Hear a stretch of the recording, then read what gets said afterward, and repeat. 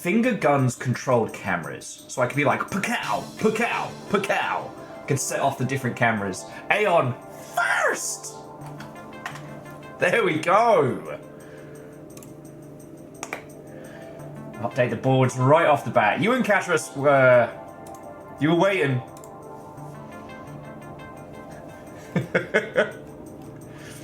And, Furball, what and welcome. Catastrophe, I need you to know that I heard the bring sound from the bathroom. And I literally went, oh, come on!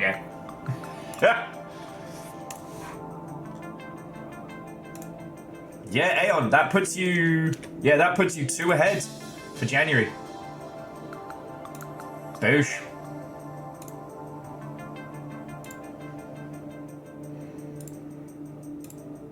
And looking at the board, 6 is usually a winning number. But let's see how it goes.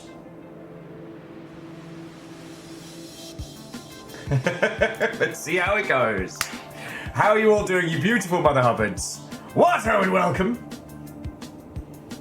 The 40k Elf Codex got leaked. Having a good time. Do I have to tell the Inquisition? That doesn't sound very Praise the Emperor of you. Oh, I hope you're having a bloody good time with it. Did they finally update the fucking grav tank models for the Eldar? Because I have gone drinking with people that are younger than those tank designs. I mean, technically, I'm younger than the Rhino original, I think. Oh no, that was the original Rhino.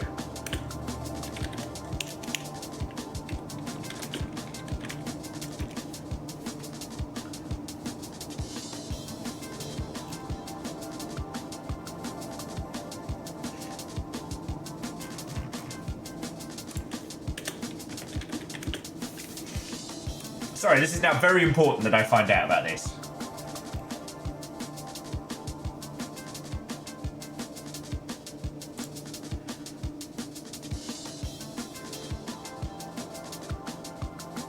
And Captain Stephanie Barnes, what ho and welcome!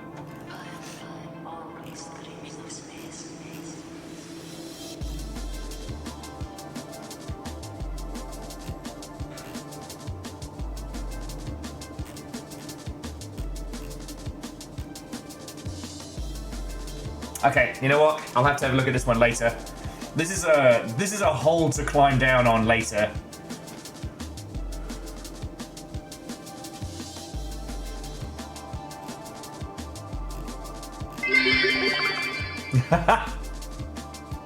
No, I'm not saying that big sword energy isn't cool. I'm just saying that my shard spiral tears dragon apart, and the bigger the better.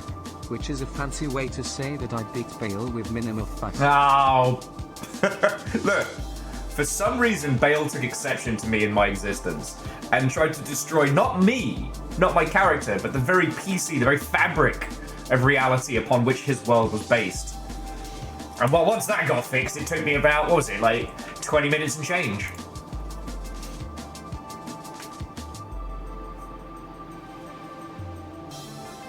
Thank you for the 300 bits. How are you doing? Look at me actually starting on time, actually doing shit.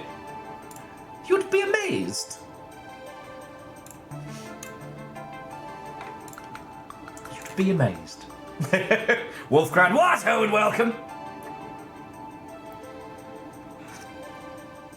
Oh.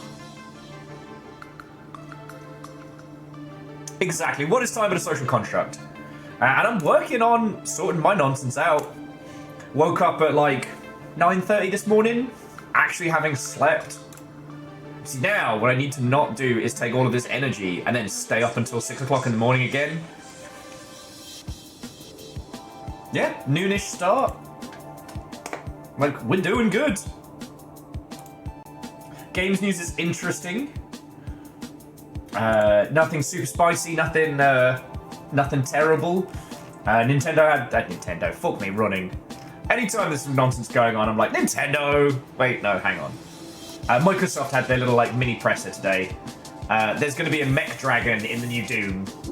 So, fuck yes. But we'll talk about that in a bit. Come on in, friends, come on in. Hope you've all got your time zone appropriate beverages. Kymble, good to see you. Watto, and welcome. Yeah, Captain Steph, I stopped looking at the what day in March is it site because it was getting a bit dark. But let me tell you, friends, I have an exceptional indie game for us today. The coffee is good, the company is better. This is going to be a fucking good day. And if it hasn't been a good day so far, then allow me to be the tip of the spear on changing that. Alright? So come on in, friends, come on in. However, I need your help being fiscally sensible. New Type sent me an email while I was on the loo that White Glint is in stock.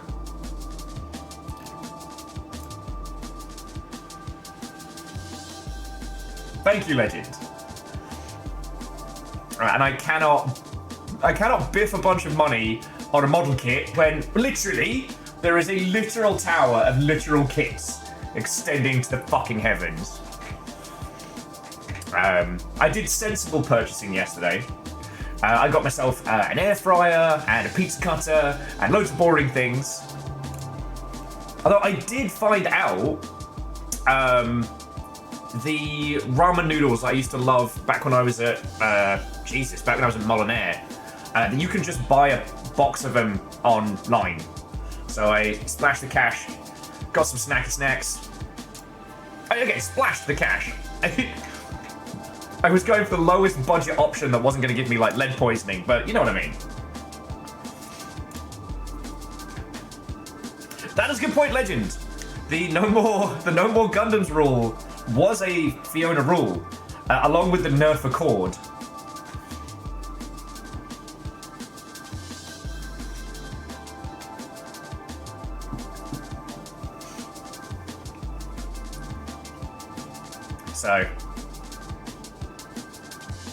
So yeah. Angelos, what's up? Welcome. Yeah. I'm trying to get back to normal starts, yo. Do I have the physical space for more kits? Yes. I do. I actually do. Anyway, no, this is not me fishing.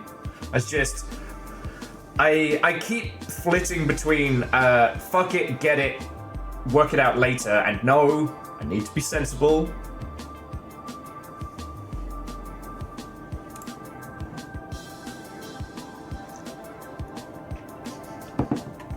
Much like an episode of Memnol, you all are basically the voices in my head right now. Yitty, are you talking about the literal tower of Gundams that would easily stretch floor to ceiling? The only reason it doesn't currently is because it would be too difficult to stack that way. It's fine, it's fine. And Dustin, what? And welcome! I mean, Angelo's in a philosophical way, certainly. Anyway,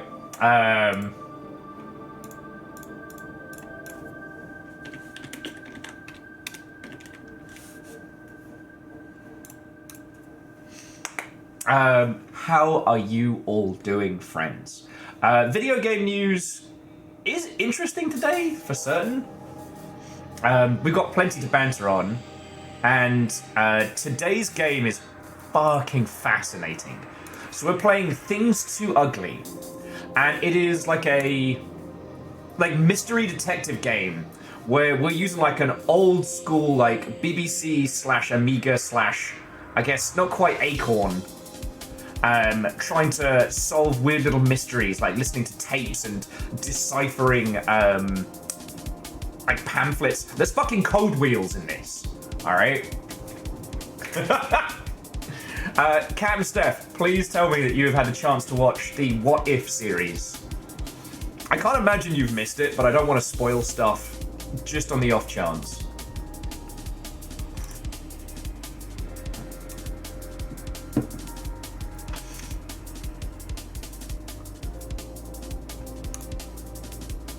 Okay. So Dustin, I don't know if it's that level. I don't know if it's going to be more like a hand with many... Yo! Got removed from the trampoline park. I'm sure I'll bounce back.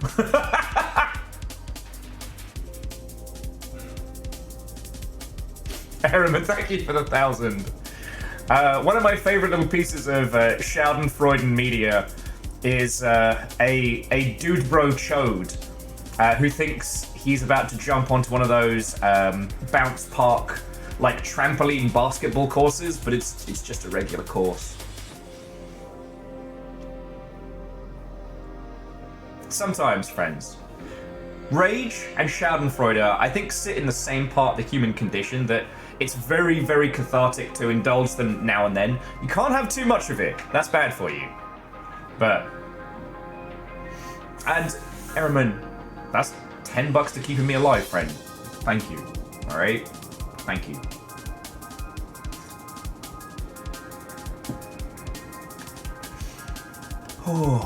So... I don't have any extra stories because after I saw you all, I managed to stay awake for a few more hours, rewatched some more of Legion, and then I passed the fuck out. Woke up at 9:30. It was glorious. Now I'm just going to set this as kind of my new normal. The one thing I was supposed to get myself yesterday that I didn't buy because I was sleep deprived and trying to get things I needed for the apartment. I didn't buy a physical alarm clock because I'm trying to set up like a little I have to get the fuck out of bed to turn it off kind of operation. I know it's basic, but it's needed, you know. Right now, the only thing keeping me to a schedule is, you know, my own sense of duty and you lovely lot, and you lot are far too kind to me. Far too kind to me. So, I gotta create a structure to my life somewhat, which is fine. And I would say nothing dramatic. But yeah, so what have you lot been up to?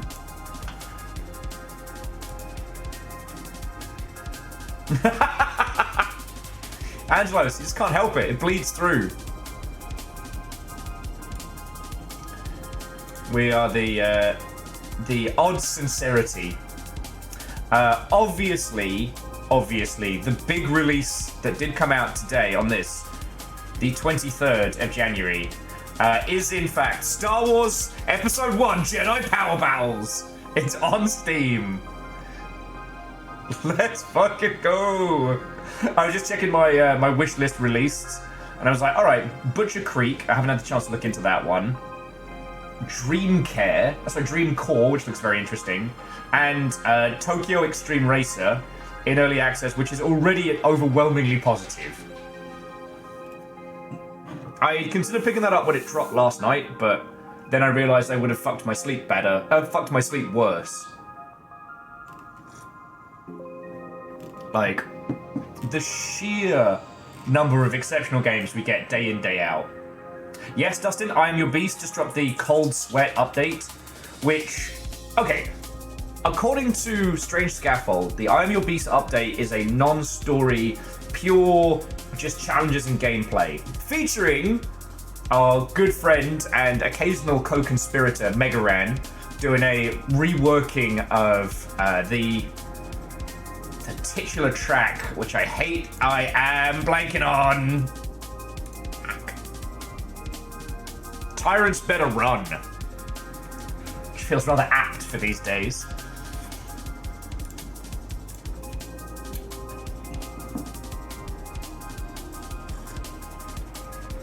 Oh. So yeah, I think I'm a...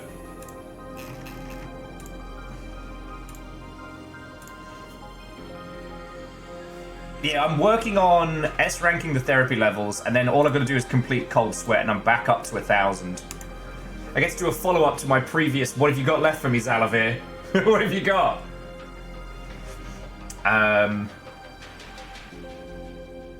Yeah.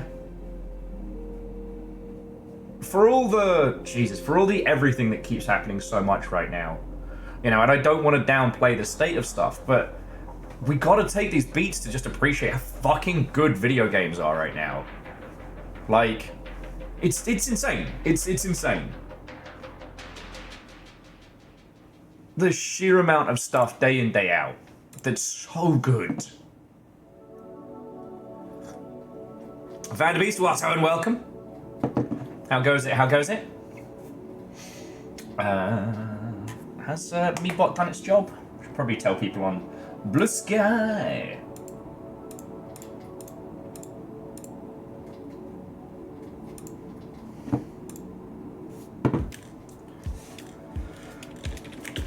Oh, and Vanderbeest, thank you for filling the pint glass.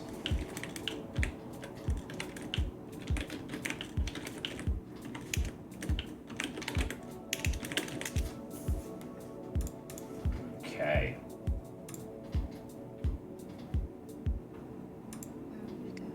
Okay.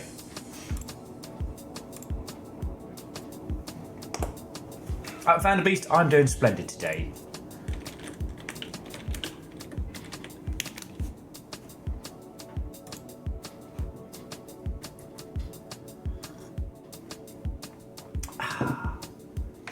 So come on in, friends, come on in.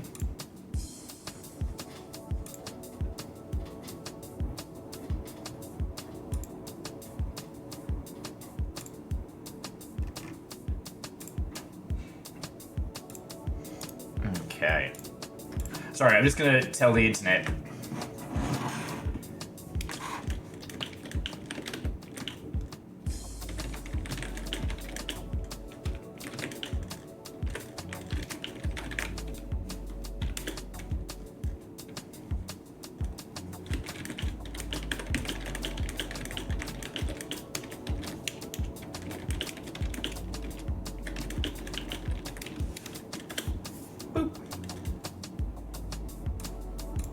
Okay. There we go. Promotional post done and everything. Fuck yes. But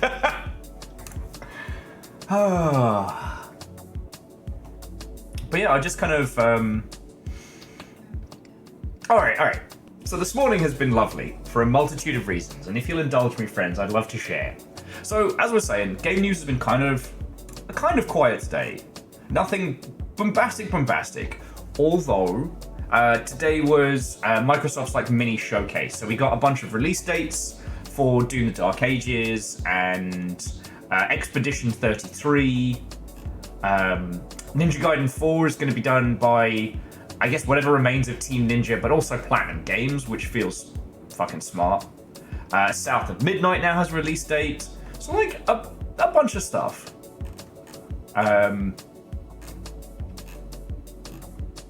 Microsoft's pretty softly hedging its bets on what's being released when, and that makes a whole bunch of sense. They don't seem to be kind of like bulking them up together. EA's eating shit at the moment. One of the reasons why I love hanging out with you lot is that I get to talk about the actual reasons behind stuff and things. Okay, by which I mean, a lot of people have been blaming the newest Dragon Age as one of the reasons why, because at least according to EA, Dragon Age Wolffucker or whatever it's called, underperformed. Veilguard, I've got to get the right name in. Now, EA is famous for having massively unrealistic expectations, but actually looking at EA's financial stuff, or at least what they put forward from their last investor call, the TLDR is their sports stuff is eating shit at the moment, which is wonderful. Hey numbers, welcome and welcome. No, friends, I cannot tell you how wonderful it is that EA sports stuff is eating shit right now, because anytime you've wondered, why does EA do X? Why are they such a terrible company to have as a publisher? Why do they treat their games so poorly? And the reason is because their sports side prints money, right? They invented putting Magic the Gathering into football, and it made them a vomitous amount of money. Now, that well is well and truly drying up. You see what I did there?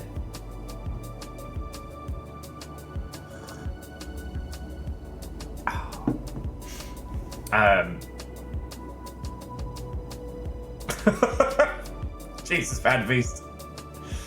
EA can eat shit for the fucking spoon for all I care. Bastards. So yeah, I thought you'd want to enjoy that kind of Schadenfreude. Okay, the fascinating thing that crossed my desk this morning is a title called, I want to say, like, Lily? I haven't heard how it's supposed to be pronounced, so please don't use me as a bastion of pronunciations. Actually, if you've been hanging out with me this long, you know that.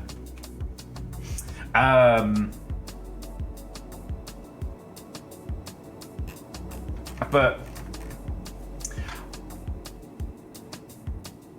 so this thing crossed my feed this morning, which is a Royal Shakespeare Company, I want to say backed, production of Macbeth, except it's a video game, it's set in Iran, and it recasts the witches as hackers. And I'm like, alright, fucking, what? What? Okay, yes. It seems to blend kind of like a light version of Orwell, the hacking game, and her story. So I just wanted to put that on your radar. Maybe it'll be trash. It's always weird when like old British institutions get involved with games. You can never tell if they're actually embracing new creativity or if it's, you know, crusty old white guys dictating what stories should be. So it's not a guaranteed slam dunk. But you've got to admit, that's a premise. Like, that's a pitch. Aeon says, what are the odds it carries Macbeth's curse? I mean, it's just being called Lily. So it's not...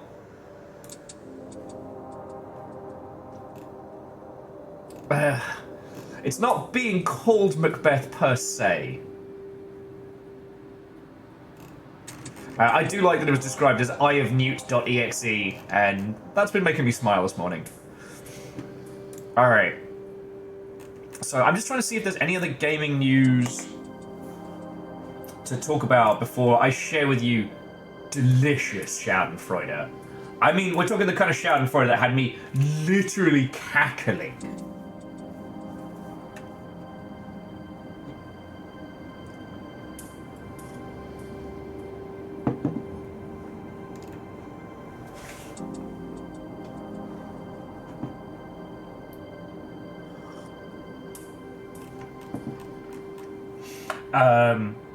Oh yeah, okay, so the other one, so Epic are doing something very, very interesting at the moment. They are offering to pay developers fines if they wish to leave the iOS Apple Store, whatever it's fucking called these days, and go over to Epic's competitor for mobile game, which isn't really full-on Kaiju Baby Piss battle, but it's kind of like a Piss Baby proxy war, if you will. Oh, and the Palworld team are establishing a dedicated publishing division, which is fine. Like, you can say a lot about Pocket Pair and their success, but I wouldn't say their process for producing games is necessarily their strong suit. But alright, you know, more games getting published is better for us. And the team behind Celeste have gone their separate ways. Their exploration action game Earthblade that they were working on is just they're putting it to bed. The team's not getting on right now, and it does happen. You know, I'd rather everybody shake hands and leave kind of Mythbusters style rather than it turn into a fucking lake house toxic situation. Obviously, I'm sad the game's not coming, but you know, who knows what we'll see from the individuals going their ways. All right.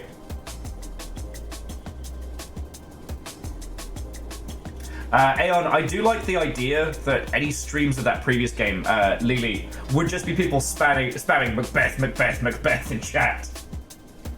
Because I've always felt that that's the thing that live Shakespeare really needed was audience participation. Hey Hamlet! Look out behind you! He's a vampire!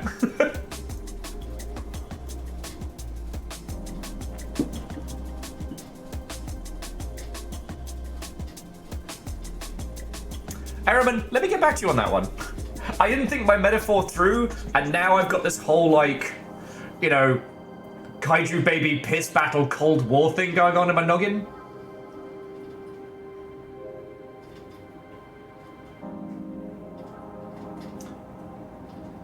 Yes, Catastros, jumping back to the kaiju baby piss battle, there's this thing in the fighting game community where a new game comes out, and the publisher will put a bunch of money into tournaments, right? So big prizes, big awards, big show and tell. And what's interesting about this is that the fighting game community will battle on those games, right? They will throw down for cash because money's money. But what's really interesting is as soon as the publisher stops paying for the tournaments, there are no more tournaments, it's just gone. Like, you can't buy your way into an ecosystem, at least not without some kind of return on loop. And it is generally kind of accepted that, you know, the Epic Store does exist. It is predominantly an installation facility for Fortnite and a few exclusives. And it doesn't hurt your... Well, it can. I was about to say, it doesn't hurt your game to release on the Epic Store. It can if you don't have a plan.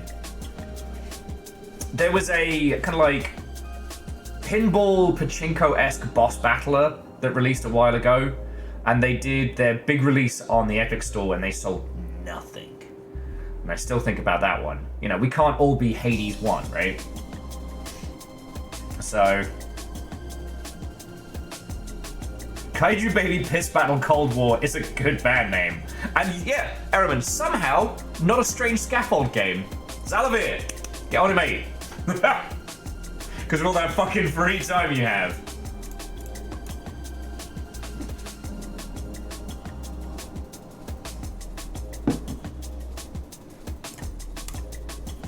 Okay. So Schadenfreude. Now, a lot of us here are either game dev or game dev adjacent, and a lot of us here have been at this for a long time. Sadly, a lot of us lived through the hot fucking bullshit that was Gamergate back in the 2010s. It sucked. We don't need to go into the details. You know as well as I do that it was a hate campaign against somebody's ex that spiraled well out of control. And during this time, there were a lot of strange oddities. And none stranger than Kingdom Come Deliverance. Now, Kingdom Come Deliverance was, I forget if it was kickstarted or not. Honestly, it doesn't matter for the conversation, but it was pitching itself as being like the Skyrim of history. The idea of creating a historically accurate, like, open world hack and slash. All right? You know, first person, the whole shebang. And during its development, one of the co-owners of the studio came out, was vehemently in support of Gamergate. What's his name? If I can... I try and purge it. Daniel Vavra. Daniel. Now, we've talked about this a little bit because the discussions around Kingdom Come Deliverance originally was that the game was whiter than a mayonnaise buffet, right? And a lot of people... we got into this interesting point of people's perception of history versus, like, the actualities of history. A lot about the concept of the known unknowns of history. So the game is set in an Eastern European country. What's the fucking game again? What's the region again? Let's forget this. Man, I'm killing the Schadenfreude delivery system. A choir director and a man made of gold walks into a bar. The bartender screams, "I can't deal with all these conductors." That was actually pretty good. Akira Zero, thank you. That was pretty good. Like credit where credit's due. Yeah, Catastrophe, somewhere in what would become modern day Germany. Now, those of us with a little bit more of a history grounding, we got to talk about an interesting thing, which is that we know a lot about history from documentation, obviously. That comes from, you know, deeds of land, that comes from taxes, that comes from, like, big documents like the Magna Carta and shit like that. Like, that's how we know history. The rest we kind of have to reverse engineer, right? You know, we look at the artifacts that we find and the retellings that we have, and we try and piece history together. But it means that anything that doesn't leave a footprint is much, much harder to trace. One of those things is trade and travel, right? So when we talk about, especially like the medievals, Dark Ages, etc., we tend to think of everyone being these like little like self-locked off bastion countries, right? Because we only have records of towns and villages and taxes and houses. However, because of the spread of the bubonic plague, we know that travel was happening, right? We know that people were going from place to place. And so it's this interesting discussion that, like, a lot of us feel that the medieval world was a lot more diverse than discussed. Because people traveling around Europe, people traveling up from the Middle East and places like that to trade was not a once-in-a-lifetime event. Anyway, so this discussion around Kingdom Come Deliverance 1 results in one of the lead creators behind it spouting a whole bunch of nonsense. Where's the quote? Where's the quote? Because I love this one. Captain, report what you saw. Beans. I should have bookmarked all the things that I was. Oh yes. So in 2015, what's his name? Daniel said, and I quote, "No black people in medieval Bohemia. Period." Now, this is one of those things that, like, in history is interesting to discuss. I don't believe that, and I think we have enough evidence to prove that there were people traveling around all of Europe at the time. But now,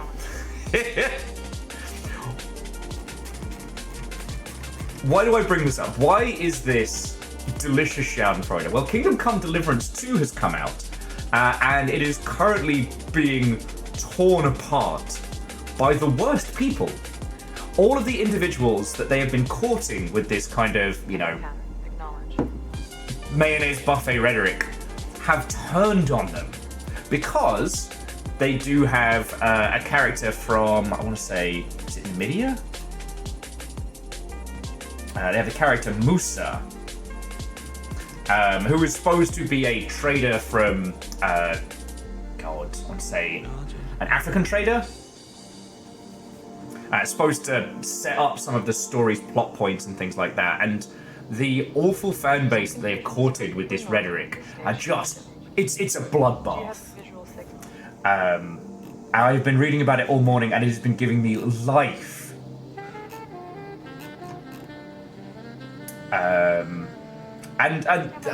Rock Paper Shotgun put it wonderfully. And I quote from Rock Paper Shotgun: "If you've ever had to deal with a Gamergate dogpiling campaign, you're probably as high as a kite in Schadenfreude right now. You're probably knocking back a huge mug of crocodile tears." It's glorious. It's full on leopards eating faces. And the interesting thing about it is that, like, one, it's probably more historically authentic, but also a lot of the concessions for Kingdom Come Deliverance 2 that they're tearing apart are more of the parlance of modern AAA making. A lot of the gameplay concessions.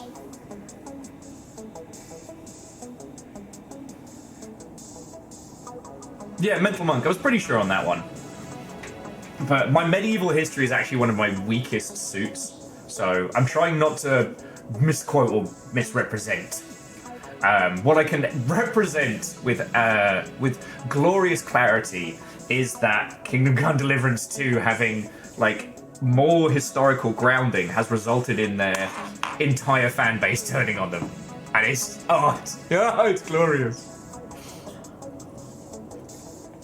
Because like, it's awful when this kind of shit happens, when a PR problem and a community problem become a super problem, and then you have to spend all of your energy dealing with that, right? Like, I've dealt with it, fucking sucks. But this isn't the issue of a complicated release, or a named character, I don't know, setting himself on fire, trying to fuck a space heater or something, I don't know. This is entirely of their own creation. It's a thing, they fostered the worst that they could from their first game to their second. And now they're paying the delicious, delicious price for it. And I just,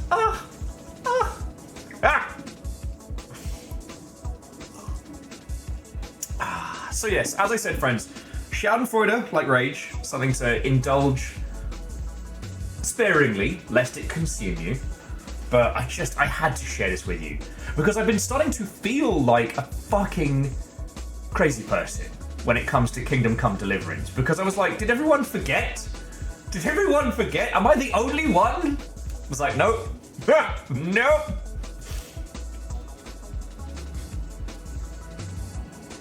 Yeah, Aeon, it's funny how quickly Mayo spoils. And yeah, Angelos, like, the Roman Empire stretched across, like, God. I'm trying to think how far east it went. But yeah, they were trading with Africa, they were trading with fucking everybody. And it...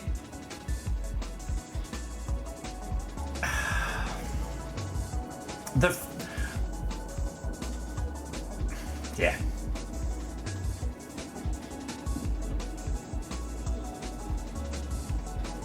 You'll get it. You'll get it. Oh yeah, Catastros, the Ottoman Empire was fucking massive as well.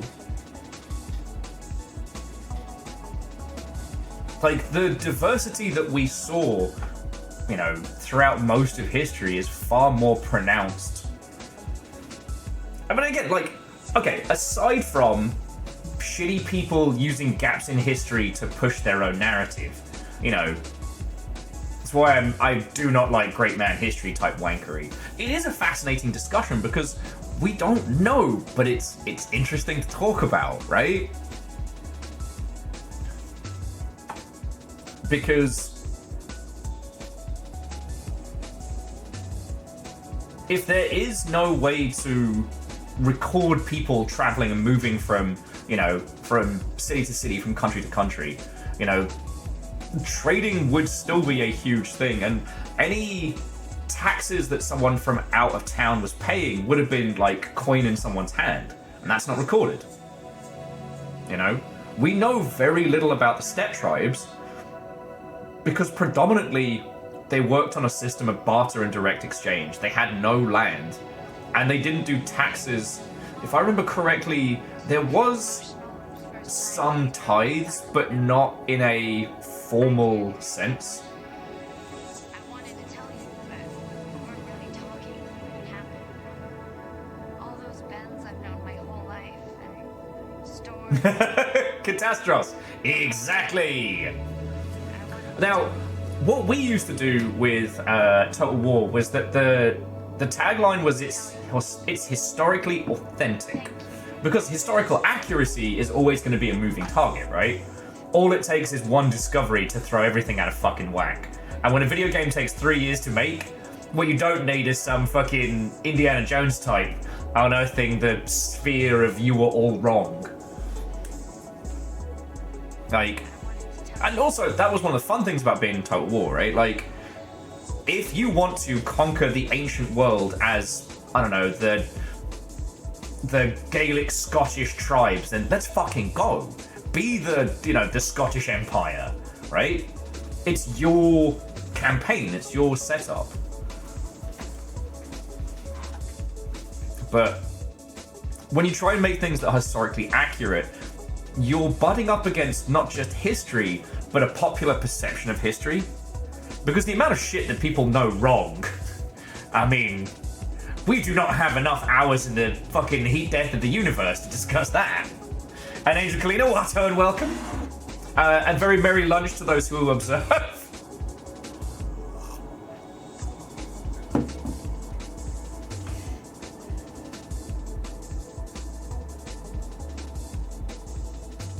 Oh shit! Mental Monk, I did not know that.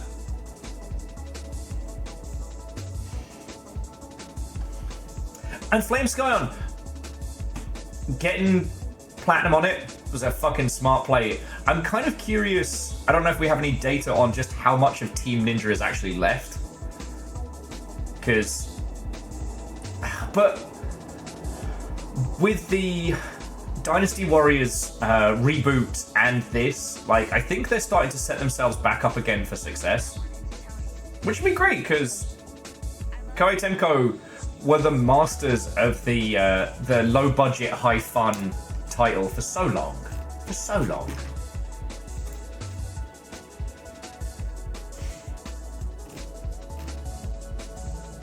Obviously, anything else that we can discuss today pales in comparison to the fact that Doom Medieval's gonna have a mech dragon in it. Let's fucking go. Let's fucking go. Oh, and the Assassin's Creed Shadows previews dropped today. So, yeah, no, Catastrophe Samurai Warriors 4 was great. I'd still put the Dynasty Warriors Gundam games in that sphere as well. I remember just how fun those were to play. It's just the sad thing that it took a... Hey! Oh, fuck you. K Pike Shark 1, K Pike Shark 2, K Pike Shark 1, K Pike Utsu Zakfie.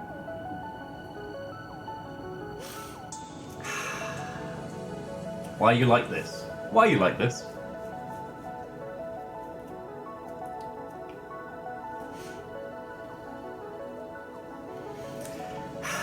What, Zeke? Thank you for the 30 months. Fuck you for the shark. How are you doing? Oh. Oh, and jumping back, so Flame Skyon, Dead or Alive was the cheap success story. Like, okay, Dead or Alive is something I've been talking about a lot because I'm still working on this Wanted Dead video. But, you know, Mr. Iragaki himself was basically just told, look, we need you to make a fucking fighting game. And he put boobies in it. He put boobies front and center with the fighting game, and then everyone went, oh. They made a marketing campaign about boobies, and it was a success. Which is interesting because Sega had probably leaned into the thirst character fighting game stuff. I'm trying to think when Darkstalkers dropped. Now, you know what? I'd have to go back and look at the history of the history of boobies in fighting games, a Will Overguard documentary.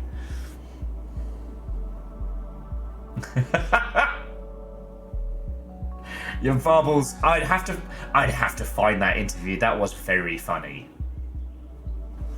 Darkstalkers was 94.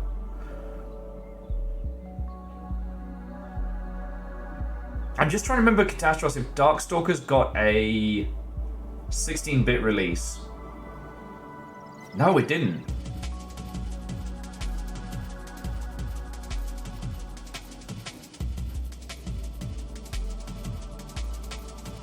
Okay, so Flame Scion, I'm not going to argue that Morrigan is a bastion of good anatomical design or an excellent representation of femfolk in video games.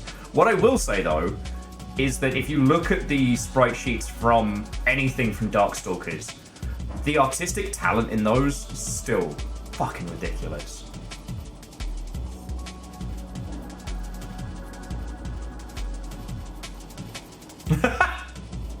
Angelos, that's entirely fair. I remember having a long and lengthy discussion about, was it Ivy? Yes, Ivy in the Soul Calibur series. And, like, just that. Her poor back. Her poor back. Because in each iteration of Soul Calibur, Ivy's fun bags got larger, but her support was decreased. Like...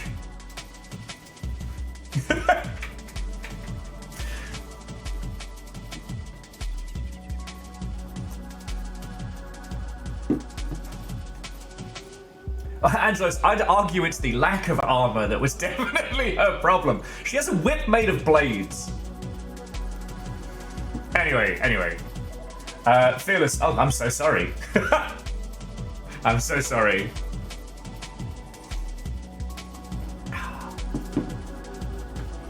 But yeah, just before we continue, it is entirely fine. Obviously, you don't need my permission. It is entirely fine to have characters that boob breastily around your fighting games and things like that. It's just, with Dead or Alive, all of the marketing was about the femme characters, and that's fucking it. Like, they are the progenitors of jiggle physics. I can bring up old adverts for Dead or Alive, which literally put the wipe clean cover as a sales feature on the back of the box. And I only put this forward because, like, the Ninja Gaiden revival was another happy accident. Angelos, I think we've been asking that question since time immemorial. It was the 90s. It was a lads mag thing. Anyway, so for those of you who don't know, Irigaki was asked to make a fighting game for Temco. Dead or Alive was that success, right? Then he got handed the Ninja Gaiden IP, and they did the infamous reboot of it, Ninja Gaiden Black, I believe? I always get the naming convention all squiggled up. Now, Ninja Gaiden was interesting in that it was a commercial success. It wasn't an expensively produced game. And it was absolutely unfairly brutal. When we talk about difficulty in video games, like, we're talking about the facsimile of difficulty. Ninja Gaiden was just, oh boy. Okay, thank you, Phyllis. That's when my brain gets all squiggly on it. Ninja Gaiden was just the rebooted Ninja Gaiden Black was the enhanced re-release. Thank you. Interestingly, Sega tried to do the same thing with Shinobi, and it was a massive flop. That's another story. Anyway, so Irigaki's now currently the Ninja Gaiden guy. There was also Dead or Alive Beach Volleyball. You know, it was... I cannot state how... And I'm not trying to downplay Team Ninja, but Irigaki's, like, career leading into the Devil's Third was on just a lot of lucky dice rolls. Alright? Oh yes, he was the Ninja Gaiden. What you did there, I saw it. The reason I bring this up is that they've now announced Ninja Gaiden 2 Black, which is going to be an official Unreal Engine remaster of the 2008 game. He was the cool Halo 2 helmet guy. Fucking hell. Don't make me go back. Don't make me go back. But the reason why I wanted to point this out is that what was left of Team Ninja, because he fucked off. He made the Devil's Third, bounced on that. He's now making NFT games, so you get to just point and laugh.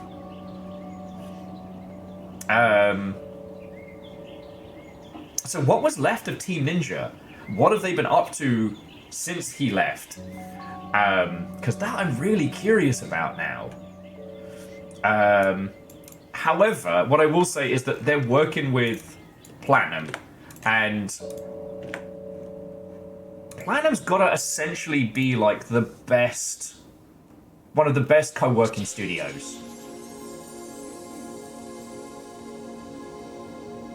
Oh, Itagaki, my apologies.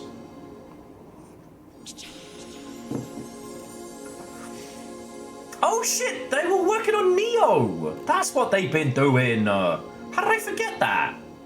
Yeah, Catastrophe. Neo's good. Kind of a nice blend of like a Diablo-esque system with a Soulsian-like combat. Diablo-style drops and crafting, but a Soulsian-type fighting game system where you play an English bloke who goes to Japan for reasons.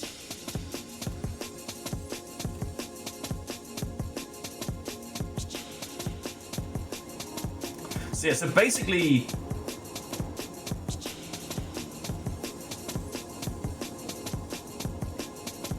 yeah. Okay.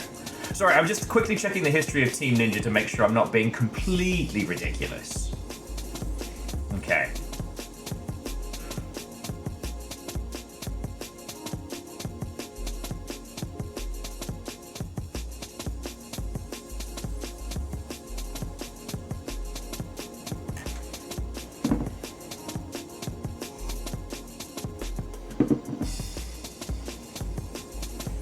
Yeah, Catastrophe, I haven't dived into. Hey, Fearless, that's fucking cool of you. Thank you.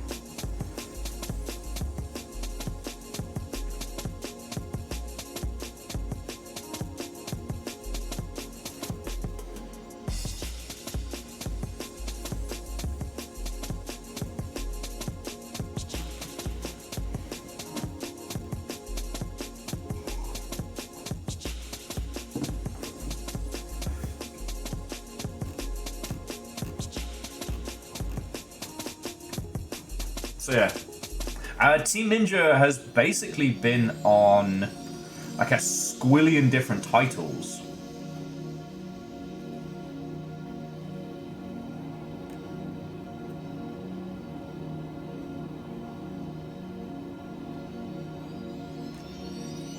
Okay, sorry.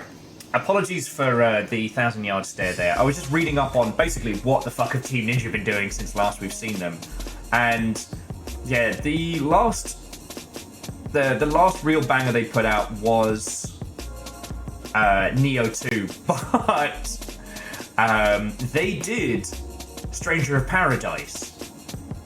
I honestly thought that was Square Enix in-house, and I'm now amazed. Wulong Fallen Dynasty was another one. Fucking Rise of Ronin. Everything else has been Dead or Alive Extreme 3 Scarlet.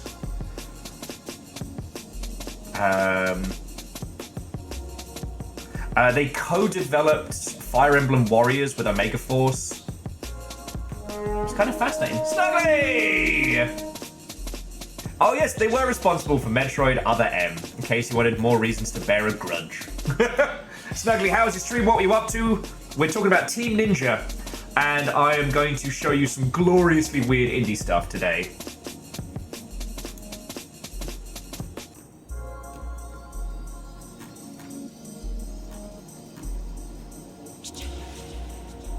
Oh, Thief fan missions. Fuck yeah.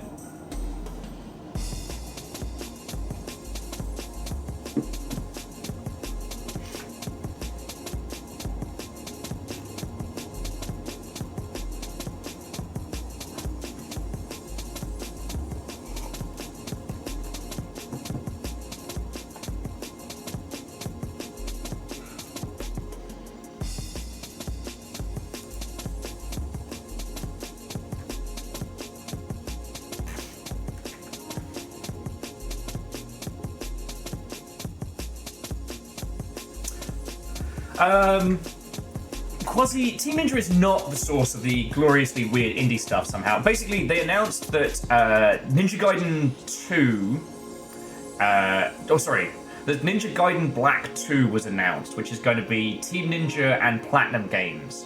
And out of everything announced today, that was the one that I thought was kind of fascinating.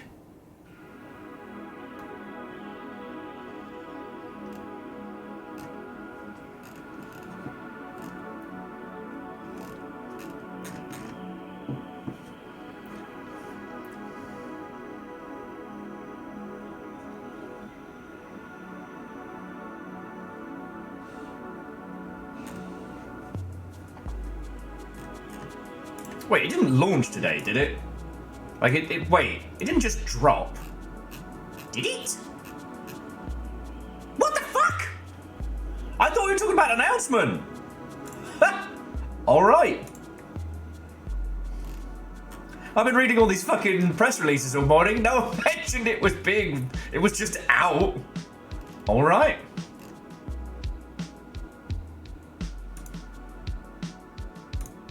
That is very funny.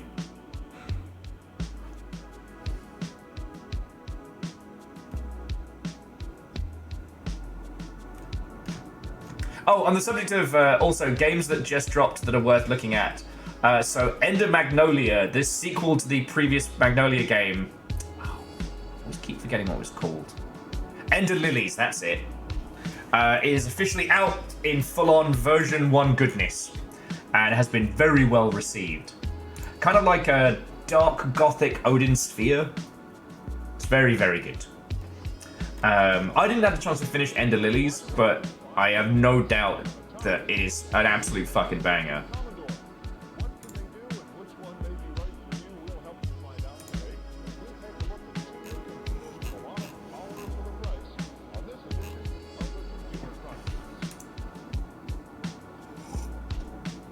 So on Holy Glee, there was like an Xbox like mini presser today that was predominantly about announcing the release dates for the big the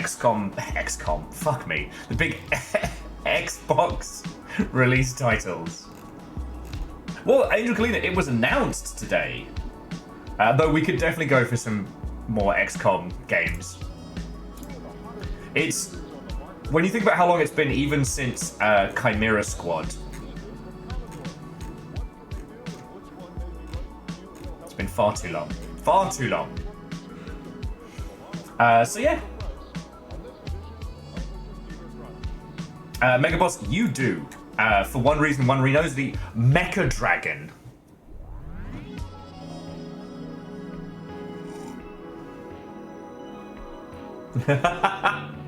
Yeah, sorry, Quasi. I'll try and strike a nice balance between actually getting up on time and being a late night degen. Oh! Zeke was just saying, at 15% off, Doom the Dark Ages is $93 for Zeke.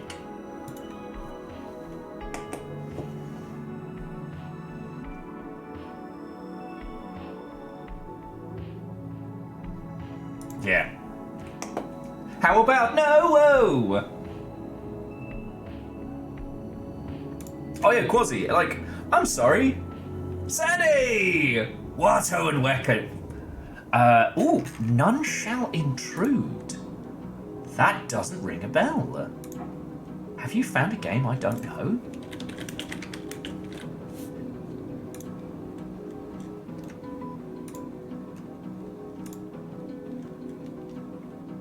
You know, I saw it crossing my feed. How is it? Like right now I'm trying to unfuck my sleep, which is the reason why I haven't gotten the Mahjong Balatro game and a few others, but one of the things that I am worried about is the Bazaar. If that gets a Steam release, I'm fucked. I'm fucked. Story-based auto battler with all the good bits of Storybook Brawl and backpack battles, and also with an actual story. I'm afraid. I'm afraid.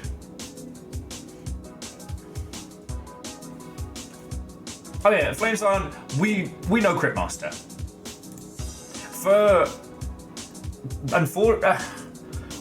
Before they were consumed by the NFT machine, we were very, very into Storybook Brawl. Mainly because alongside all of the other features, it did allow us to do like a private match, which was really fun. Drafted some glorious nonsense.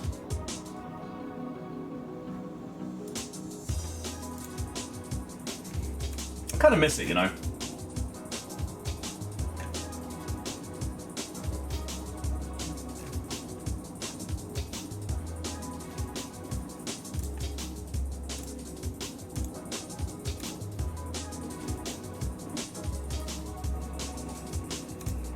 But yeah, so friends, whilst we're still kind of in natter mode, what I have planned for us all today is Things Too Ugly.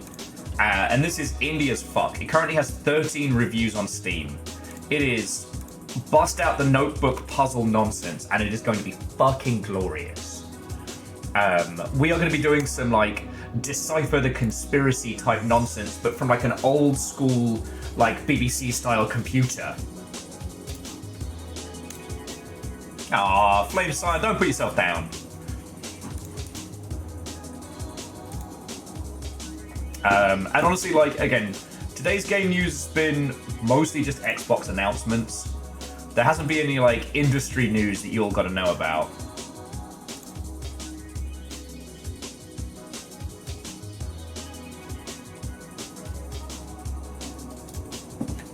Oh, thanks, Gone. If you want Pepe Sylvia the game, there is one based on a real conspiracy called A Hand with Many Fingers, and it even comes with the red string that you get to put together yourself. Sandy, I would be disappointed if you didn't.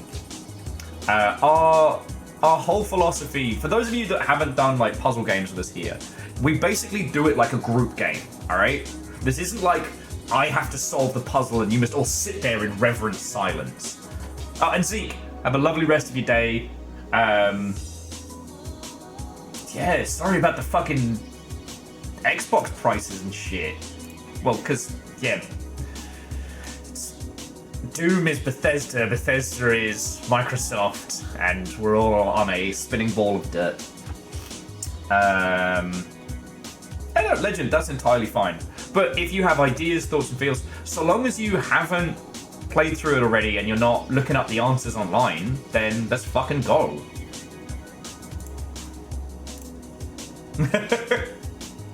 I'm kind of hoping that's what it plays like. Sorry, I was saying this must be like the usual working day in the FBC, and I'm like, kind of hope that's the vibe. The thing that struck me the other day is the fact that the people in the FBC have been in there for years.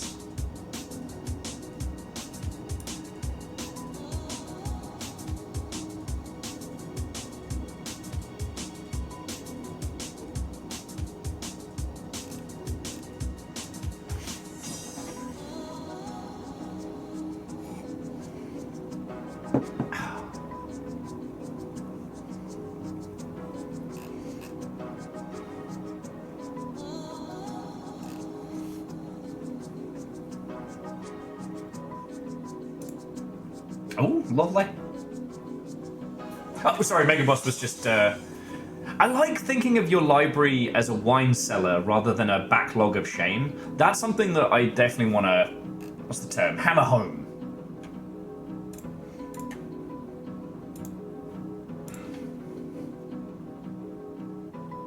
Because, you know what? I'm gonna be a little mean to my...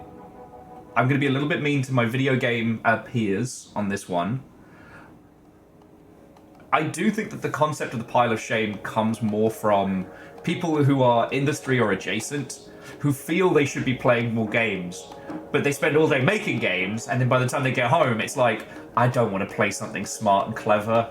I just want to punch Nazis in the face, or explode faces, or shooty gunbang, and then go to bed. You know, especially with a lot of people that are very prolific in our space, also have families and kids and shit. And so, you know, once you've finally got the screaming tykes to bed, you've only got a few hours. You know, you don't want to spend that on an existential journey through, you know, the human condition as expressed by, I don't know, pre-made sandwiches. You want to shoot some dudes. And that's okay.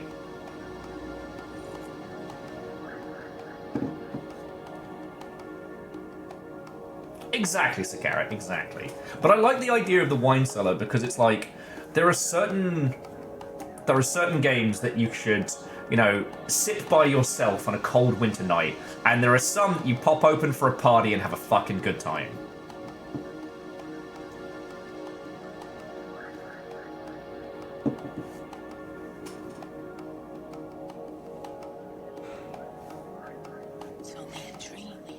Oh yeah. Now, Megaboss, I love games like Warframe because they invite you into the house with, be a ninja.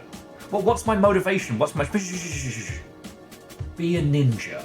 Sure, you're a biomechanical super future ninja. Be a ninja.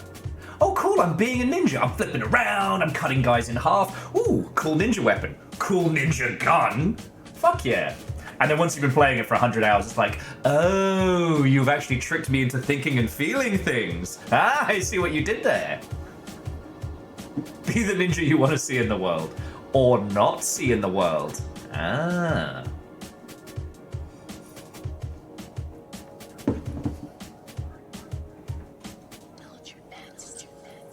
Yeah, the problem with MGS Revengeance is that it's simultaneously the most ridiculous and upsettingly accurate title in the franchise. Alright, Angel Kalina, have a lovely rest of your day. To be continued. What?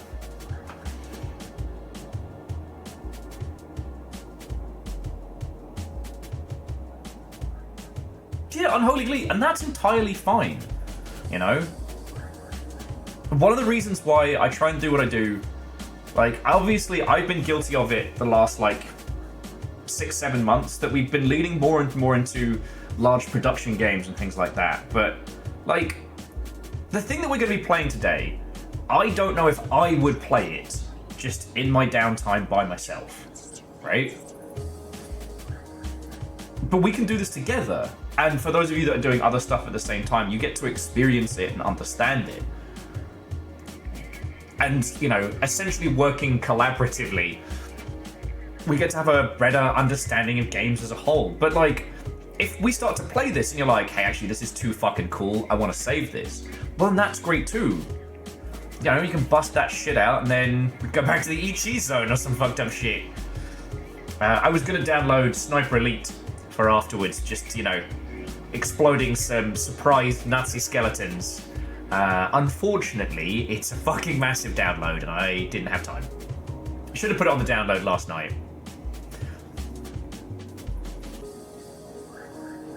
God. Sometimes, friends, you just need the catharsis. Exploding Nazi skeletons. And they always look surprised, which doesn't stop being funny.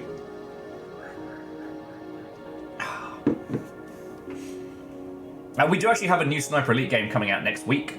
Sniper Elite Resistance, which will be very good. You better believe I'm going to be on that day fucking one.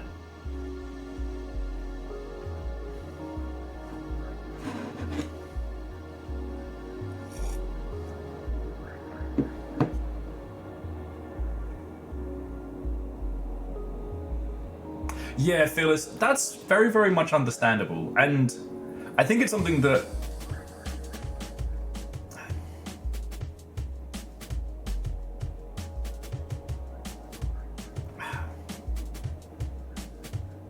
you gotta make time for some fucking whimsy right now. Again, I'm not saying that any of us should be practicing any kind of like active ignorance or what have you, but you've gotta balance all this shit. And if you find that the games that you are playing are also weighing you down with the weight of the world, just get some fucking whimsy in there. And you know what? Warframe, be a high-speed, brightly coloured queer ninja cleaving, you know, evil aliens in half. Just wait, there's actual cool story and feelings. Fuck yes. It's actually one of the things I'm really excited for as game engines get better and better and better, is that we can put more and more of these like surprisingly deep stories into just really good gameplay loops. You know what I mean? I kind of... there's a lot of stories I hear from Destiny 2 of people who got super into it, especially during lockdown, and then stumbled into like the really good pockets of story. And I wish I'd had that experience to an extent, you know? We got lucky because we got the Blackout Club, you know, but I think that as like just default game controllers with engines get better and better, it frees up the creator to focus on what they're saying, what they're putting together.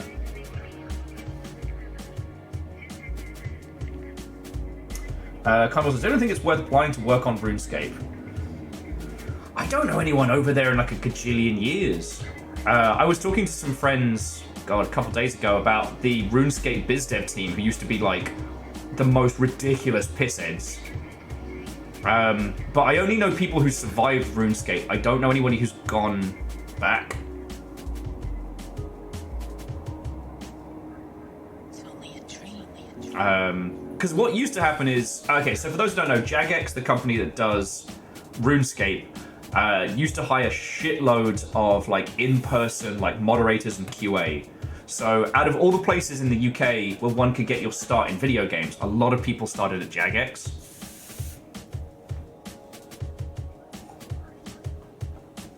Like, and significant figures, what and welcome. Fully remote and a promotion, so you get to stay in the region that you like. That does sound real good. And like, Jagex isn't going anywhere. Yeah, there you go, Mental Monk. It's one of the big cornerstones of the UK industry.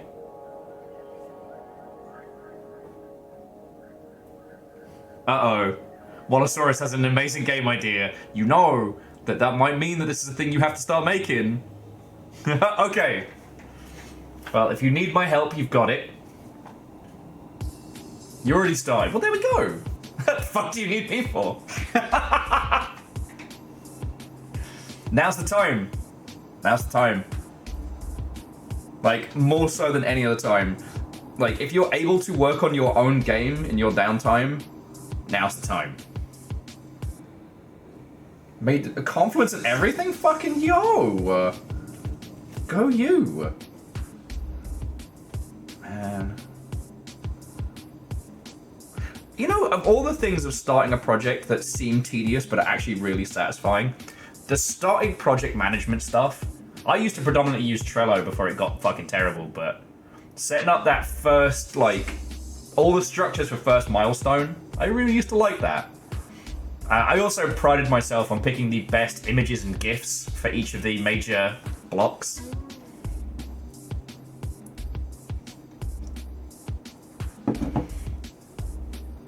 Nothing's terrible about Trello, I just resent paying for it.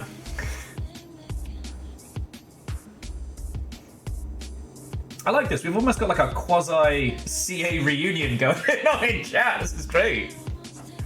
Get fucking Dan Carrington and the crew in. We have a real one.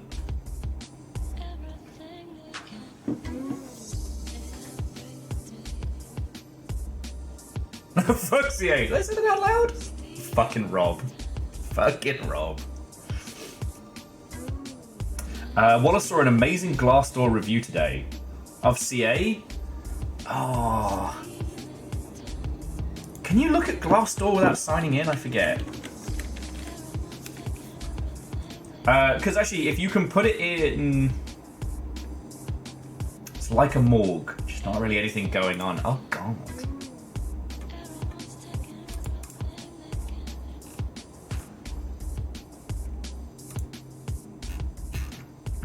You have to sign up for Glassdoor. So, Unholy Glee says, I've never been able to wrap my head fully around what project management entails. Any recommendations for things I can read? Maybe make me understand. There's lots of good books about, like, structure of business. I don't know if there's a good book about structure of a project. I mean, ultimately on Holy Glee, it's less complicated, more fiddly, right? It's breaking down what needs to happen for each, like, milestone. Do you know a good game project book? Wallosaurus and throw it in. Like, Unholy Glee, I can take you through the process that I've used for small projects, but it's the kind of thing that wouldn't scale up for more than, like, 4 or 5 people.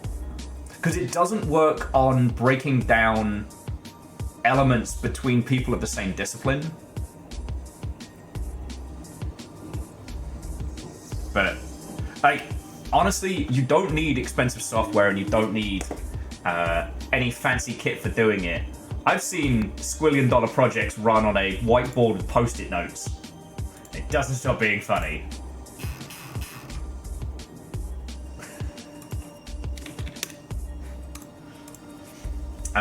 Agile development and Scrum. Kymble says it's easy if I can do it.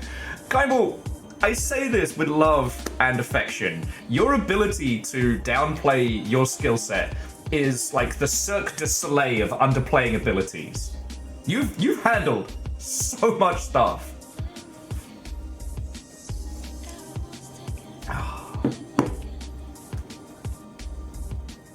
Yeah.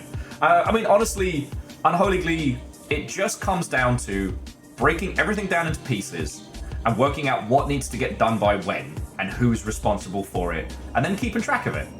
Like, that's the basics of it, but that's like saying that testing a game is just making it break, or programming is just put shit in.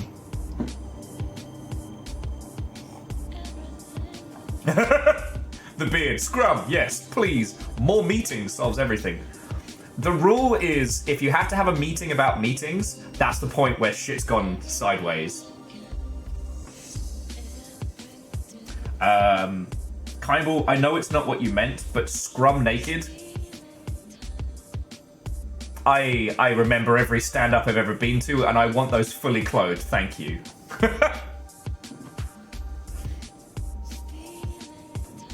Okay, Wallosaurus, you make a good point. With Scrum, most people miss the point, and it ends up adding more, not less.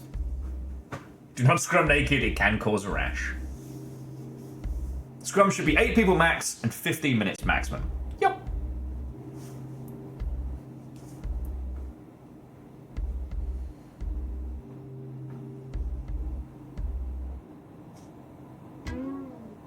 Yes, Fearless, that's a very good point. Project management is being able to organize people, checking to see what everyone needs, finding other people who can solve those needs. Like, identifying problems in development without creating more in the process.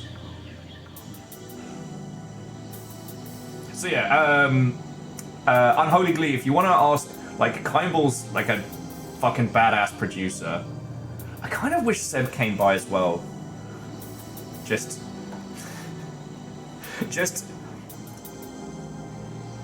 if Kymble has mastered the art of like skillfully shifting people within the fluidity of development, Seb is the epitome of, I am your producer and I have a stick, let's get it done.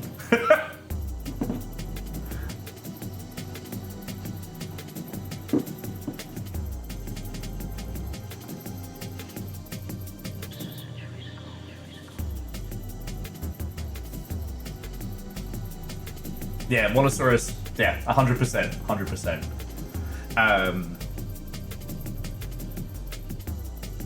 But honestly, like, you don't need fancy programs. You don't need a lot of anything. Again, nothing beats a good Excel sheet. Now, once you start getting towards like releasable candidates and stuff like that, where you do need to break everything down into its tiny pieces, that's a different style. I want to see I am your producer in the style of I am your beast. Fucking yo.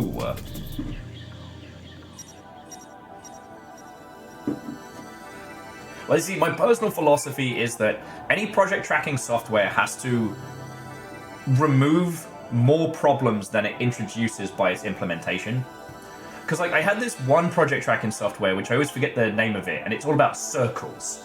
So you have a huge circle, and that circle is, I don't know, vertical slice. And then that's inside of that are all the circles, but you create dependents. So you have to solve certain circles before that circle is solved, giving it this kind of cool spiral fractal thing going on. However, updating it and keeping it up to date was taking more time than the project was solving and keeping track.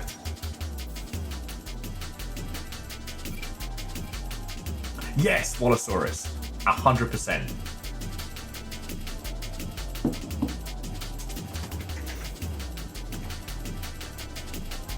Now, again, a lot of the kind of stuff we're talking about is way easier when you're working in a small team because you have an art person, a programmer, you know, and so you're solving problems on a much it's a much simpler scale. Once you have multiple programmers that need to interact, you know, then it can get fiddly. You definitely don't want to be using fucking Trello for that. You can get Jira Apparel. I've been tempted, I won't lie.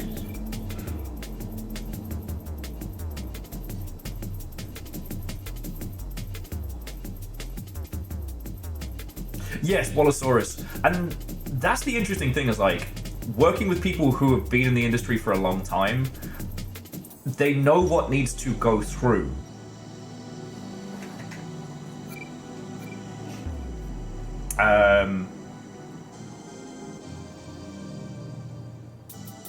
It does mean that there's a lot less you need to keep track of. However, if you have juniors alongside seniors, a lot of the time what you need to do is break it down so that the bit that the juniors don't know that they don't know is filled in as part of the process.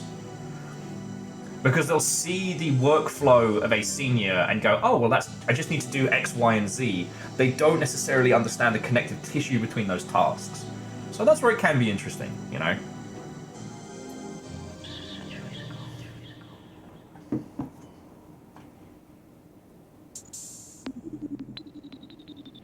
I mean, I have I do project tracking for my own nonsense these days. But I don't need to put in the connective tissue because I am the connective tissue.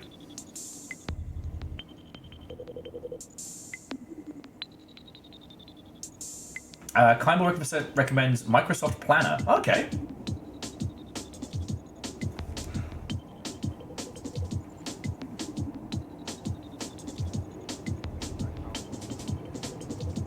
Live project, but easy to use. Okay.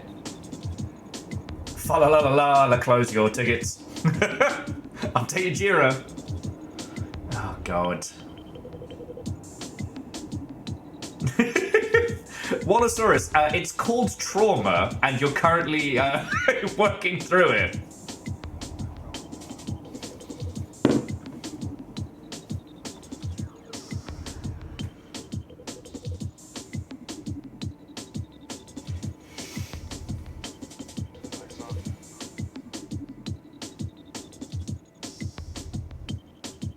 Oh, Devershi, I'm sorry. Devershi was just saying that their boss raves about Microsoft Planner, but can't because we're forced to use Jira. Ugh. And look, I know this seems like a small thing, but the amount of projects that have fallen apart due to like lack of good production, lack of good cohesion, is far more than we'll ever know. I mean, the case in point example I like to give was during Rome 2, there was a guy who was given the task of redoing the water shaders, and no one checked on him. No one checked on him for months, and what he created was admittedly gorgeous, but would have melted people's rigs into a fine white-hot paste. Yeah, the Rome 2C. And then that had to get fucking fixed. And the thing is, I don't blame the guy who made it. He was told what to make. He worked on it. No one was checking on him. There was no overarching like, oh hey, how's that coming along? Yeah, Fearless, I think that's why we keep going to GDC. It's just group therapy. So Angela says, on the topic of planning, how do you come up with sensible to-do lists? I don't know if I'm a good example. Like, my day-to-day... I just do the same shit I used to do with, back in community, which is just like, I have main topic, I break it down into all the key structures to get it shipped off, and then just block, block, block.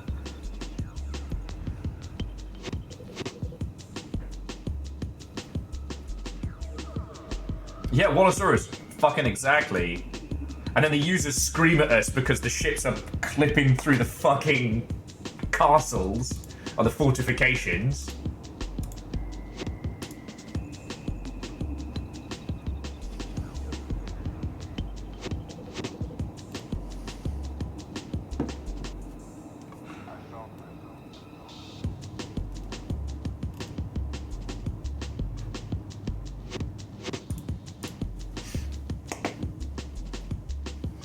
Yes, Wallosaurus, having good project tracking stuff would have saved a lot of people from a lot of heartache. And the thing was, friends, is like during that, shit was just being run on email. Like, is this person working on this thing? And if... yeah, none of us could talk about Rome 2 without 1,000-yard trauma stare. Oh, we saw some shit. Yeah, not being the Wild West and having decent leadership would have been a good start, yeah. But I'm so glad we had a command team. There are no problems with the command team.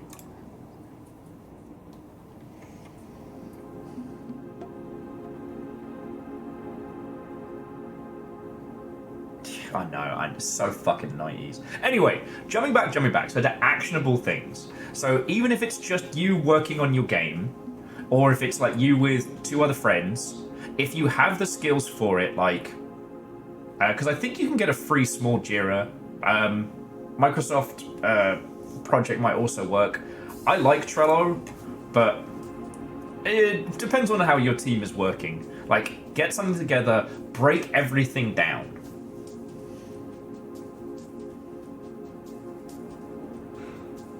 Kimball said, in concept, it's about time boxing your brainstorms and answering questions. Production is about big task time boxes that get broken down to you doing the work. Beta's about bugs. Fuck yeah. Diversi says Coda is another one they've seen used. Oh, that's cool. And Jira's free for up to 5 or 10 people. Okay. It is one of those things that I will continue to make jokes about Jira, but better it than nothing. And honestly, most people's trauma around Jira is not from the program, it's from its implementation.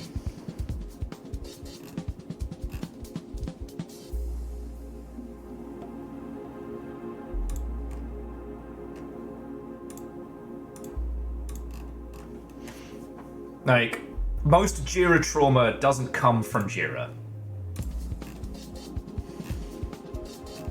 Yeah, like Agile. It's a joke because people use it wrong. God. Okay, Agile swept through the fucking game dev industry like the fucking clap. Okay, sorry, I shouldn't say like the clap. Again, when utilized for small to medium-sized operations, it works really, really well. But things kept being described as Agile, and they weren't, you know? I felt like I was getting fucking gaslighted into what Agile development was.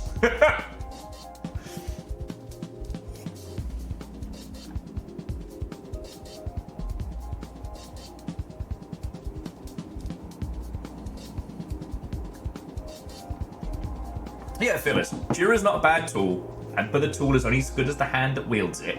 And in a lot of development environments, it is basically rolled up like a newspaper and used to beat people to death with. Yeah. I'd say, so the other thing that's important to say about production, before we lose this thread, is that production is the RTS element of game development, right? So let's say we have a team of 5. We have a vertical slice that we are making. We are making basically a demo to get money. that needs to be representative of the final game but can't have all the features. We have 4 months to make this vertical slice. It is production's job to break everything that needs to happen down into tasks, know what to throw away, what to focus on, and to stop the team from crunching themselves into a fine powder, trying to achieve an impossible setup. Now, no plan survives first contact with the enemy, but without a plan, without production, you are doomed to fail.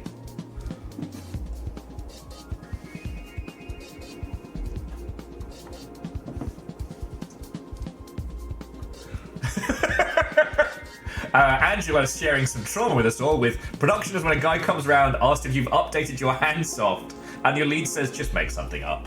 Oh! Luck is the residue of design. Yes. Jira is the backlog of tasks. You don't need Jira, you just need a backlog. Exactly. But the reason why I say production is like the RTS is that the team will want to do specific things, and it is production's job to be like, all right, what are we picking? You want to do realistic face punching simulation, but you also want to do sexy hot jet skis. You can have one. We do not have time to do both. For a vertical slice, can we fake how sexy and hot the jet ski is? And I don't mean a sexy person on a jet ski. I mean a sexy jet ski. For the face punching, do we need to do full simulation? Can we paste over this? And if you can't for either, which one do you focus on? What's the core experience? Because there are only so many hours in a day, right? Sexy jet ski is the MVP. It is one of our back of the box features. I understand that, but can we scale down how sexy the sexy jet ski is and still get away with like minimum viable product? Can the jet ski also be a werewolf? See, I love that, but we need to look at how many dev hours we have. Sorry, if we keep going down this thread, we will give most of the devs here fucking road rash, but sexy jet skis. Lieutenant Dimension, I don't want to subvert the product here, but again, the jet skis are sexy, not the riders. Hawks, how are you doing? What? Oh, and welcome! We got talking about project management software and just sharing Rome 2 horror stories. We probably scared off all the would-be indie devs who've been watching for the past like hour and a half. Join the video games industry. It'll leave you with trauma.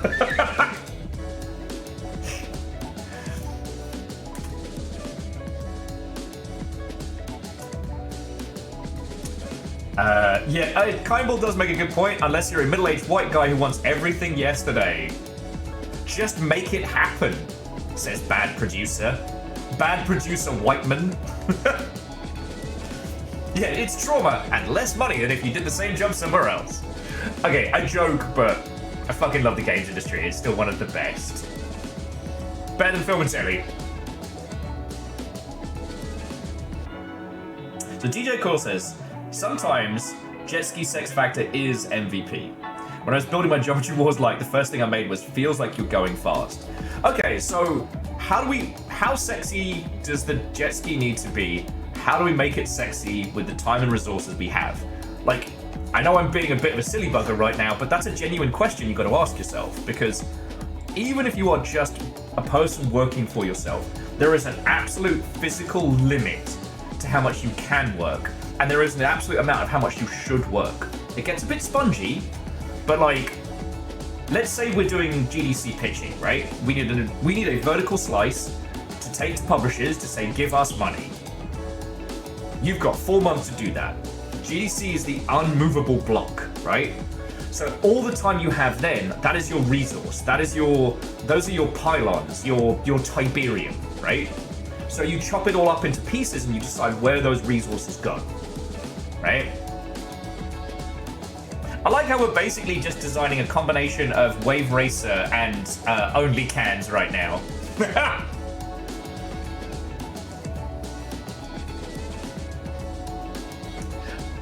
Now, if you ever wondered why a lot of projects that have a named creative go off the rails is because during discussions like this, the named creative will put focus into a specific part that probably doesn't fucking need it, but no one can tell them no.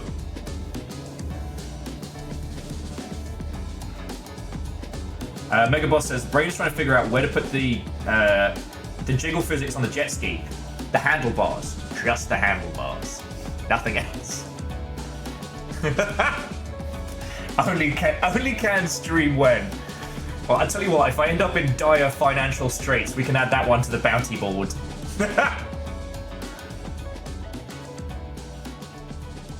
George R.R. Martin says the Middle-earth jousting really needs more child murder. Yeah, we have to fully simulate the child's heart-wrenching backstory for our jousting game.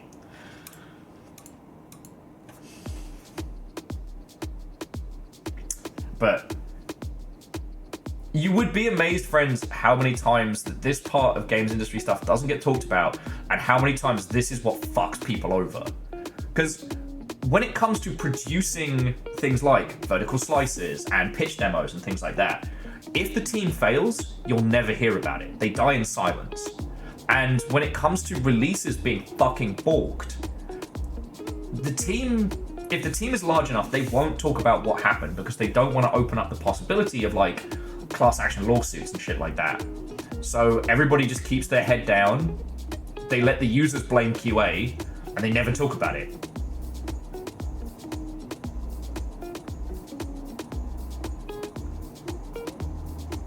DJ Core was saying, real talk, if I had to fake a sexy jet ski, I prioritize water and camera juice. It's about feel. Honestly, DJ Coil, that's not a bad shout. Like, joking aside, if we can do it with visual effects to the camera, you know, like the spray and the splash and some, like, nice fucking filters and shit like that, could probably get away with not even any animation on the jet ski. So the jet ski is now a static model. Everything else is either UI, shaders, and what have you. See? We've just saved ourselves a lot of time. That is where the art and craft of video games really comes in. It's not about doing it the perfect way, but doing it with resources you have. Yeah, if the jet ski makes, like, you know, sexy noises with the splashing and things like that, I mean, sure, we need someone to record some sex noises, but again, we don't need to, you know, come up with some kind of reactive animation system or anything like that. Rebuild the course for Lego Island. Global Game Jam, let's go! Hey, if any of you are going into Global Game Jam, you've got yourself a free idea right there. Yeah, actually, so there's lots about Eve and Eve's production that I will happily pull apart, but they came up with so many concessions on how to make a big space game. The fact that you don't actively control your stuff. The fact that, oh, and Brad Starr, what a welcome. The fact that the huge, gorgeous space is just flat texture skybox, just with gorgeous curves. They go heavy on the lighting, but they don't let you change anything drastically.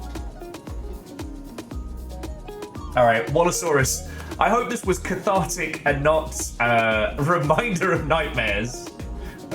Have a lovely rest of your evening. What I will say is if any of you are in the greater Seattle region, The Sim, our good friend Terrence's like makerspace, is hosting a Global Game Jam space this weekend. So if you do want to go down, there is a physical space to get stuck in. See if I can...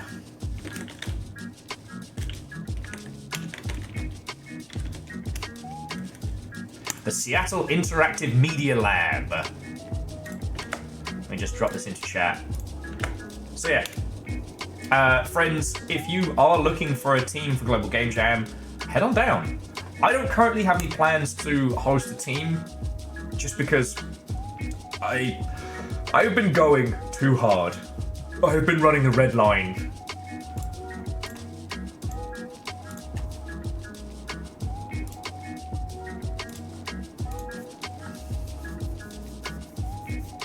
But hey, Wallosaurus, if you just want to hang out here, share stories and traumatize the younglings, you're also welcome. Wallosaurus was just offering to help, and like, there are so many of us here in so many different disciplines that have survived so much. But friends, if you ever feel lost, if you're ever looking like how to set up your, your indie game, like, we fucking got you. We've got artists, we've got coders. I don't think we have any musicians. I think that's the only thing we're missing in the Longship. I'll have to court some, see if I can bribe them to hang out here more often. But yeah, if any of you are looking to do Global Game Jam this weekend, fucking do it. And yes, if you check that website, that is my face.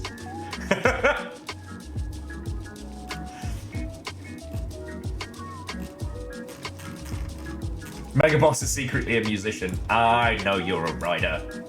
I know you make the wordy words.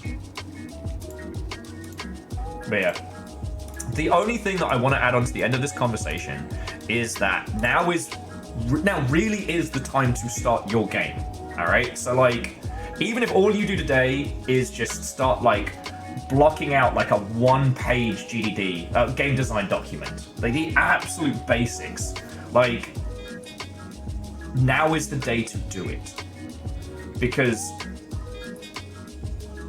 I have a theory that there will be a lot of interesting games signed this year, but they will be focusing on titles that are the closest to finished, right? I think that the AAA drought's probably going to start next year. So the creatively indie space is going to be able to step into a lot of those spheres because there will be a hunger. And we're at the point now, because of, ubiquitous engines and things like that, that, small teams can make big feeling games. Like, I don't mean this to be a diss on Stalker 2. I've been playing a lot of it, as you know, and I thoroughly love it. But I've also been playing Project Silverfish, which, it's low poly, it has no hand animations, but the breadth and variety of firearms, also going for a realistic firearm simulation, but in a strange, like, almost like alien conflict kind of world. The variety and weirdness of things they can do, because it's a smaller project, is brain-breakingly awesome. And I think that's going to become very pronounced. I also think that the AAA titles that we see dropping later this year into next year, there's going to be a drastic drop in quality. Because last year, all the seniors got laid the fuck off. And there's this insane idea in AAA management that if you lay off 100 people and then shit gets bad, you just hire another 100 people and jobs are good.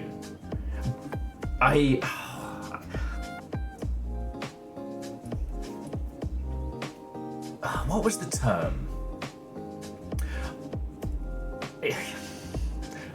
I need to come up with a better term, so I do apologize for it. But the thing that I was taught coming through the games industry was, 9 women can't make a baby in a month. The idea that you can just hire more people to fix a problem that you yourself have created in management is this insane concept that they have come up with.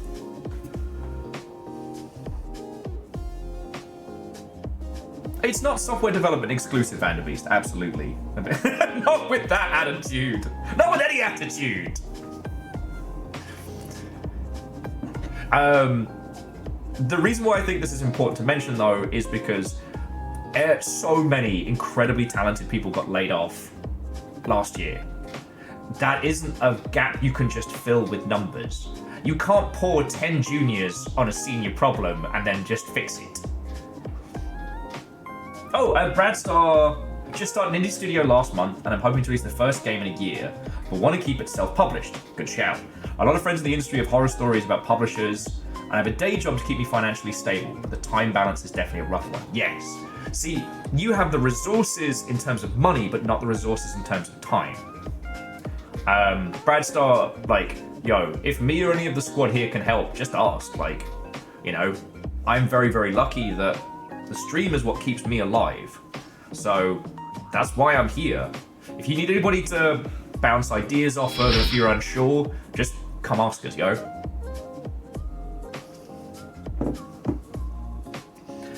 Moose, yes, there is the the institutional knowledge. Every AAA team says they're going to have a living document. They're going to have a big document that tells everybody how all the processes work. It never happens. When it happens, it's wrong. Big projects are entirely reliant on... Oh, what was the one from Rome 2? Ingemars, if you will. Strange, weird little pockets of knowledge that are essentially like load-bearing tortoises. Yep. Sorry, in Rome 2, there was an AI error that just said see Ingemar. Ingemar had left years prior.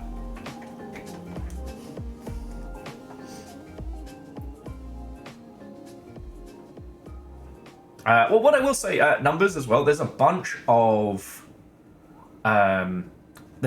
no coding engines that are really good now. Oh, way cool. Brad Star says we met 2 former Creative Assembly folks at GDC. Well, now you've met one more. I served on Tail End of Empire and Napoleon at Sega, and then I was at Creative Assembly for The Cops. I was at the Creative Assembly for Shogun 2, subsequent DLCs, Rome 2, and Attila. So yeah. Oh, you can't solve a problem with numbers. Ah, I missed the joke. They're coming for me! I'm not going back! No, unholy glee. And that's the thing. No one asks about, like, wait, how do you do project management for a game? How do you do production? You know? In the indie space, production is kind of like game design in that you don't have the resources to have someone just fucking dedicated to it. So you have to understand it. It's not a profession when you're indie, it's a skill to develop, right?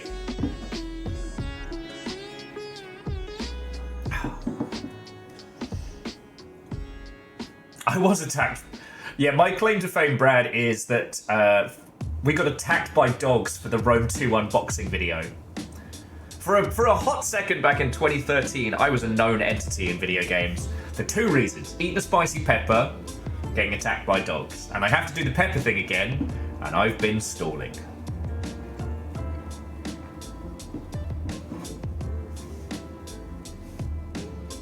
Devoshi, I would agree with you there. The difference, I think, is that if you open a store and the store fails, there is a physical location, and then there is, you know, not usually a close sign. Usually it says, like, temporarily coming back soon. With video games die in silence. And that creates a situation where it's really hard for people to know that they fucked up. Sorry, but what I mean is that there's no evidence of projects that fail. Therefore, people looking from the outside in can't understand what they... It's hard to know that you need to do things like project management and things like that. Or know why they fucked up. Yes. Because the other thing is, when it comes to things like securing funding and like making your game sell well, you're dealing simultaneously with craft and skill and data and weird fucked up shamanistic nonsense that make no sense unless you've been in games for a long time, you know? I've been naming no names. There has been a gentleman who's been ranting at, I guess, no one on a Discord I'm in about the Steam discoverability problem. And I think, if you all know David and Oscar, there were many Daves at CA. There were many Daves. In fact, at one point, our DayZ team was called the Enfield Daves because that's what we had fuckloads of, which was Enfield rifles and blokes named Dave. probably why Dave is one of my go-to fake names. Rolly Dave, King Dave, Dave Hawks. Yeah, Castle Ravenstein. I still have that video. With Rolly Dave going, there ain't no party like an Enfield party. How did we not die that night? We were playing DayZ, we took a castle, and we just laid it out with glow sticks and flares, just firing from the castle walls.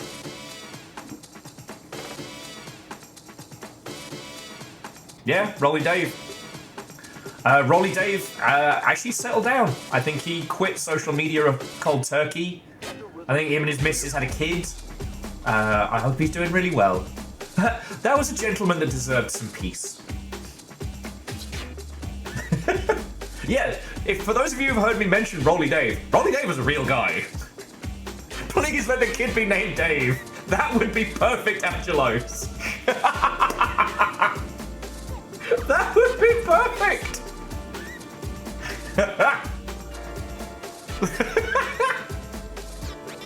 I am Dave, and this is my son, Tiny Dave.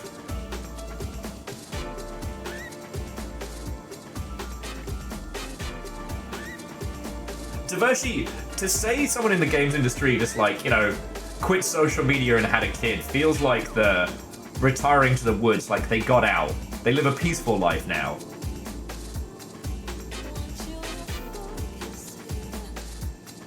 Yeah, DJ Coil, I should have done that. Have the Daves walk in single file to confuse our numbers. These tracks, there's one Dave? Could be more, I'm not sure.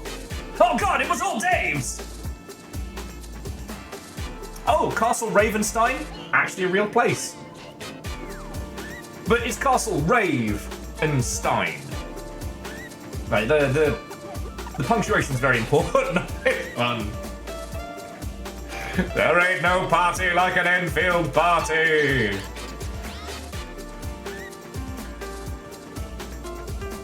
And okay, I do want to cap off this conversation just by saying that working in games can sound really fucking scary and bad. But the fact that Angelos is here, Hawks is here, Wallosaurus came and went, I think Kimball's just chilling and illin', like, there is a camaraderie and a... Oh shit, Julian's here! Everyone's in. Like, the kinds of friends you make in video games are forged in fire, Thursday night pubs, and trauma. It is an industry that genuinely loves the things that it makes. And the reason why we have these stories, the reasons why we have these tales, is because everybody in games fucking loves games. Right?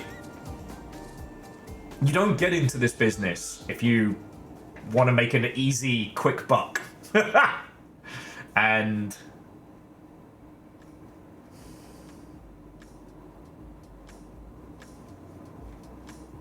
that's something that can't be overstated. You know, I worked in film and television for a bit in my life. It was miserable. Everybody's out to fuck each other over for a quick buck. In video games, everybody's in it to succeed. You know, when you find out that one of your homies sold a game that did really good, you don't get jealous. You're just like, fucking yeah! One of us did it! And I cannot state how wonderful that feeling is. It's why it's so pronounced when people outside the gaming space try and like weasel their way in, because you can fucking smell it. And Divershi, I'm real glad. Like,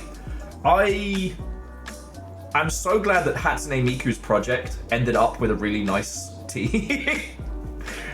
But no, I've heard that team genuinely gives a fuck. Brad Star was saying the Chicago area dev scene is really tight-knit. Oh, that's fucking cool. Seattle is incredibly close. Like, the Seattle dev scene is a fucking force of nature. It's one of the reasons why I like being out here. For those of you that missed it, I went to the Seattle Indies meet over on, what was it, Tuesday night? And aside from one guy who was being a fucking dick, this fucking AI peddling shoe salesman, like, seeing everybody else was so good. I didn't think as many people would be there as was, and yeah.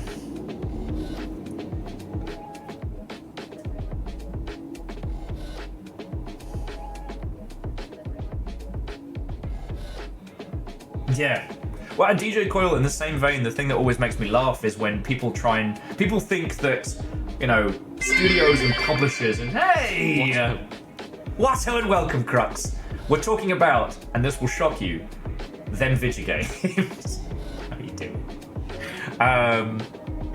There's this idea that dev teams like battling for. No, we're all homies. Wheeler! What unwelcome! I haven't seen you in days. How are you doing, friend? Though Wheeler, I will just tell you off the bat, we are talking game dev stories right now. We are talking game dev stories. Yeah, Brad. There's a few wills in this area. You're on a work call. Aha.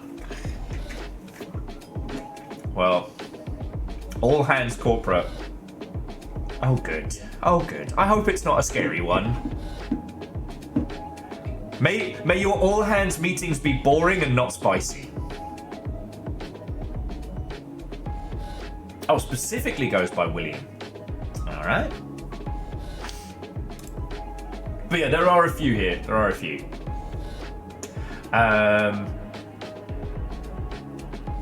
Oh yes. So what were the 2 points I wanted to cap this off before it just turns into randomness?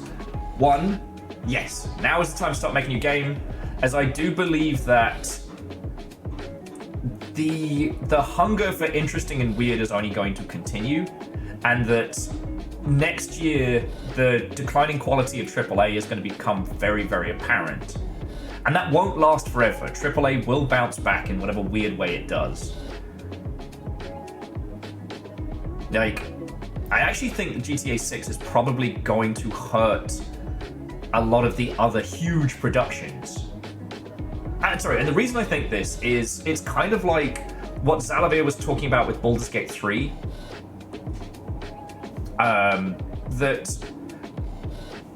with the Grand Theft Auto games, they are the pyramids of video games.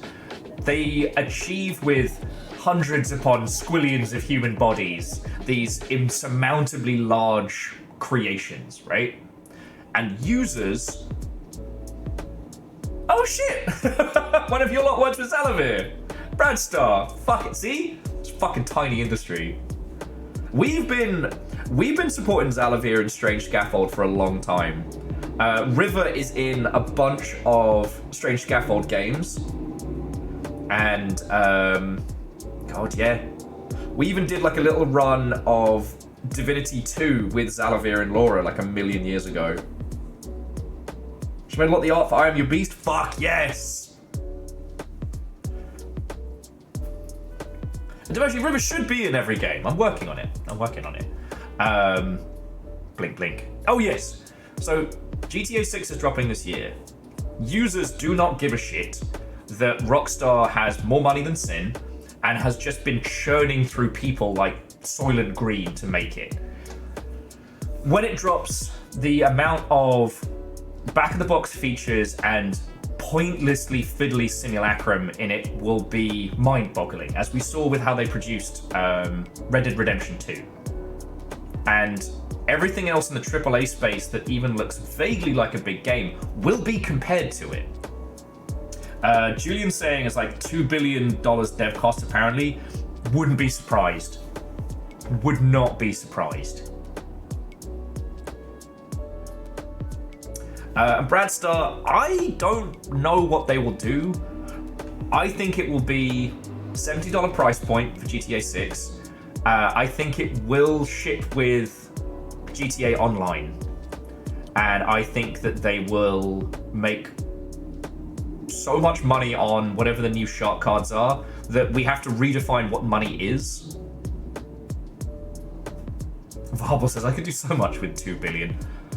I could fund I got 2 billion, congratulations. No one has to worry about funding ever again for video games. Congratulations, I am video games now. But yeah. The AAA space is going to take a beating because users are going to hold up whatever the yearly installment of X game is against and go, well, why doesn't your game have all these features? Because users don't give a fuck. And they don't have to, you know? Whereas the visual expectation, so the expectation of things in the indie titles, because of differentiation in visual style, like, I think they'll have far more survivability.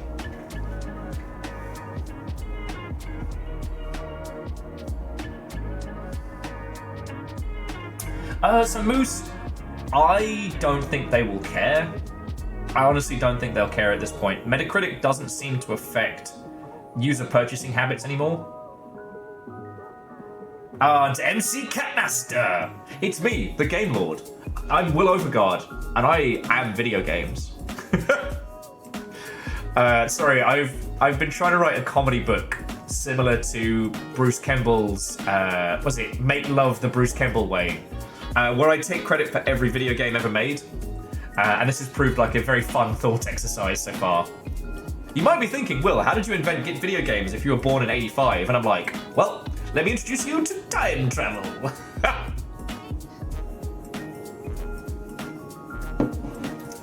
But the reason I bring this up is that, love it or loathe it, GTA 6 will affect everything else that is released around it, alright?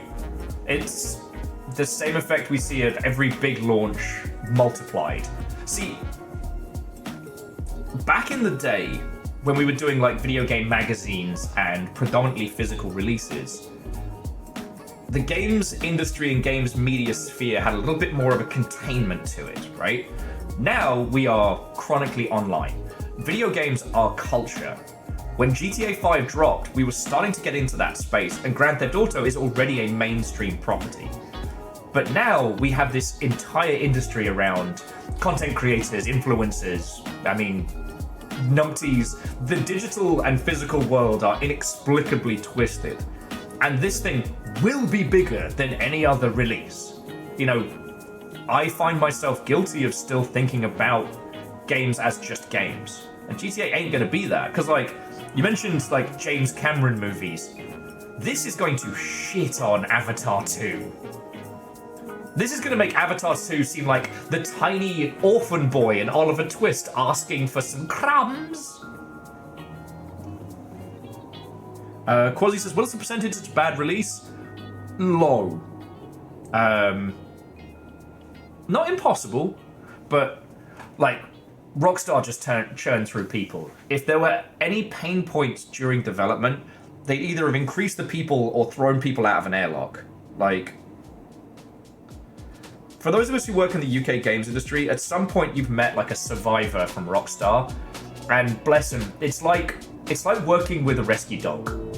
Like they've been hurt and they've been traumatized, and you have to gently help them work through that.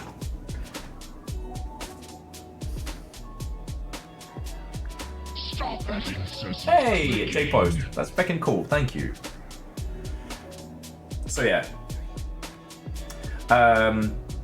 Those are my current predictions.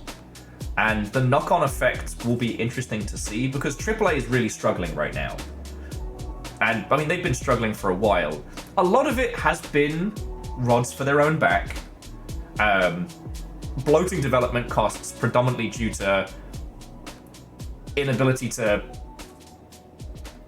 stop doing the same thing every fucking time. So, we'll see. We'll see. Well, yes, Moose. That's why I'm like, it's not low. I can't imagine that they have... I cannot imagine that Rockstar let swaths of their development kind of languish.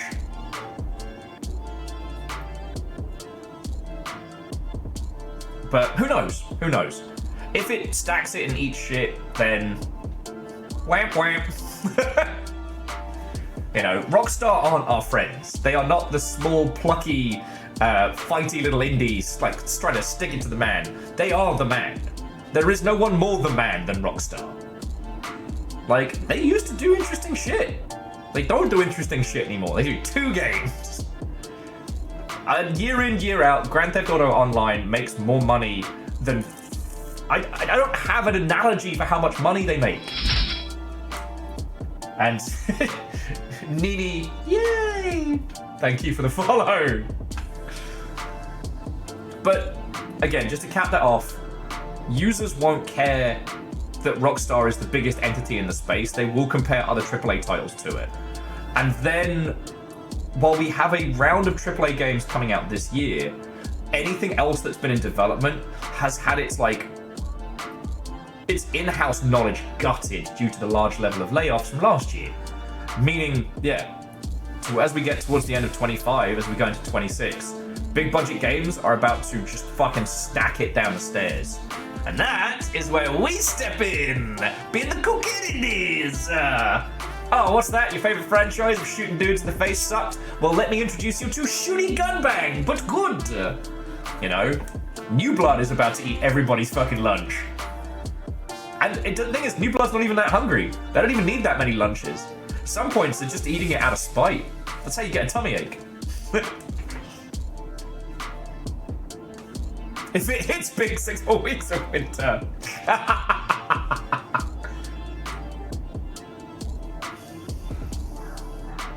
Yes, Divershi, that's a good way of putting it. Like, GTA Online is still making more money than Fortnite. And we keep looking at Fortnite and going, isn't that the bigot? I don't know, a lot of this doesn't usually affect us, so I don't usually talk about it. Like, the winds of change in video games. But this is one to look at. When Grand Theft Auto 6 drops, every site will be either talking about it or complaining about it, or talking about the fact that everyone's talking about it. There will be no more oxygen in the room. And that level of, like, cultural blanketing isn't something you'll be able to get away from. So yeah. It's the only reason I keep thinking about it. And yeah, it just means that the pit is going to be open for a lot of us to put out really interesting, really creative games and fucking succeed. Like, now Jackie, if it did bomb, like Grand Theft Auto 6 comes out and it's just bad, that would be unequivocally the funniest shit ever. I'm not one to celebrate when a game, like, stacks it. Most of the time, games do try... People don't make games because they want them to fail, you know what I mean? No one sets out to make a bad game.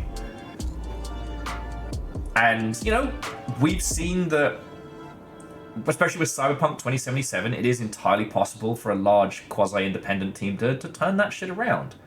But, like... God, it would be funny. God, it would be hilarious. And so Garrett, yeah.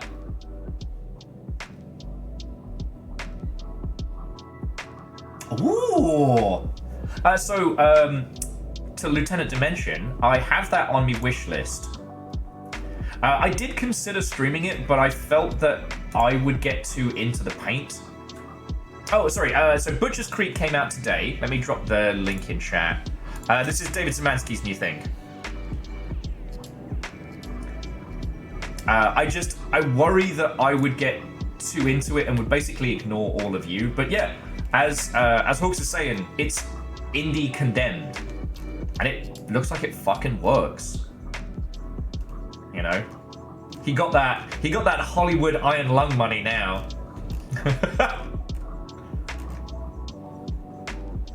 But I will say that, again, we don't talk about David Szymanski nearly enough.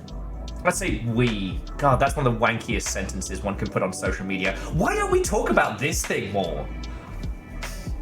But if you're unfamiliar with David's work, it's another Dave. So David Szymanski's just been making, like, walk-in sims, horror games, and shooty gunbang stuff. And it's been fucking brilliant. David made a bunch of games throughout the years and hit upon success with Dusk. At a time when there wasn't anything else really feeling like those classic 90s, no apology shooty gunbang, which have unfortunately been dubbed boomer shooters, but genres be genres.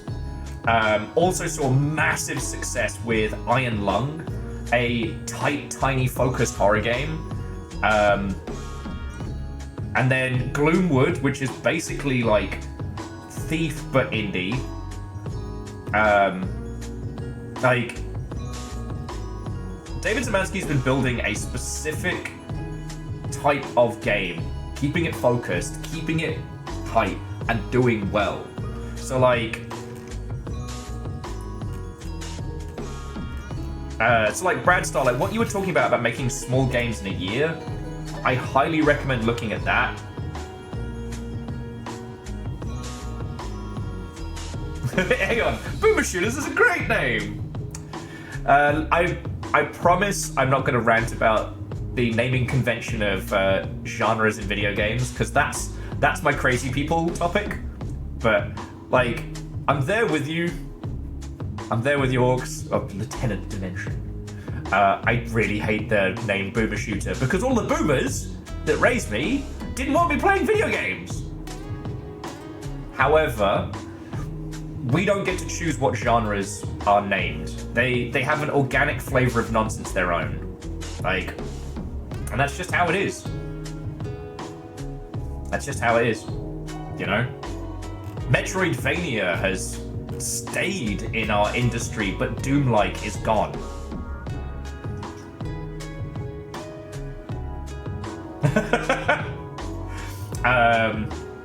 Brad Starr is saying scope creep is a dev's greatest enemy. Scope creep and fear. Also, okay, we seem to have picked up a lot of new people here today. Hello, it's lovely to chat with you. I do want to say, if any of you are working on game stuff and you need to just talk about it, hi, I'm here 5 days a week. But also, if you are working on a game, like, do let me know. You know? I can't help anyone be the next great streaming success. I don't know how I became, you know, sustainable in this place, but I can help you with your games. Alright?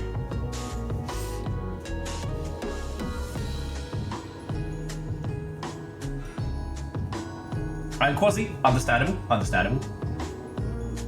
It's your duty and responsibility to shave every yak in existence. Sagara, is that the game you're pitching me? Yak Shaver 13. Oh shit! Well, Nini, lovely to meet you. I think at this point, we all know somebody in the industry who's worked at Strange Scaffold, but I'm told you did art for I Am Your Beast. So yeah, lovely to meet you. I fucking love that game. And River the dog has been in quite a few Strange Scaffold titles. So yeah, this is the aforementioned Longship. You did the ground texture and a bunch of random props. Way cool. River was in, obviously, an Airport for Aliens Run by Dogs, El Paso Elsewhere. One other thing. I'd have to, my brain's gone to complete jello. But yeah. So, Nini, I don't know if you're allowed to talk about which project you're working on at the moment, but if you are, then heckin' tell us, because we will yell about it. Hell yes, Aaron. You know you got me. Sexy robot husbando dating simulator when? Date that robot. Stop that incessant. Hey, Fearless. Thank you, friend.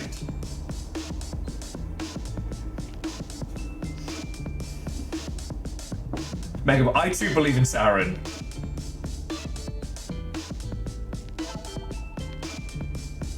Oh, nice. So, Nini's currently working on a DDS. What's alchemical? I know this Alchemy Labs. Oh, Dimension Double Shift. Okay. I had to look that up, I'm sorry.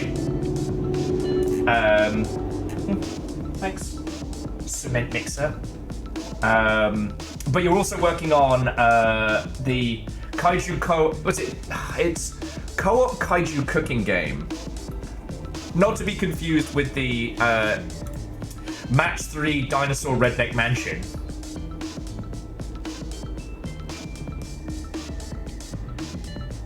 Yeah, Megaboss, I do like that there's Date Everything, an agoraphobic stream where you can you can date a sexy version of any object inside your house. Any object. And yeah, then there's the PS1 looking title where you play as a house dating other houses, which actually got a big feature at Summer Games Fest, which was fucking great. Yeah, Angelos, I've got a copy of Date Everything. I'm ready for it. Yeah, the house dating game looks incredibly fun. Like, friends, if you take anything away from this cavalcade of glorious weirdness, it's like, this is where games are. This is where they're going, you know? There'll always be a Path of Exile. There'll always be a big budget shooter. But the breadth and depth of games that people hunger for is only increasing.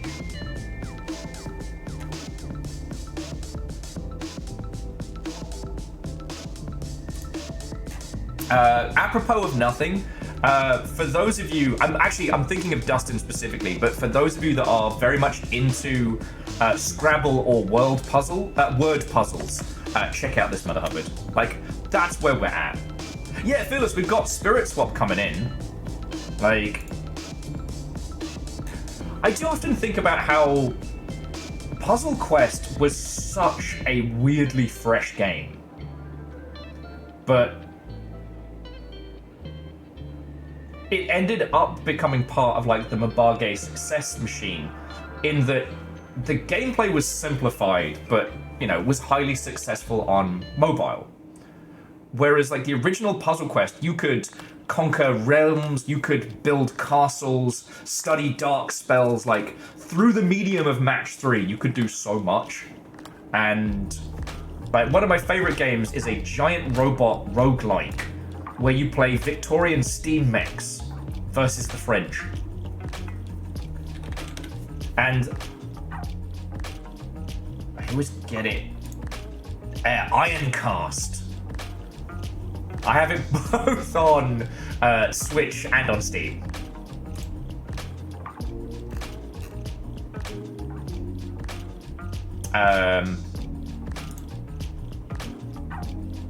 Fucking love that game.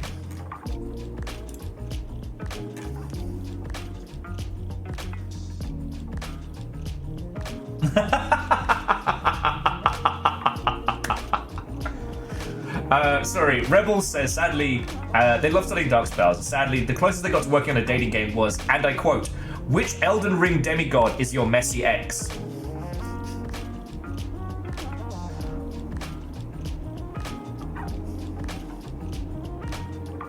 That is genius. That is genius. Okay. So, Unholy Glee, this is the game in question. Ironcast, one word. Not cast iron, one of the best spells. And so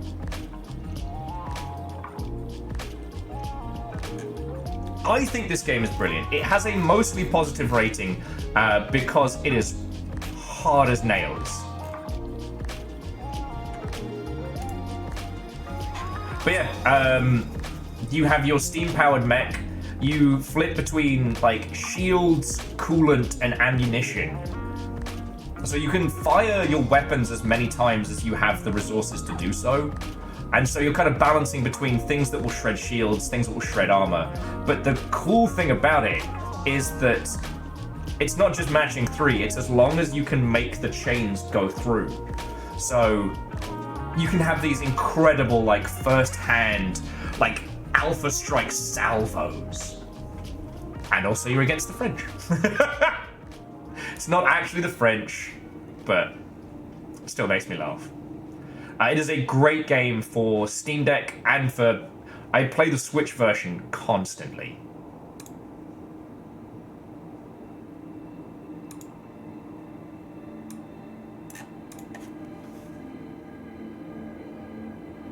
Yeah, Unholy Glee, I absolutely agree.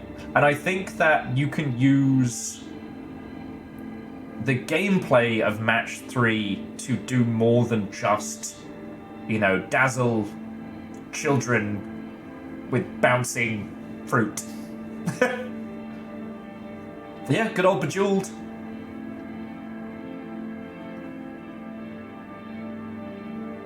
Oh, Scarn Alaska was saying that Inkle's new Inkle Writer interface to create stories and playing around with. Fuck yeah! Go you! I've not had the chance to use it. I mean, maybe one of these days I'll just go full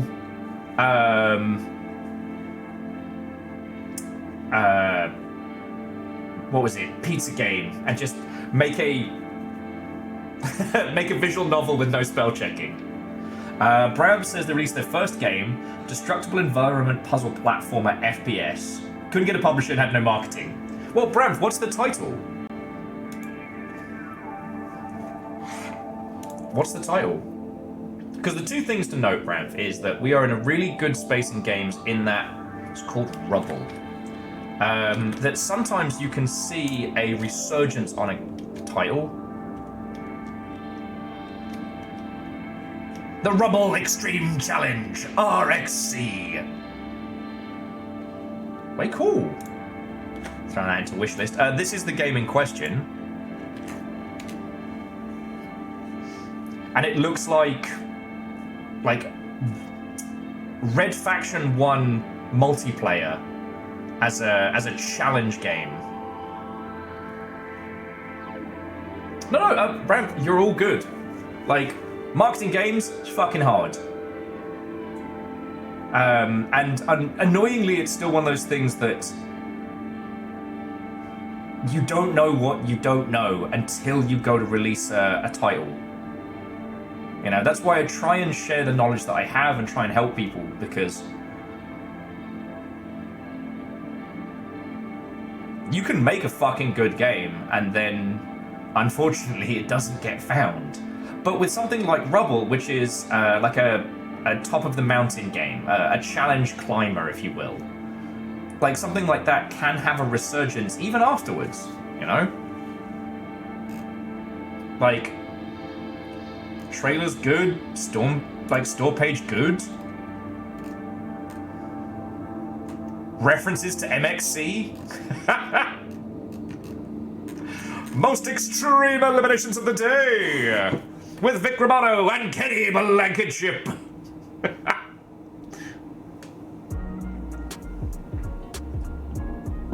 Yes, the sorry, okay. Hang on, let me bring this back in because I just started watching this. So this is the trailer for Bram's game, and I want to put this in your wheelhouse because it has already made me laugh. You know, rejected by Devolver. It's not a fit for us at this time.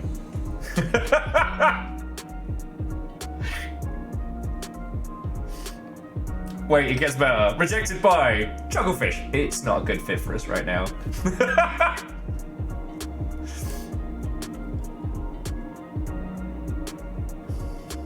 I saw that and I was just, that's fucking great.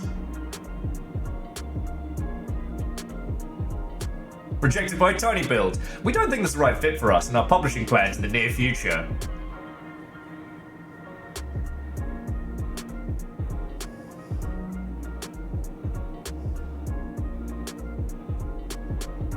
That's okay. You can skip Tiny Build. I love the people who work at Tiny Build. Anytime I have spoken to them, they have been very nice to me.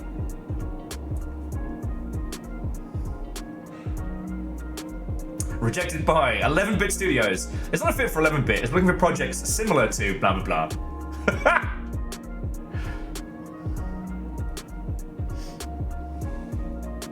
Rejected by the collective Humble Games vs. Evil. Curative, no response. The game no one wants to publish.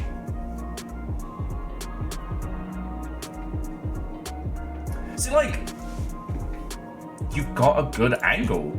You know, it is a challenge to be found, but hey, I mean, we just fucking found it. So there we go. Add to cart. Boosh. That is a wholesale. And maybe we can get you to that 10 reviews. But no, like, turning your... Actually, I have to verify my PayPal, so I did that later. Being able to roll with the punches is very, very important, you know?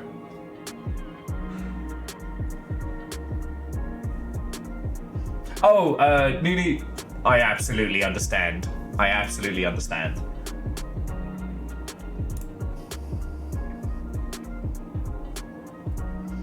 So yeah. Well, Bram, like, thank you for sharing this with. It can be really hard to put yourself out there, and especially like releasing a title and having it come back not with derision but with silence can absolutely fucking take the wind out of your sails. But the great thing about a title like that is it can be rediscovered. It can have its moment in the sun, like after it. So Brad Starr, now, marketing on a zero budget is one of my specialties. So here's what I will say. You need to create a consistent way of talking about your game that's not gonna fucking kill you. Some people do dev streams. If you've got the personality for it, if you've got the skills for it, those can work very well. TikTok has been brilliant. However, TikTok is in a very shaky place right now. We don't need to talk about it. But discoverability on TikTok for indie weird games is very good. YouTube and YouTube Dev Diaries, again, if you've got the cadence to make it fun first, they can be a great way of like just slowly building and finding people. Those are my initial kind of go-to tips. So like, if you can make a video once a week, once a day, and then share it on all of your socials, something that feels genuine and doesn't take you 20 hours to produce. Bingo bango. Like, that's the gold bullet. Sorry to put Zalavir on a pedestal again, but Zalavir's personal presentation of his genuine level of chaos works really well on short form media, so leaning into that. Crows do an incredible email newsletter and then occasionally do dramatic readings of it. Works really fucking well. Yes, the gentleman behind Jellycar does have a really good like presence on stream and Blue Sky and things like that, but you need to come up with a thing that you can do that's not gonna fucking kill you. Alright?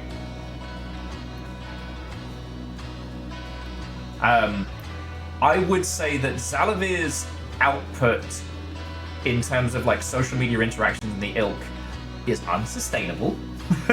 And I say this as someone who is chronically online, but it is currently working. But even if Strange Scaffold just trimmed it down to, you know, short form content once a day from each of the teams, like rotating, you know, that would entirely work. The thing to understand is prototype marketing like you were prototyping any other part of your development. So make some short videos, like crack a beer and talk about what have you. Show off one little cute thing that you made in your game each day, or show off the same cute thing multiple times and talk about different things. Like, where's our... we always do this. The sledding game.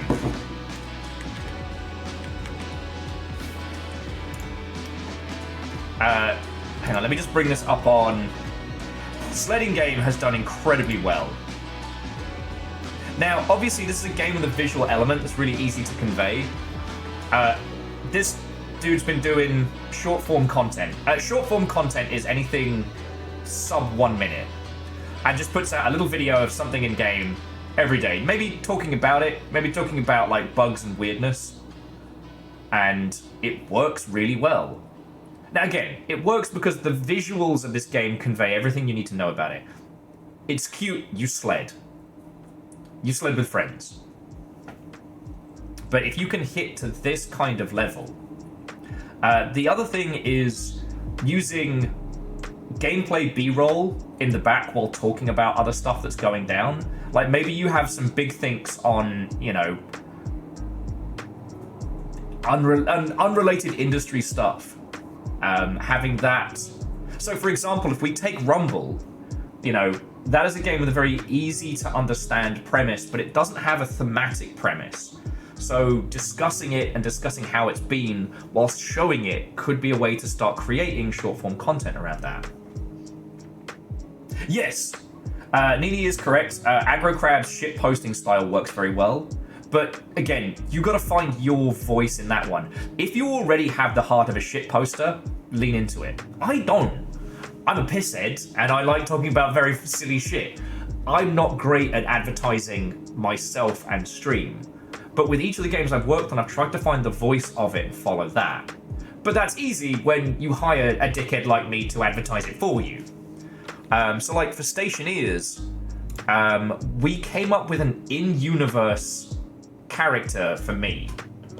And that's how I was going to do all the comms. I was a washed-up radio DJ, so I used to be like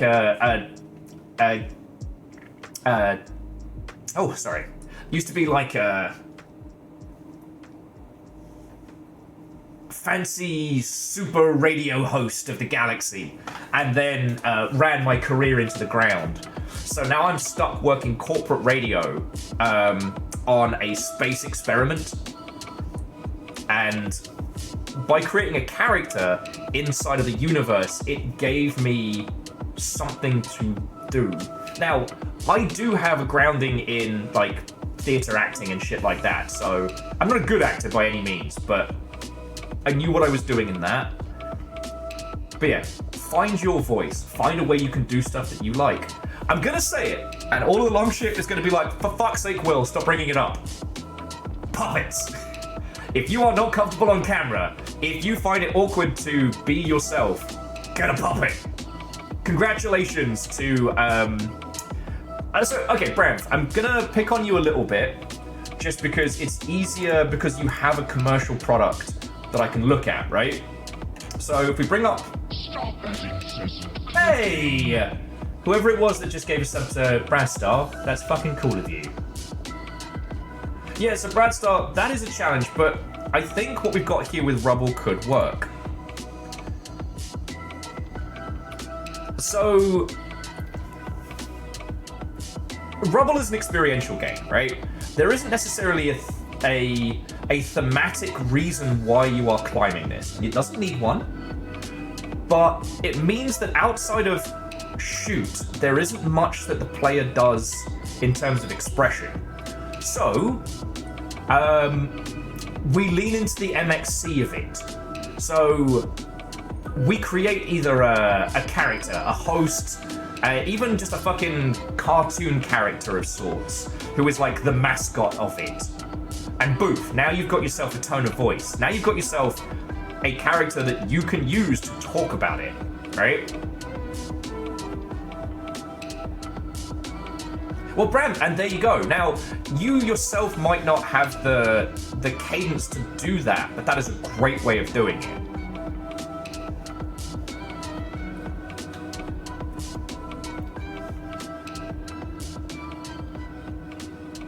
Because what we did with Ion was that there was no live action parts to my character.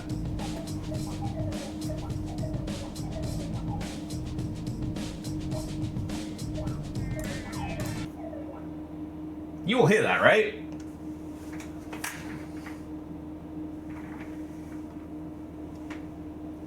It's like an R2-D2 spaffing one out in the corner. What the fuck was that?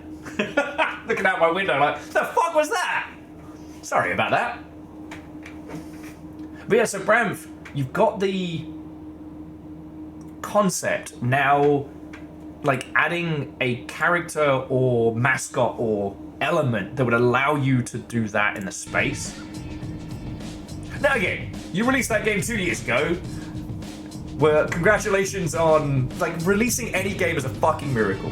And I'm not using Rubble to say that you are wrong or bad, just as a really good test case.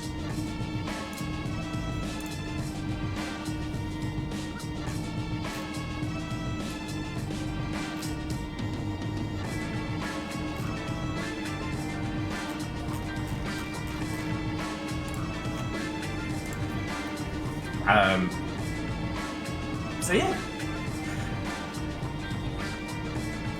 Brad, puzzle games are difficult, and it can seem that a lot of what I'm talking about is kind of hot air compared to the important stuff, right? Like, why spend time prototyping how you're going to talk about the game instead of making it? But like so many things in life, spend a little time in it now so you don't have to freak out in the last like 2 months before launch when you realize you've done nothing. But also, if you can find a way where the marketing of your game is part of the experience somehow, then that's the golden bullet right there.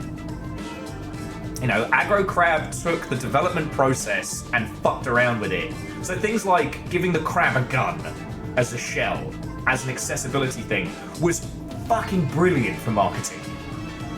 Because it's so silly, you know? And they were making a Souls-like. The perception and discussion around Souls-like always, regardless of what you do, it always comes back to the, well, is it going to be as difficult as Dark Souls? Oh, well, it needs to be like Souls. No, the crab has a gun. Fuck you. Kablam! Putting Analondo in the game for a shitpost was also good.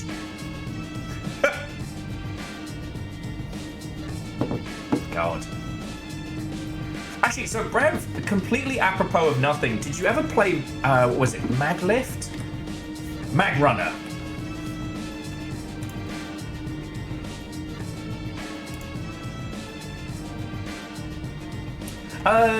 Nini, I'm genuinely thinking I might need to.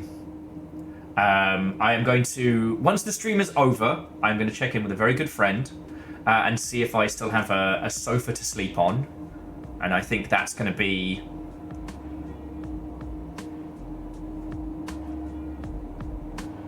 I think I'm going to try. I won't have a pass for the show floor, but I think I'll just go to see everybody, you know?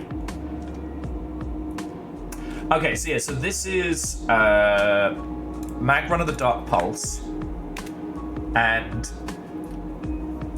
it's an interesting one because they didn't succeed in what they were trying to do, but they come so close to brilliance. Okay, and if you haven't seen it, you know what, I can just... No, it doesn't even have a trailer, never mind. Mag Run of the Dark Pulse is a Portal-like game, but instead of portals, it's, well, magnets. But thematically, it's a game show that gets taken over by Cthulhu. And I'm not even joking. So the idea is that all of the Mag Runners are competing for the chance to be, it's like a super high-paid space technician job or something. Everyone has these fancy magnet gauntlets that you're supposed to use in Zero G, and we're following the plucky young upstart who made his own. And it goes between game show and like weird fucked up space horror. And it doesn't really do any of them perfectly, but it's so close to brilliance. It's so close to brilliance. And with it being a puzzle game, Brad, I think that's another interesting one to look at. Now, this one does have a budget, and they do put that budget in the wrong places. It's Frogwares. Their latest title is Sherlock Holmes: The Awakened. Wouldn't that be The Awakened Sherlock Holmes? Sorry. I can't critique anyone's grammar, but Mag Runner was kind of their experimental attempt at like breaking out of their niche, and it was fine. But as a training exercise, as a thing to look at, Mag Runner is fascinating. Oh, and you start again, R2, so fucking help me. Looking for him.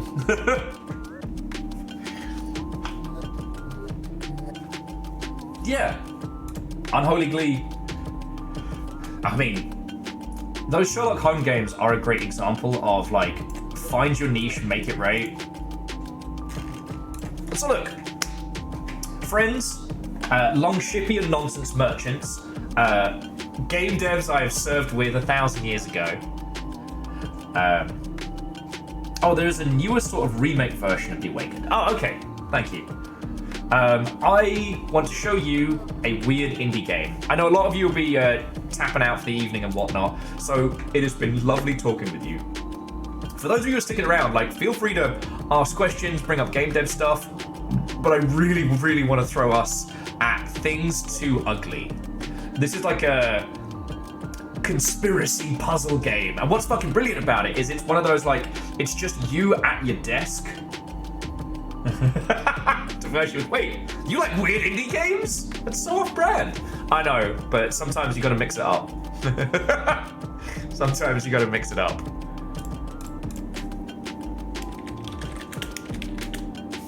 But yeah, if this is your first time hanging out here, this is what I love to talk about. Like, my goal has always been with streaming is to basically be like a bar that you can vent your frustrations about video games to, but I don't serve drinks.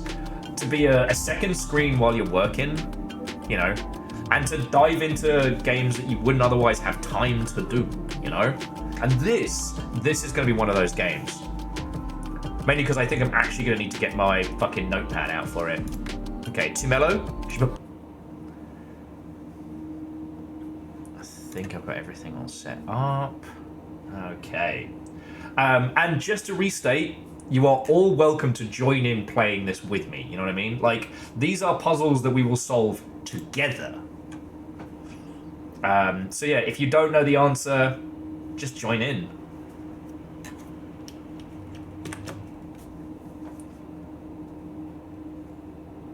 Things Too Ugly is intended to be experienced in one sitting. Your progress will not be saved. The story names, characters, and portrayed in this game are all fictitious. Oh shit, we're doing this. Pepe Sylvia. Pepe Sylvia mode, let's go.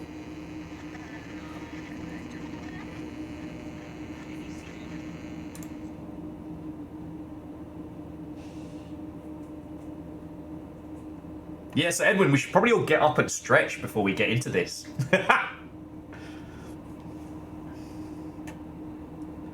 Greetings from the Mississippi.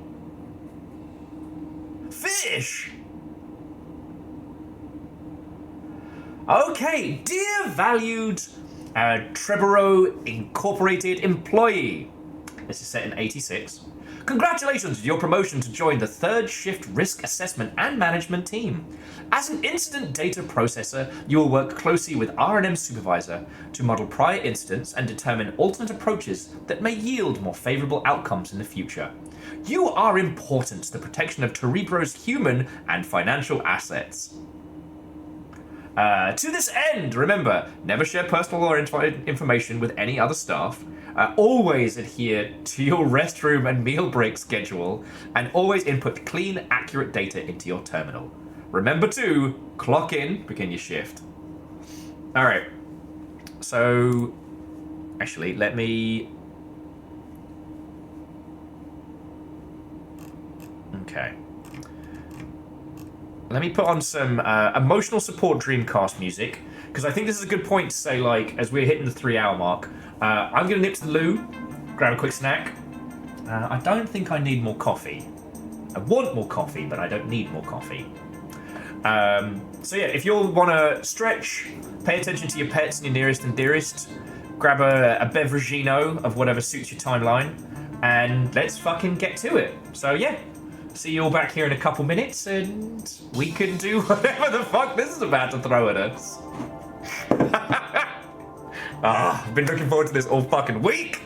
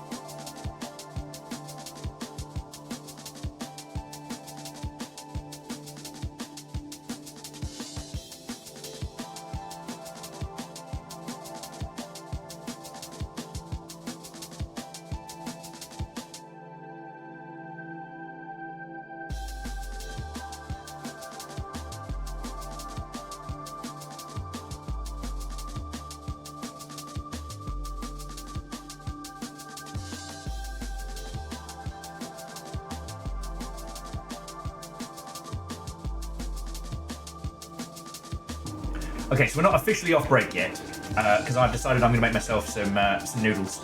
So I'll just blep at you lovely folks whilst waiting for the kettle to boil. I did see that Angelos had taken it upon themselves to share that, like, Scrabble Super Roguelike that we just encountered. That's going to do so many people's free time and damage. As someone who can't spell for shit, like, that's not too much of a worry for me. Again, I'm still afraid of the Balatro but Mahjong game. Like, that scares me. But I do know, especially, like, poor Dustin would get obliterated by that.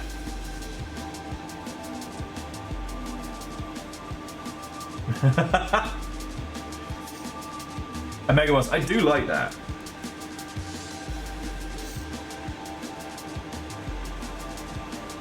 The zombie tech rock boy band nemesis. I don't care if that is a Warframe feature, if that's a boy band, if that's a TV series I now need to be obsessed with. I'm in. I'm in. I'm in.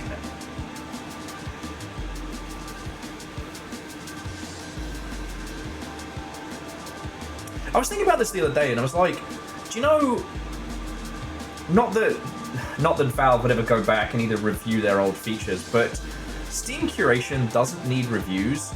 It needs kind of like starter packs. Like on Blue Sky, if you haven't used it, you can get what's called a starter pack, or it's a follow list, right? So if somebody that you know has a bunch of cool friends that they follow, they can create like here's friends of the Longship, here's indie devs worth talking to, shit like that. And honestly, a thing like that where you can just go, oh, here's all the games that Will recommends, follow and wishlist. And that way you can pick them up later on, or use it as kind of like a point of purchase. Would be so good. Because like, right now, like Steam curation is something that's become, it's worthless. It's worthless. And is predominantly used to bully and extort devs into giving free keys to randos. But, you know, if you had the ability to just... So, like, if someone picks up a Steam Deck and it's like, Will, what games do you recommend? Like, currently we have The Great Hall, which is our absolute gold starter. Oh, shit! Brad was saying that Blue Sky Starter Packs is how they ended up here. Oh, that's fucking cool! And I'll have to say thank you to whichever one ended up adding me. You know? I'm a weird one because there aren't many game devs turned streamers, and fewer still that talk about, you know, biz dev stuff on the regs. Oh, you were following Angelos. Okay, yeah. So, Angelos, it's your fault they got roped into this. Brad, you have someone to blame in like a month.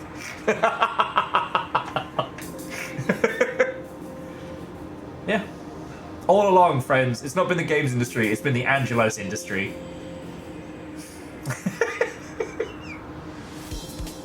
Because you did tell all the CA survivors to pop in today, which was very lovely. I did not talk about baggage trains, because I was worried that would do Julian damage.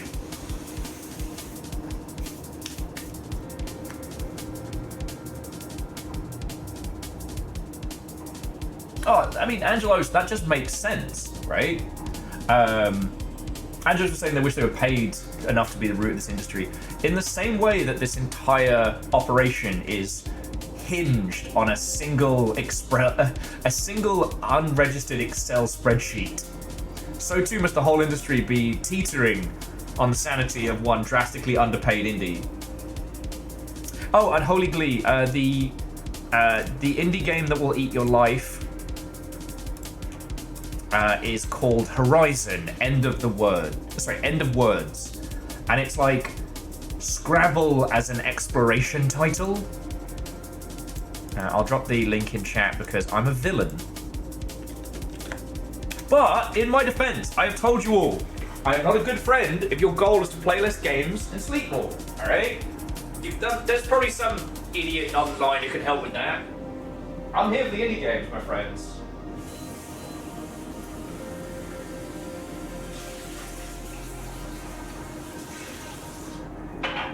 Sorry, just make me noodles. Little noodly lunch.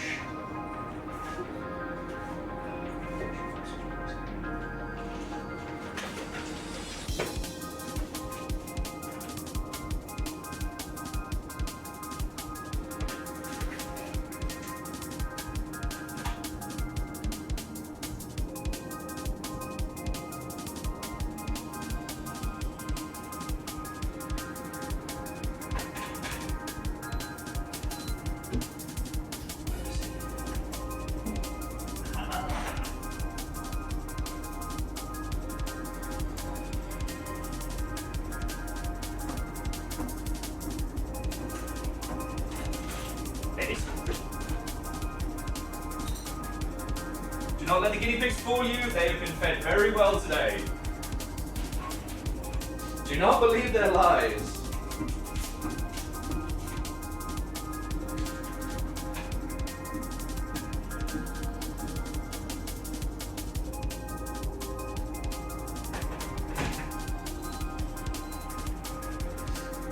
Too steep for a second. Tell you. Turn the lights off as the light's changing. I know, babies, I know. My lovely little fatties, but it's not time for more food. Yeah. These guinea pigs run my fucking life. You hear this? You are fine, madam. We got so much salad before we started today. I will say, the one thing that I do miss from working in an office is you don't have a random sandwich lady for whenever you forget to get yourself lunch.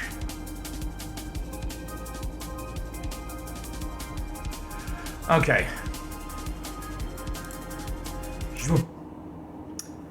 Right.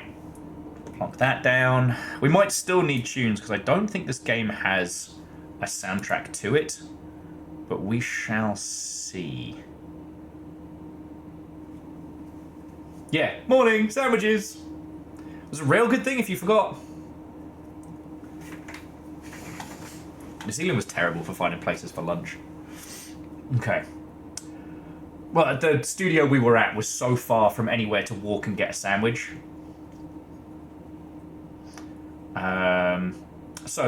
Let me know how it is audio-wise. I'll just get started, and once we've got our kind of grounding... Oh, hang on, almost forgot my notepad. Oh, where the pissing hell did I put it? Ah, there we go. Got this in a bargain bin at a TK Maxx. It says, snap out of it, babe. You got a world to take over. And I got this when we were doing the Black Watchman, because I was like, if I was actually going to work in like an Illuminati office, that is exactly the kind of notebook I would get.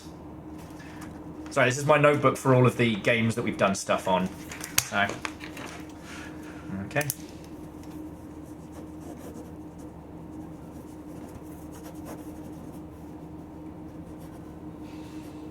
Things too ugly. Bam. Right. Right. Shall we begin? My noodles are cooking. Clock in to begin your shift. Ooh.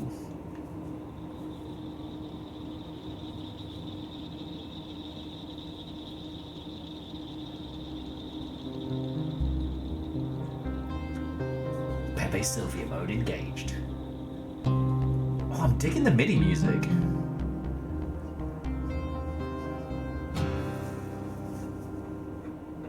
The sound they make rattling their cages will serve as a warning to the rest. Okay, so arrow keys to change, AD to rotate documents. Okay.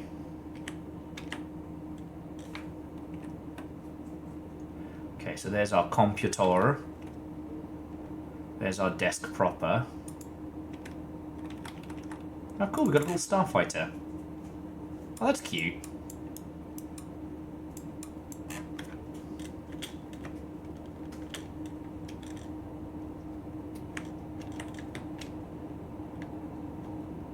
man, I love nondescript sci-fi. Yeah, well, okay, so, Nini, it was lovely to make your acquaintance. Feel free to pop on in anywhen.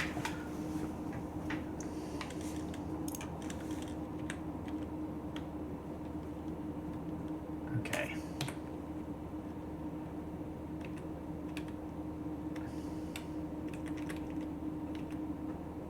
Alright, so we've got 3 little spots. Okay, so I guess new is 800 with retraining. So I'm assuming that's our password. 8661. Okay, welcome to Dextro Laboratories Data Processing Tools.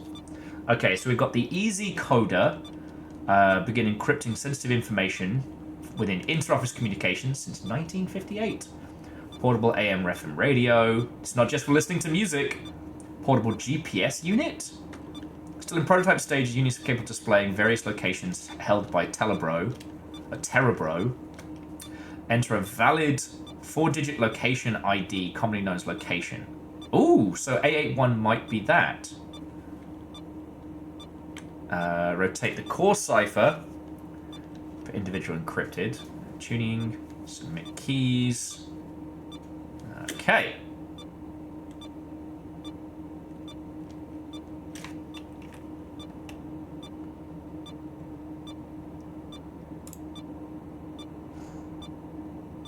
See what this does. Hey, you awake in there? Yep. I know. The transition to the night shift can be tough, but I'm sure you'll adjust in time. Everyone does. Or we hire another. Listen, we're going to work through a new stack of incident files and see how the updated software works. R&D says they've rooted out the bugs in the query system, so the data you input should better model past incidents. We'll see, I guess. I'll review each report as it comes through. You go ahead and get logged in, then begin processing the first file. The night courier dropped off 5, but don't rush. Remember, accuracy is extremely important to prevent incidents of a similar nature. Okay, I'll leave you for a bit. Talk soon. Okay.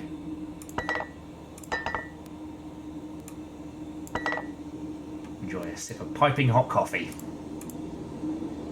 Oh, that's cool. So there's lots of things that we can look over. Watching you grow. Working hard, working safe. Terebro Inc. So, like, not everything... Not everything that we can fuck with is highlighted. Oh, that's interesting. So we've got, like, a cute feather or something. That's kind of cool.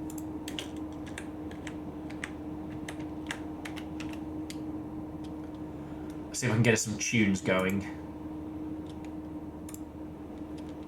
Okay, so... Tune.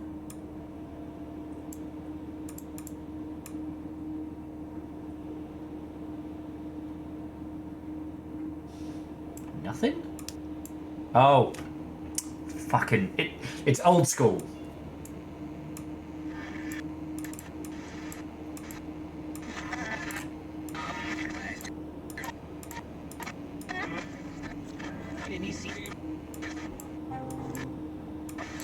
If you're just tuning in, you're listening to It Came From the Ether, eclectic sounds from today's most infamous underground artists.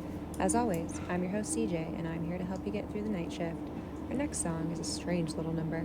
Here's Ultrasonica by the Sundogs. Fuck yes!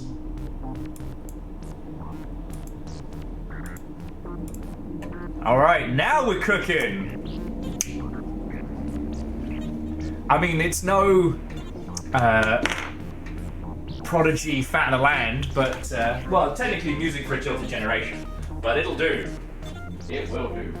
Alright.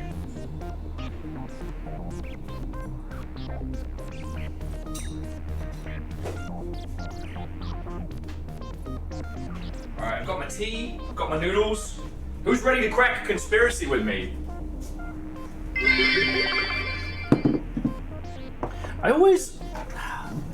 I know a lot of us kind of grew up on Men in Black and stuff like that, but the reality that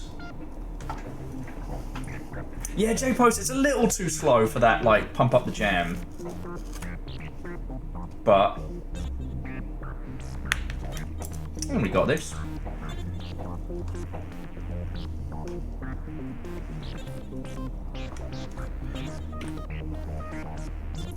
But, like, gameplay-wise, it seems to be pretty chill as well. Like, there isn't, like, an action control system and stuff like that. So, okay. So, retraining, start third shift. Test new software. Okay, new 881.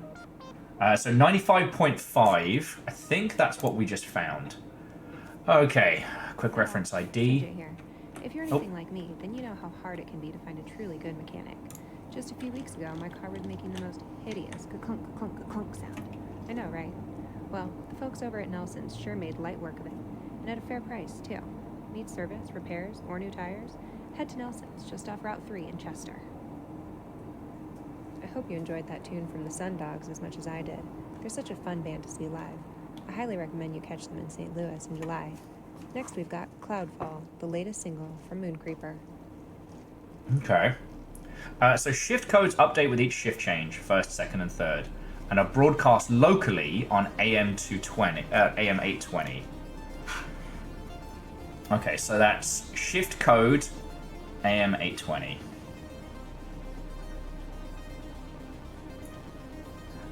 Does anyone remember the difference between AM and FM? Because I realized while I was going and grabbing my noodles, I fucking don't. Okay. So this is kind of like our trip-up card. See, amplification and frequency. Thank you, Furball. Glad one of us remembers.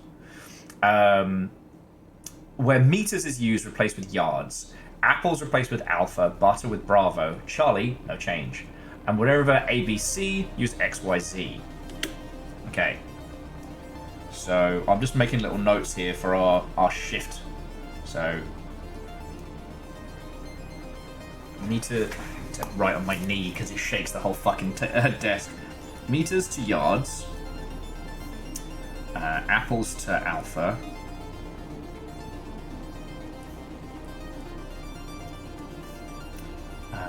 If any of you are playing along, you probably want to make notes as well. Butter to Bravo. That was Cloudfall by Mooncreeper. That was We're very going to take a short. short break, but don't go away. Keep it tuned to 95.5 for more It Came From the Ether, eclectic sounds from today's most infamous underground artists. Change. And then A, B, Good evening, C Southern equals... Illinoisans, Eastern Missourians, and you few Northern Kentuckians who may be listening. The current temperature at the studio is 52 degrees, 54 in Carbondale, 53 in Sparta, 53 in St. Genevieve. Wait, did it say where we are? 5 miles per It's kind of fascinating. clear skies. The high for tomorrow will be 68, with a 40% chance of thunderstorms, some severe, late in the day and into tomorrow night. You're listening to 95.5 WKRZ. 95.5 for tunes. Welcome back. Next up, we've got a deep cut from the latest album by Albatross. Some of you may recognize this song from Maritime, which was released just last month. Check it out if you haven't already. It Came From the Ether brings you On Still Plains. Huh. Furball, I actually hadn't thought of it like that. That's kind of wild. Furball was saying it's crazy to think that FM radio and the entire sound of the 80s was powered by the same maths. Oh, yeah. Okay. So for our code for the day, we need to go to AM 820. So if we swap this over, and then we go to 820. This is a regularly scheduled message from TerraPro Laboratories, a division of TerraPro Incorporated. Stand by for important updates. 1. The third labor shift is commenced. April 25th, 1986 is... Repeat. 7911.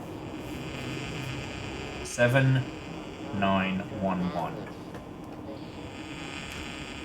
7:30 a.m. on April 26, 1986. It bubbles. It's so lucky we got this broadcast right as it was starting. So lucky. May 1st, 1986. The rate for parking passes has increased to $39 and 0 cents per 6-month period. $40 for half a year is not bad. Shut off from approximately 1 a.m. to 2:30 a.m. for maintenance.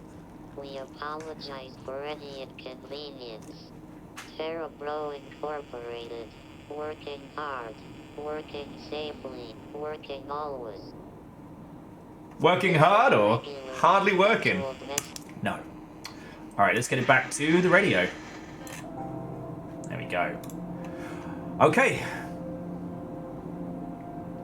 So the only thing I can think of right now is that we've got a number for the GPS, which was, I think, was it 8861?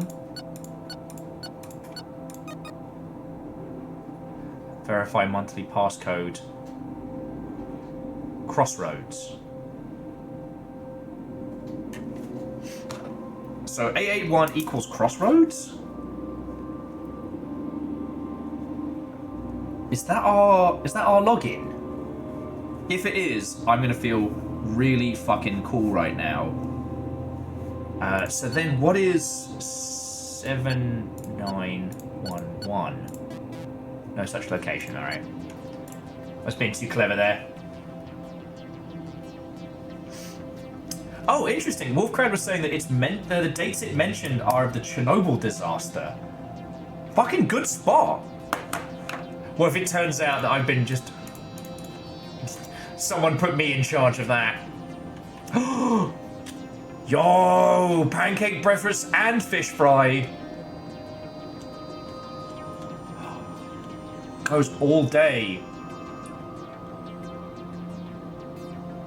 Oh, it's the Kansas Fire Department annual benefit. Oh, we can get all-we-can-eat fish.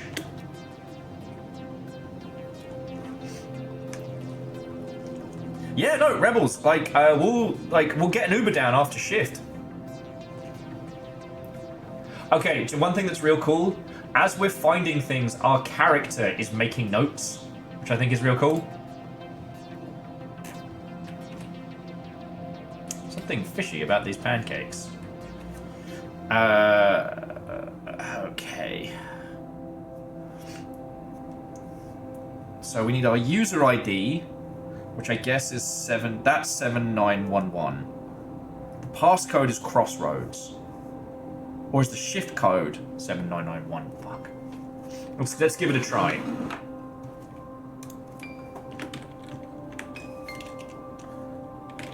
Okay, Crossroads. Oh, shift code is 7911. Did the user say we were Telios? Did it? Let's have a look. Was it on here? User ID Telios. It's so obvious, I fucking should have known it. Write that down now. That's one of those 50p in a bag of skips. That's a reference to some Greek mythology that I've forgotten. User ID is Telios. Hey! Okay. So now we look through the instant report, and I guess we correct things?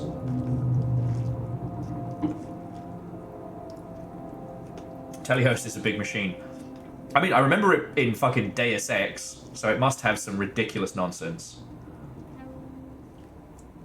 If you're just tuning in, you're listening to It Came From the Ether, eclectic sounds from today's most infamous underground artists. As always, I'm your host CJ, and I'm here to help you get through the night shift. Our next song is a strange little number. Here's Ultrasonica by the Sundogs.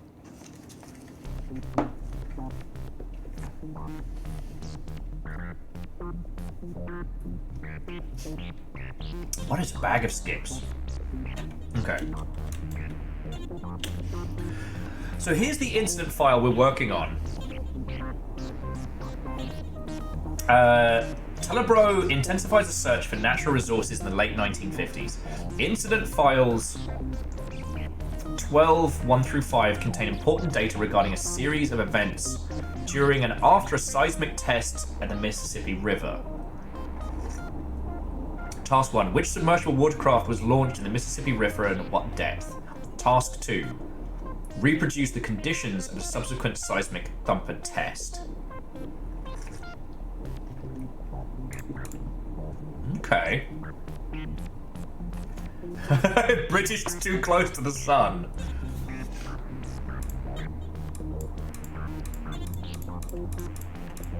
So it wants us to enter the operator, data type, and value.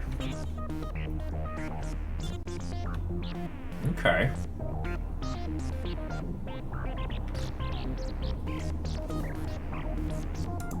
Oh, open file. Here we go. All right. So here's the goodness.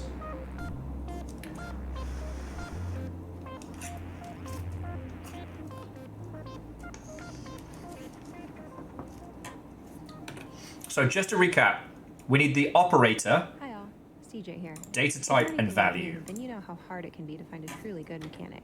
Just a few weeks ago, my car was making the most hideous ka-clunk, ka-clunk, ka-clunk sound. I know, right? Well, Okay. Field research team, muscle. Fair price too. Dale Clark, Repair, fucking morning Dale. tires, head Chief north, submission head out engineer. to Chester. Fucking Dale. Were you there at the all-you-can-eat fish buffet with that Enjoyed the guy? tune from the Sun Dogs as much as I Fucking did. weird. They're such a fun band to see live. I highly recommend you catch them in St. Louis in July.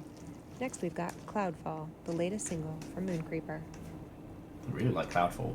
Okay, so be advised that prior to launching its most recent submersible model, the cabin must be pressurized on-site to test for leaks. Though we've already conducted this test in a facility tank, protocol requires a second test immediately before staff board for descent.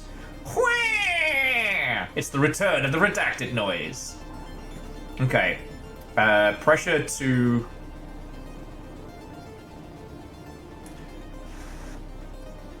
pressure to 4 atmosphere, twice as much for required by descent depth. Then check for air leaks in the hatch, the seams and windows. When in doubt, refer to the chart below.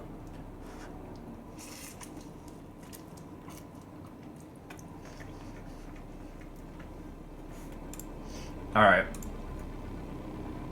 So I guess this was where we were... This is where the test was conducted. Great Muddy Festival, 1959. Okay. I guess here's the submersible in question. It says Siren 4 on the side of it.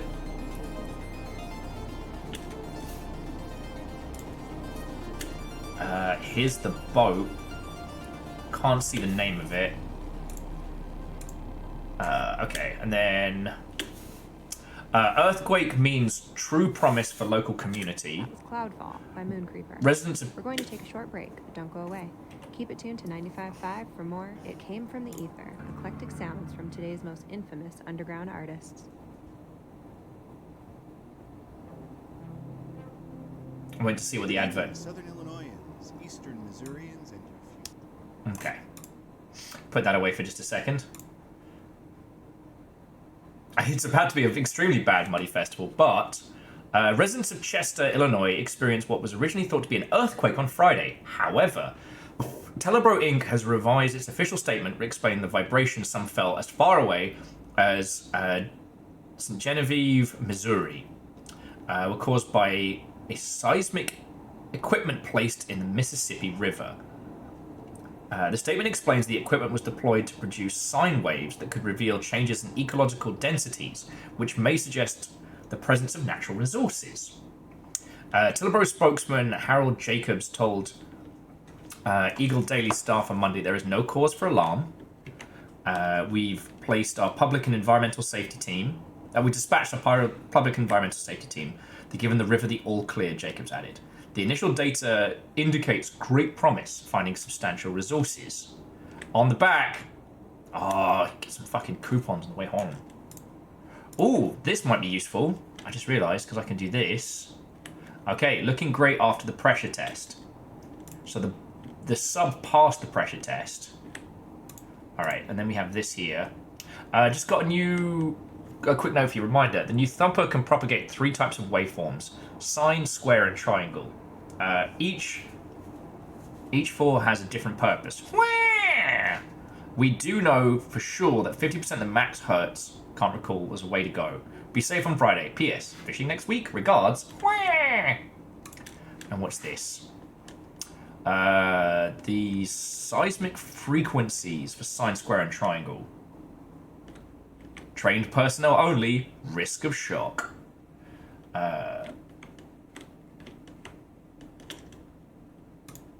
So Rebels point out, they say 4 Atmo is twice the requirement. The chart says that 33 feet is 2 Atmos, so the sub was at 33 feet. Okay, good spot. I'm still digesting, lol.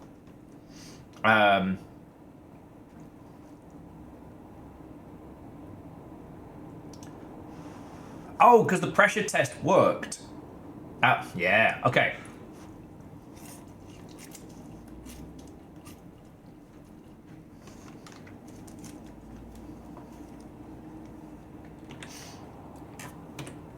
Okay.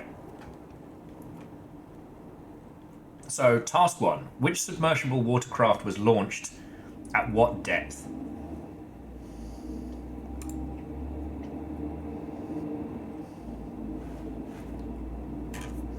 No special characters. So, I guess now we just need to find the name of the submersible. Because we know it was launched at 33 feet. Oh, and I just found that out. It was Siren 4. Wait. Yes, Siren 4 was my pen.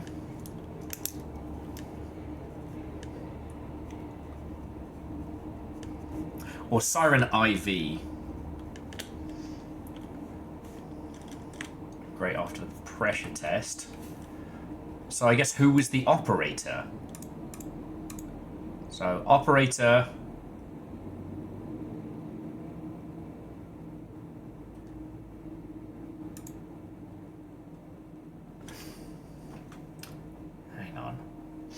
So the operators here: propel, uncouple, reverse, descend, data type, submarine name, values, feet.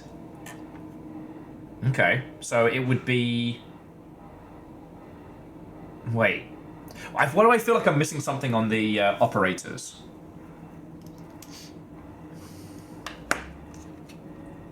Bananas on sale, but on the red thread board.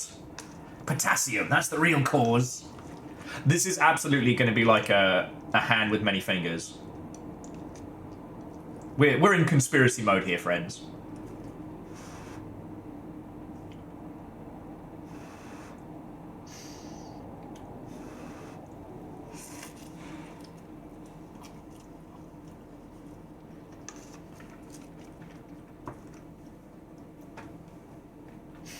That does...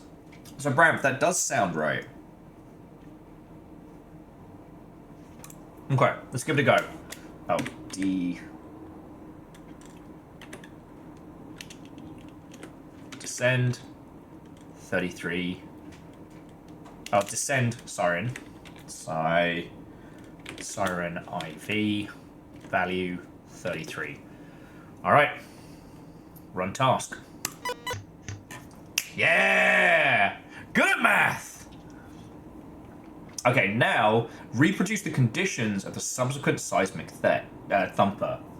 So, operator, propagate, amplify, read, destroy, measure, decay, modulate, maintain. Data type, waveform, value, hertz. Okay. So this is where it's going to get weird. Because they were doing... Oh, I found some more in-universe stuff. Oh, cute. Just a little... We drew a little post-it note. Didn't get the chance to look at it. No. Nothing on there for now. But soon.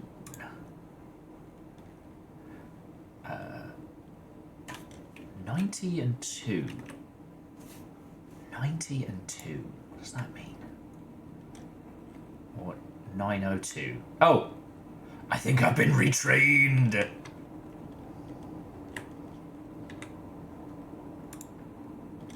Okay, well, Mega Boss, this was a lovely day and a lovely bunch of conversation, so I hope you had a wonderful time. Go get the good sleep. You know, one of us has to.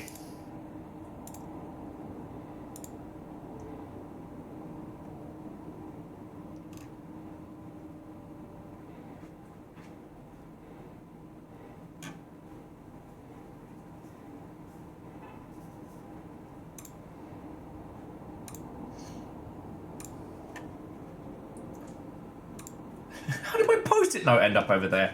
I guess we'll never know. Guess we'll never know.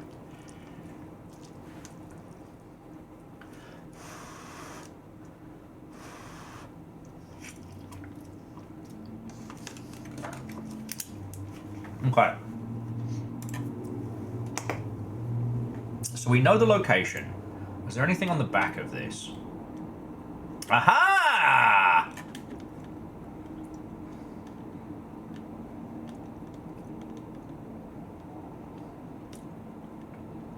Alright, let's push the test back.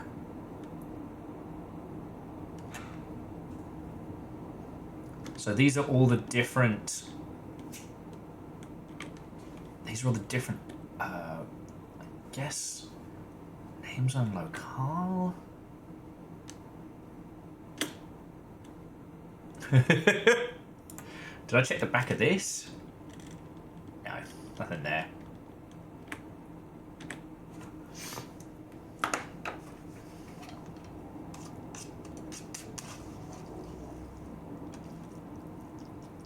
Oh, Legend, have yourself a lovely rest of your evening, friend.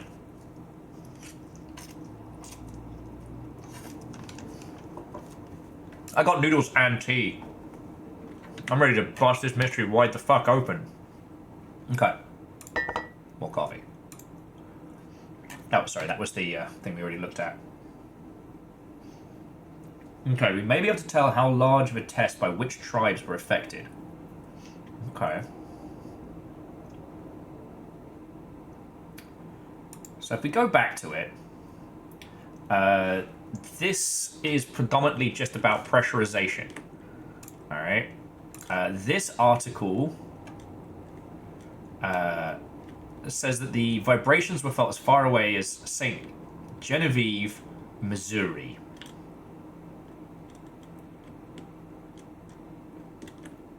Bananas are still 10 cents a go. And cereal for 50 cents? Man, you're just time traveling by our groceries. And Austin, I'm glad. I had to buy just sensible grown-up shit last night, and so I treated myself to... there's like a brand of like miso ramen that I used to eat all the time when I was working as a runner, and I love it. Because like, this isn't a meal replacement. This is just a lovely little warm snack.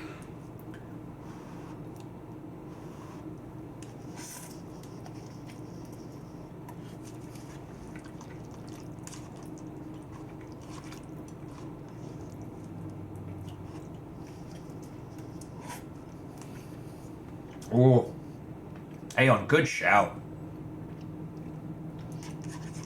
Aeon's doing a Thursday night curry night. Divershi still gets top ramen as a snack. Yeah.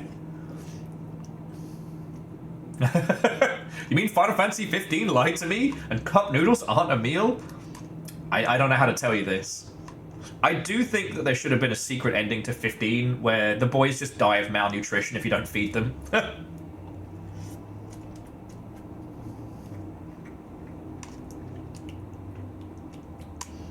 Though I will say,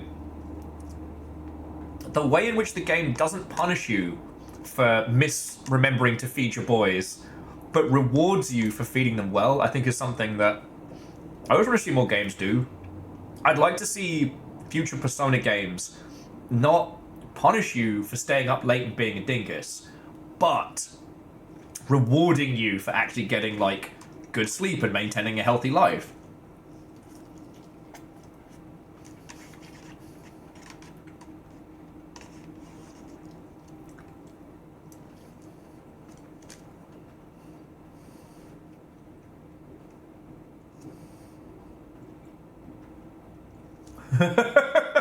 I didn't know that numbers. That's real good. I didn't get far enough into Vesperia. Okay. So, we've got the hertz here for sin, square, and triangle. Sorry, friends. And if I remember rightly, one of these had something about they used the wrong... Okay, so here it was. Just a quick note, remember, the new thumper can propagate 3 times of waveforms. We know for sure that 50% of the max hertz was the way to go.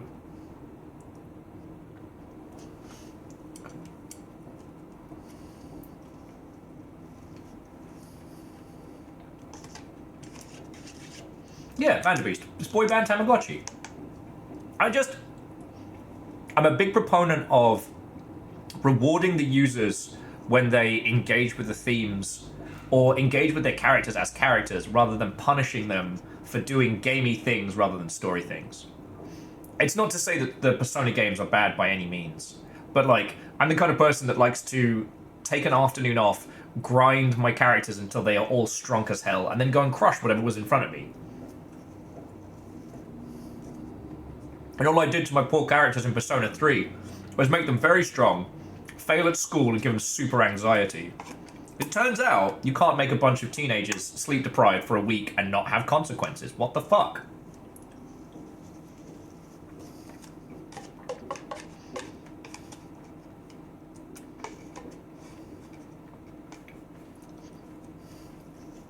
Okay. Noodles consumed. But in the Dark Souls font. Okay, got our book.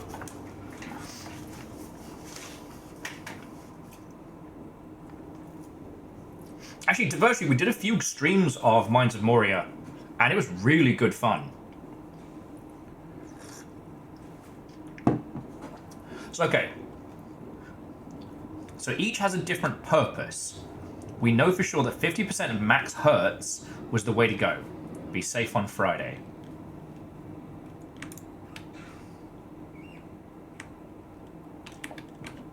Trained personnel only. Apply this decal in clear view of operators to fit its equipment. Okay.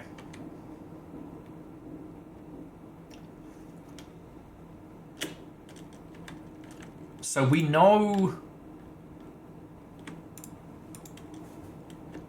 the vibrations were felt as far away as Genevieve, Missouri. Right? And this is...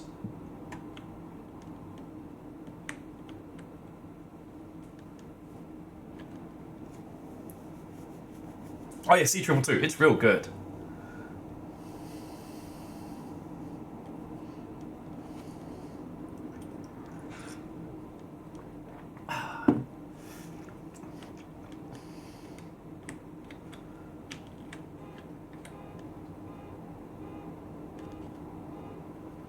And Vernon Flo, what's up and welcome. I feel there's one piece I'm missing. And I'm not sure how I'm missing it, you know?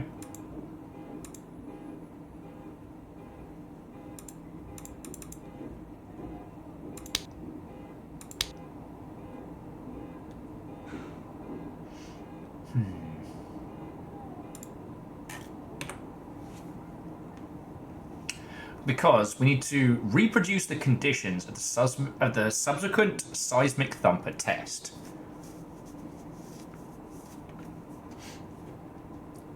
Which means we need to find the right waveform and the right hertz.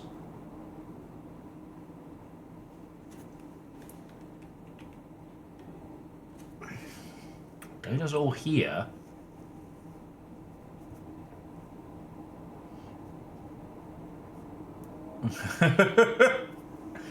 The waveform is sine. How did you get to that? I don't... Hang on, let me write that down. I don't doubt it. I think I'm... You've seen a connective tissue that I haven't.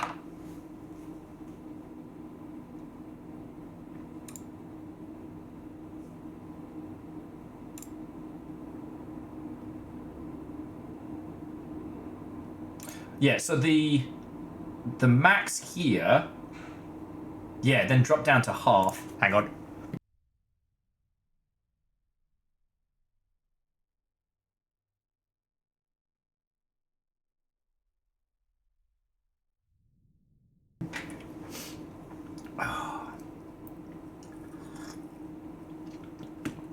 Oh. Excuse me.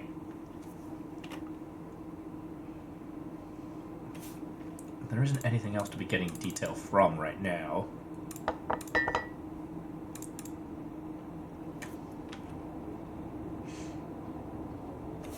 Like, this has got to be the... Yes, the newspaper clipping has got to be the big one.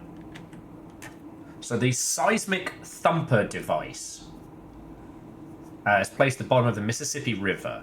So, we thumping? It says it was felt as far away as Genevieve,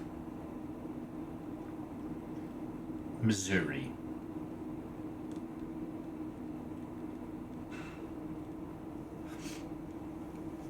The second paragraph mentions it was using sine waves. Okay, good spot. Branf Rebels, good spot. Okay, so it's thumping. It's the sine thumper. Sine Thumper is also an exceptional band name. Okay. And if it's sine, then the perfect 50% of max hertz was the way to go. So if we wanted to recreate...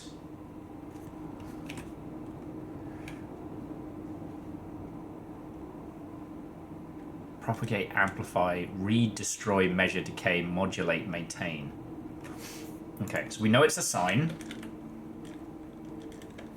And so the value's got to be 240 hertz because it's half of 480.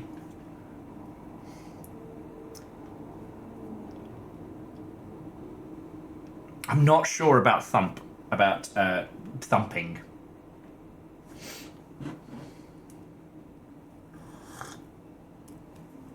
I'm not sure.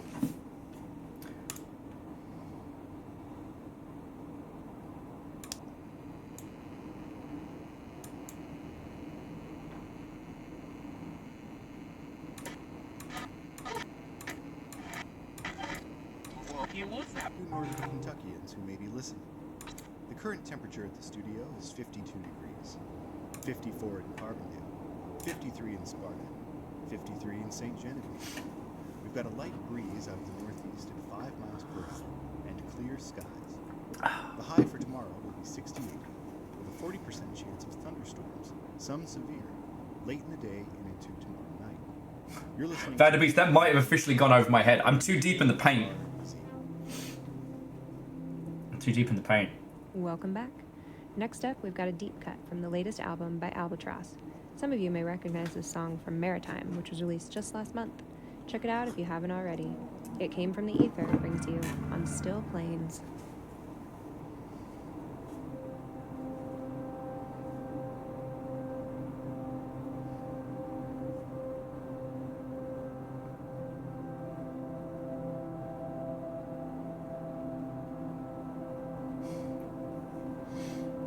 Okay.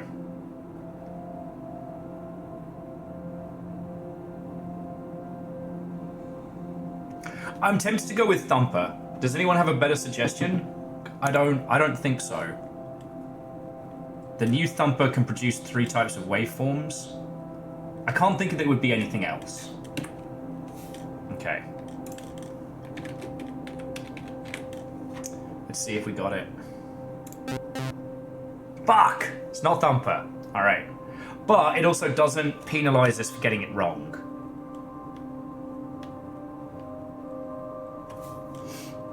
Propagate or maintain? So for this one, could reveal changes in geological densities as just the presence of natural resources.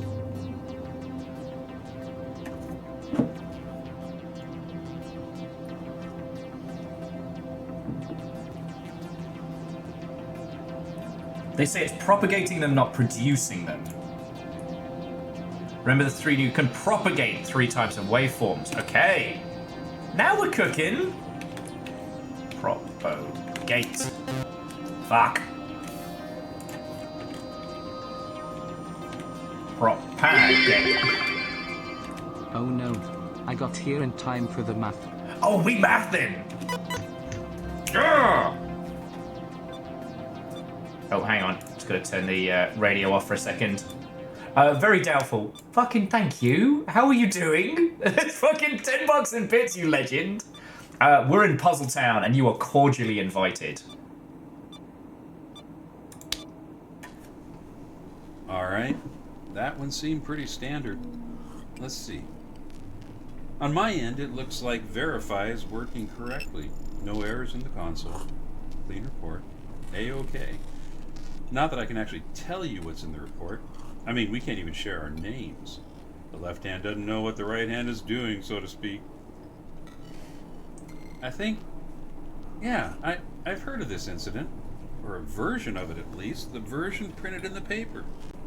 I probably shouldn't elaborate, but I will say this. The Daily Eagle and the Verify report differ on a few key details. Funny how that works, huh? Okay. Move on to the next file when you're ready. I'll check in later. Oh, indeed. Verdon, Puzzletown, Oregon. And yes, Jamami, we will be needing our agent names. So for those of you that weren't there for the Black Watchman, we decided to come up with our own agent names. I am Agent Gin Likely, which I'm very proud of. Fiona took Jazzy Cabbage, unfortunately. So we had, what was it, Anarchy Cheese and Riot Cider.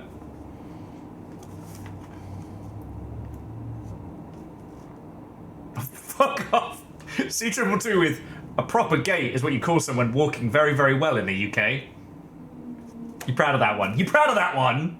Oh, mate, there's got a proper gate. It's a really good fence. Fucking...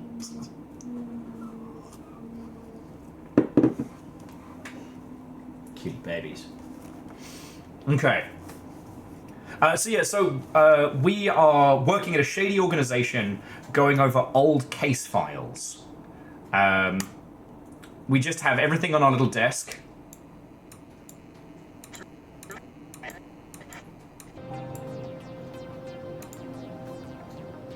And our little radio. Our coffee. And I've got my notepad. I'm looking to see if anything gets added to this while we're going through it.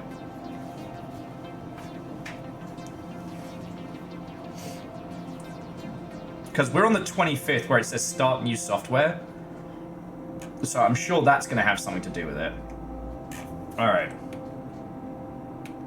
Okay, so incident file 12.2. During the seismic test, a strange specimen was released from a fissure at the bottom of the Mississippi River. Researchers began reports to identify and safely store the specimen. Oh, we're finding some fucking SCPs! Okay, cryptid fuckers on deck! You are needed, you weirdos. It feels like we're intern Mulder. Okay, so task 1. Remove the specimen from the Siren 4 using the Magma Tech 6 field device. Operators include measure, charge, identify, duplicate, ionize, energize, generate, and minimize. The data type is the field type, and the value is Tesla. Nikolai Tesla, impeccably dressed. Okay. Let's see what we get for the case file on this one. Okay. Let me read you the incident report. Okay, so this came from the 15th of the 8th, 1959. It's part 1 of 2, so I have to check the back. And there does appear to be some scribblings. Okay, so experiment title, classification. Field generation for stimulation of unidentified specimen. Eclectic sound from today's most infamous underground artists. As always, I'm your host CJ, and I'm here to help you get through the night shift. Yeah, Unholy Glee, we're doing Still Wakes the Mississippi a little. Here's Ultrasonica. It came from Minneapolis. Okay, so upon its return to the surface, it was noted the Siren 4 had a black, viscous material attached to its hull. It seemed to pulse and swirl in a strange patterns against steel, but it could not be removed with hand tools. In fact, it seemed to be repelled by them, sinking away from the end of a screwdriver. It is surmised that the material was released from a fissure caused by the seismic thumper. Okay, so objective. Remove the specimen from the submersible craft, document the specimen's reaction to the generations of electromagnetic and electromagnetic fields, seek a method for containing the specimen. Okay, so it's not a cryptid, it's mad goo. Okay, so variables in 1, the field types are EM and EMF. You can have a burger, you can have a cheese, or a cheeseburger, but science. The magnetic force is from 1 to 5 Tesla. Is a Tesla a measurement of magnetism? Am I fucking learning things today? Fuck! I hate learning! Stupid video games tricking me into knowing stuff. You'll know how much I drink to forget. Okay, so it is for measuring magnetic field strength. Okay. On the hypothesis, it says, given the specimen's ability to selectively adhere to ferrous materials, we anticipate that it will react to magnetism, although in what ways we are yet unsure. Man, where's my Hi all, CJ here. magnet family? Anything like me, then you know how Okay, it can be. and so this is part 2. Safety. Do not make direct physical contact with the specimen. Wear proper protection at all Folks times. over at Nelson's sure made All light right. work of it, and at a fair price too. Need service, repairs, or new tires? Head to Nelson's just off Route 3 in Chester. There we go. Sorry, I was getting to the car advert again. It's getting a little distracting. So, as we try and crack this baby wide open. So the materials, we have the Magnetech EMF generator, a selection of metallic magnets, varying sizes, 4 ID acrylic tubes with ceramic caps, a variable psi vacuum pump, and PPE, which is like TTP, but the other way. Results. At peak response, the specimen was successfully drawn into an acrylic tube for containment. When not in direct contact with the ferrous surface, the specimen still remains mobile, though not bonded with its surroundings. Refer to the graph below for future manipulation of the specimen as required. Okay. Well, something happens at 4, that's for sure.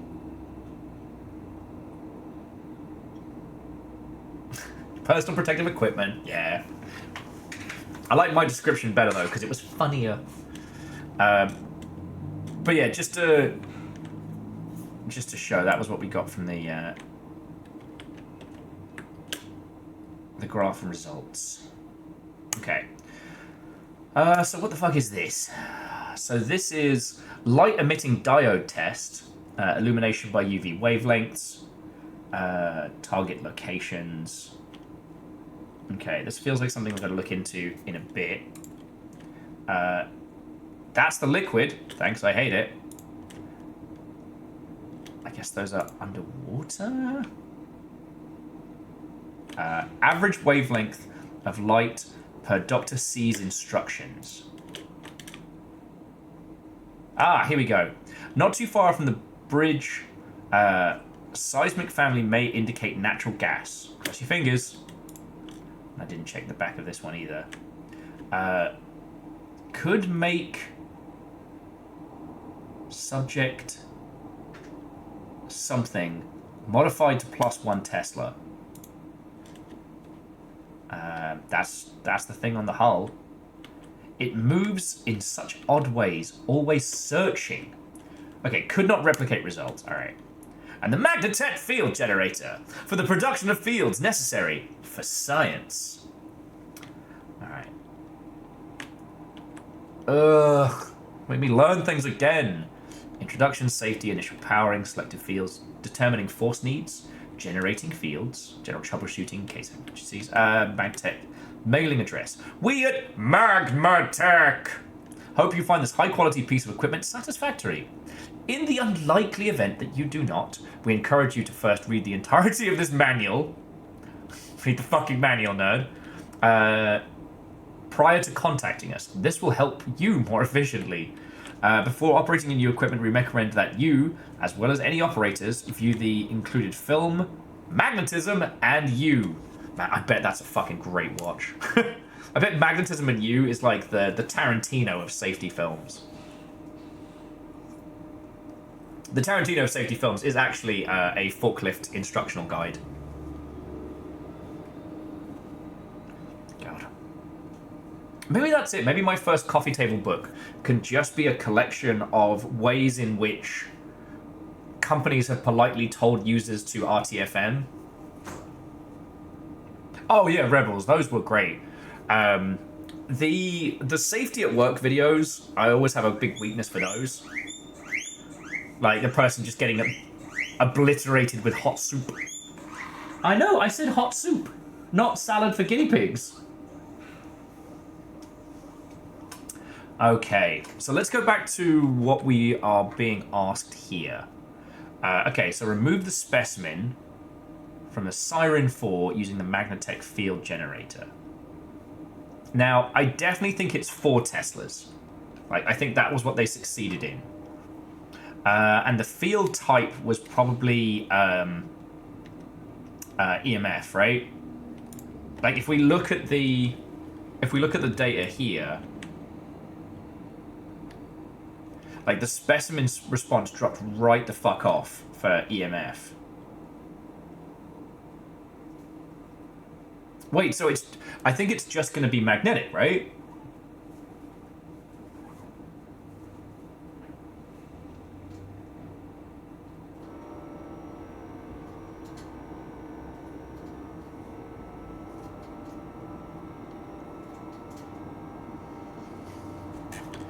But then it begs the question, what field specifically?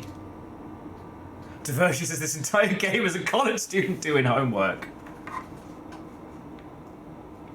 C2 says EMF peaks at 2, but the note says increased to +1. The graph says it fucks it up at 4. So you thinking like, if it peaks at 2, so then it would make a value of 3, not 4.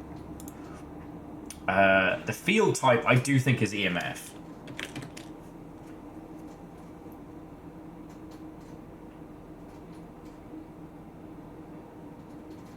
Oh, yeah, no. Bram, you're entirely correct. The graph drops at 4. So it's at 3, it's at peak effectiveness.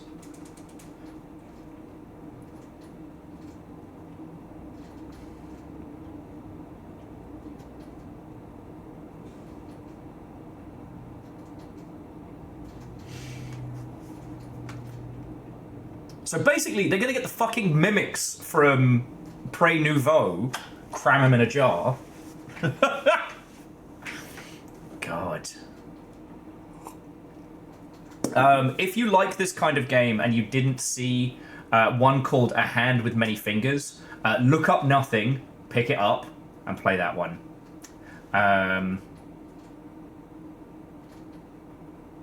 Very doubtful. So far, sorry, I missed your earlier comment. We haven't hit having a bad time with cryptids.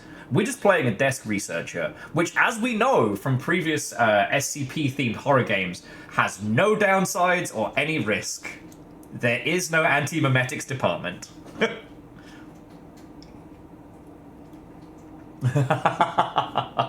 Aeon, you'd think so with that name. But no, it's about real-life conspiracies back in the 60s. It's very cool. I don't know what the operator is.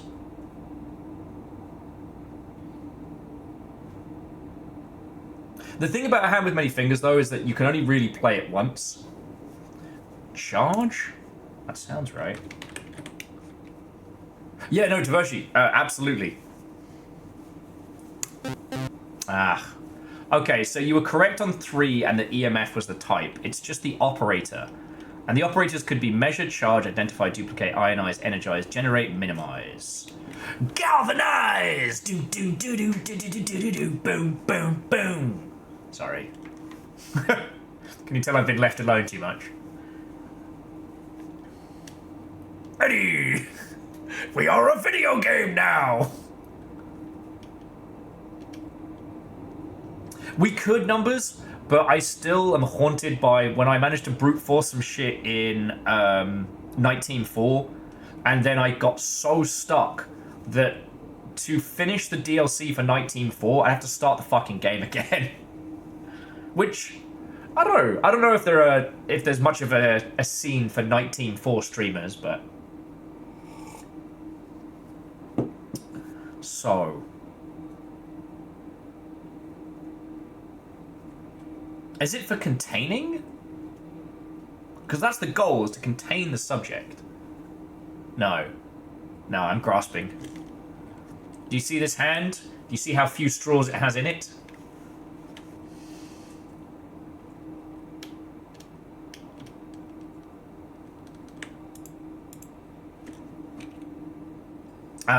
So, measure, charge, intensify, duplicate, ionize, energize, generate, minimize. So it could be generate.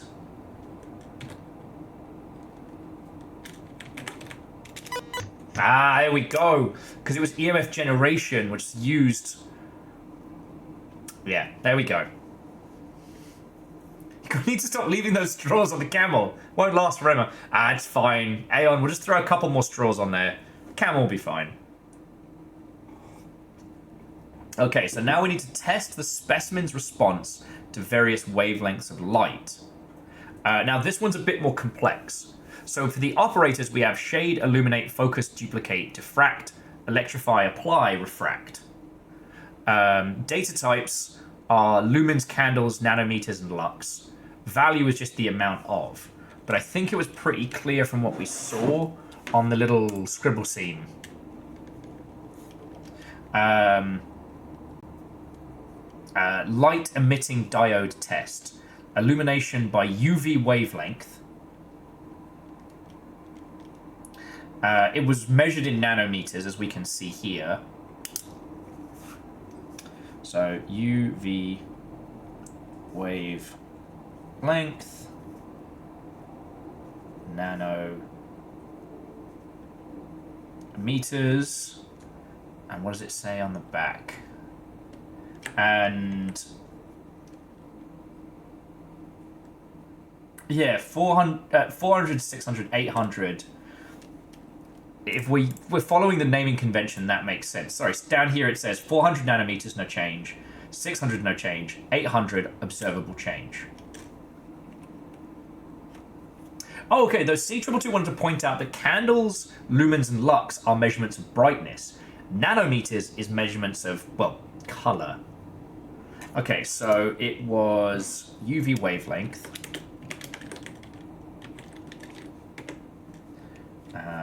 Nanometers, and the amount 800.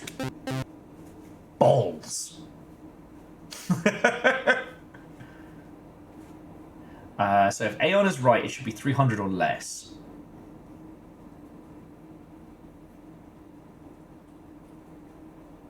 And well, it's got to be illuminate then, right?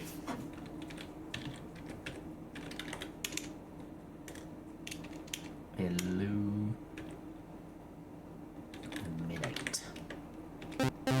Spot on. Okay. So you reckon it's 300? It's not 300. Let's have another look at the deets. No. Not a bridge too far. Seismic natural gas.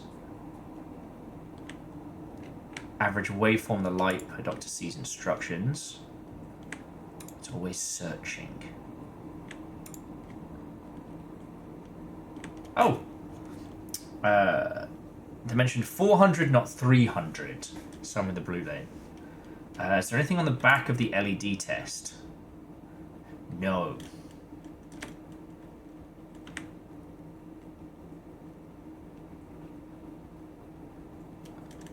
So it says, on the LED test, 400 nanometers, no change. 600, no change. Where, it's been Tipexed out. So I don't know if it's where or if it's just wha. You know, because what is Tipec if not fancy censoring? You got Tipex remover?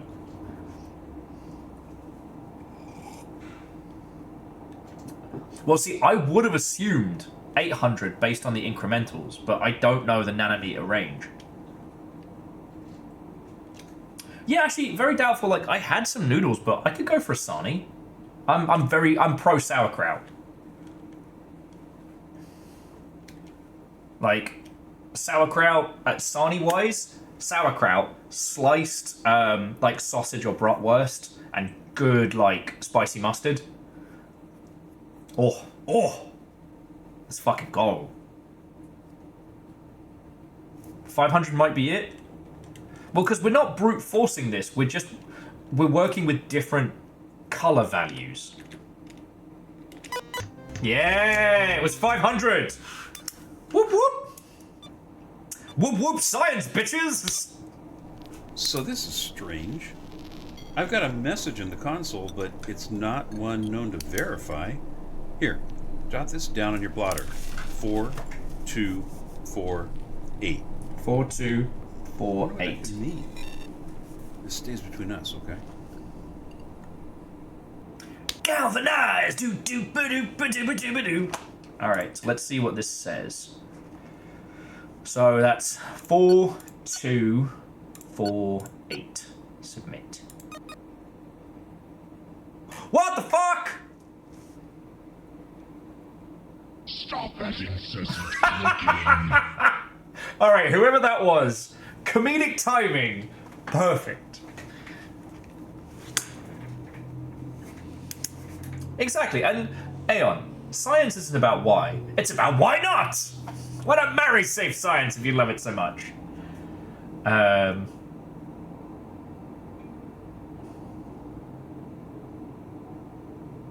J-Post, I love that for you. Okay, so for this thing, it says, I think we can learn from it. Use its ability to rearrange and solidify. What might we build with such unique material? Should we even try? Is it alive? Maybe we should just leave it be. And then it says, leave it be, leave it be, leave it be, leave it be, leave it be, leave it be. And in the end, no. I think that might be bad. But I can leave it up? That's so fucked up. So fucked up. Error from soup. ... We're in danger. I swear to God, if this ends up being like a fucking horror game, I'm going to scream. Very doubtful just got served an ad for spicy brown mustard. They're listening. I mean, shit. It's not like they went, okay, Google, play the Venga Bus by the Venga Boys.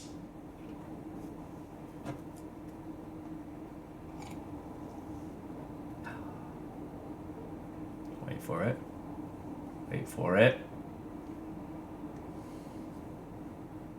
Wait for it.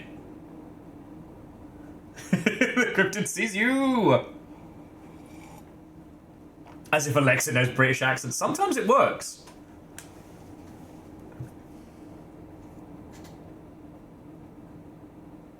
Ah, it was worth it. It was worth it. Bold of you to think I let Google use my mic. It's happened before. It's paid off. Coffee. Okay. So there's definitely some fucked up shit. Oh, okay. Father Flood Plan and the Midnight Communion. Fridays at midnight on 1007.1? Oh.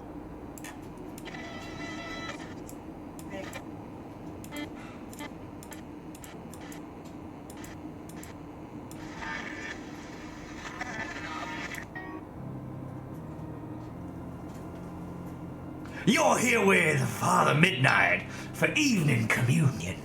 We're doing conspiracies and shit.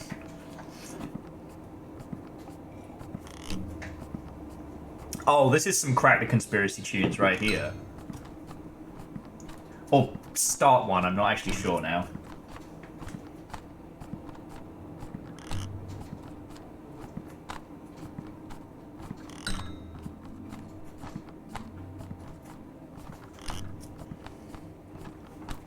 It's not a cult.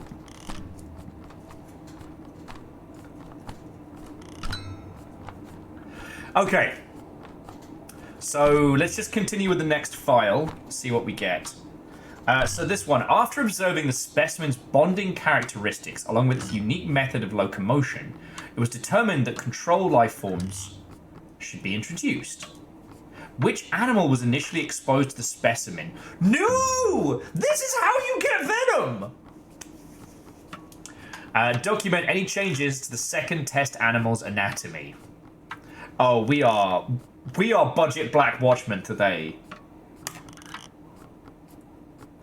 Oh, this is fucking good. Oh, you're not gonna like this. Numbers. The choices being a spider, a crayfish, and a lamprey. It's all bad. They're all bad choices. Hello, friends. Thank you for joining us over the airwaves here this evening.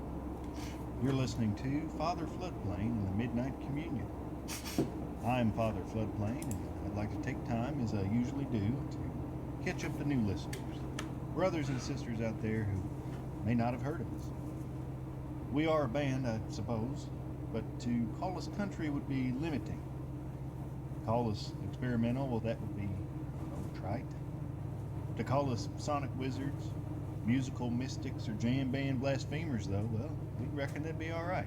Jam band blasphemers. You can find us Fuck, here that's good. each and every Friday at midnight, when we commence to performing new songs we've conjured from homemade instruments and the throats of beasts large and small. We look upon this world and listen, and we ask that you listen too. For there is divinity in each tree, each stone, and each tongue. Without further ado, we're going to get back to playing music for you. This next song is a piece I wrote after watching some crows over a few afternoons. I recorded them calling to one another, and they say a crow can have over 20 unique calls, and they can imitate nearly 100 different sounds. I mean, can you even believe that? Anyway, this here's Crow Song. Sorry, I was just hoping that the thing that got played next was like something from the club, like. Alright, so time to introduce you to Team Milfoil. We'll probably be hearing from them a lot because they fucked up. Okay, the specimen, intelligence. The specimen, now named Where, is showing marked increases of awareness in its surroundings and team members.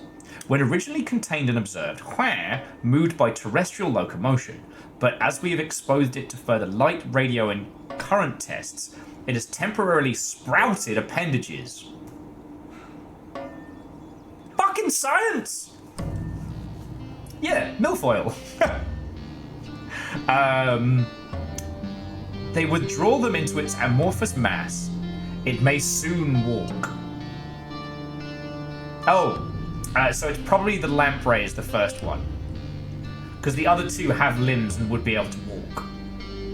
Furthermore, it's been noted that Where will shift and recoil when staff enter the room.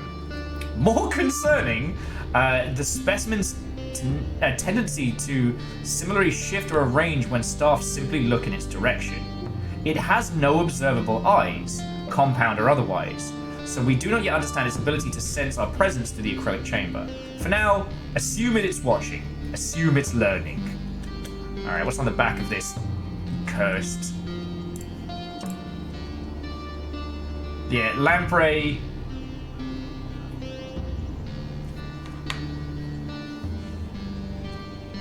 Yeah, this is all fine. Yeah, Rebels, what happened to the lamprey's existing eyes? What happened? Oh, so, I really think we should try something first. Big risk, big reward, right? Is it grafting? That's a bad idea. That's a fucking bad idea. Okay. So what's this? Evidence of test animals' dysmorphic exterior after prolonged exposure. Thanks, I hate it. This was a bad idea. Field test? No! That's a terrible fucking idea. Oh.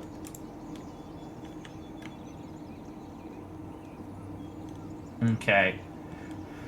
And we have a code wheel for testing locations, so we'll work on that in a sec.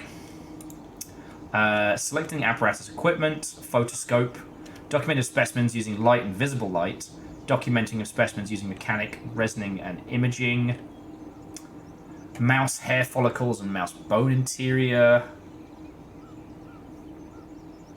So, photoscopic images are beneficial when the specimen's observable physical characteristics must be studied. Best suited to exterior imaging. Qualities such as hue, texture, size, shape, etc., as well as the specimen's physical response to external stimuli, are best documented in photoscope. In resoscope, are beneficial when the specimen's interior cannot be significantly illuminated. Okay. Yeah, I think we're just dealing with like some fucking Venom origin story. Our last song this evening is one we think you'll really enjoy. We put this one together in honor of those misunderstood critters out there. The ones that get a bad rap just for living as nature asks them to. From sundown to sunup, nabbing rabbits, squirrels, and the occasional barn cat. And there's a full moon tonight, so if you listen close, you may hear a few of them carrying on out there. This song's called The Tomb of the Coyote. Yeah, Numbers, that does feel a little targeted. This is a thing on how to feed it, and I don't like this. Please be advised, research staff are now expected to use new animal testing protocols. Note the changes below. When feeding, use A, which we've been told would be X. When injecting, use B, Y. When grafting, use C, Z. I also encourage you to exercise extreme caution when interacting or handling the new specimen. Its propensity to augment contacted fauna is alarming, to say the very least. It seems to like metal, so remind your staff to remove jewelry, belts, money clips, etc. Those who have ferruginous pins, screws, or other fasteners as a result of orthopedic surgeries should remain at least 12 meters. Oh, motherfucker will pull your fucking hip joint out. Fuck. Okay. Restaurants and vendors approved for meal delivery during normal business hours. The Kanska Hotel and Fine Dining, Oscar's Bar and Grill, Tango's Tapas. Delivery from these locations only. Location is highlighted. So yeah, if you didn't get sauerkraut sarnie from Very Doubtful, we can order something. 75% mag. Shout outs. Sorry. Showers work just fine. 75% magnetic. Okay. So the field testing locations we need the code wheel for. But let's have a quick look at what we have so far. Thank you so much for spending the wee hours with us, friends. We are Father Floodplain in the Midnight Communion, and we hope you'll listen. So which animal was initially exposed to the specimen, and in what way? FM, each and every Friday at midnight, ready to treat you to strange, So- sanctimonious songs and reverie of the land. So I think they did a And graft. if you missed part of the program this evening, please don't fret. We've got it recorded right here. We'll be playing it back until 2. On behalf of my bandmates and everyone here in the studio, I wish you a good night. Okay. So I thought it was kind of implied that they did a graft anyway. Because he kind of says, like, I figure, let's just graft it on. No guts, no glory, right? The data type, it was an Ampray. Oh, and if you weren't in for yesterday's Elden Ring stream, we encountered Amprays with fucking arms. It was, sorry, Lamprey. What did I say? Ampray. Blech. Thank you. Dyslexic ass made up a whole new fucking fish. And I was royally hungover yesterday. The lamprey attacks were so viscous and so gory, I had to be physically sick yesterday. Don't drink gin, kids, it's bad for you. And what was the anatomy?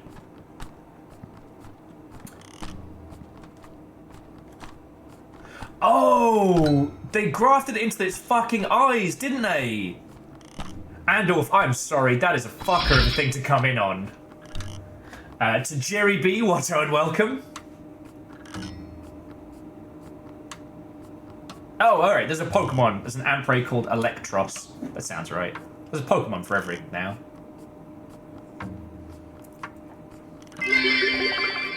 no. Sailor Moon once was going to be about tree rodents. It would have been the birth of magical squirrels. It would have been.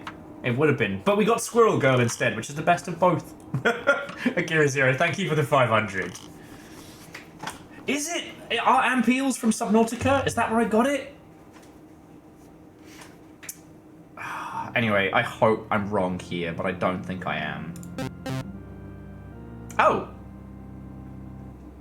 So it was Graft. Thank you for joining us over the air. Where was the fucked You're up... listening to Father Floodplain in the Midnight Communion. I'm Father Floodplain, and I'd like to take time, as I usually Okay. do, to catch up to I really news. think we should try grafting first. Big risk, big rewards, right? Okay, so that was correct. We are a band, I suppose, but to call us country would be limiting. Call us experimental, well, that would be trite. To call us sonic wizards, musical mystics, or jam band blasphemers, though, well, we reckon that'd be all right.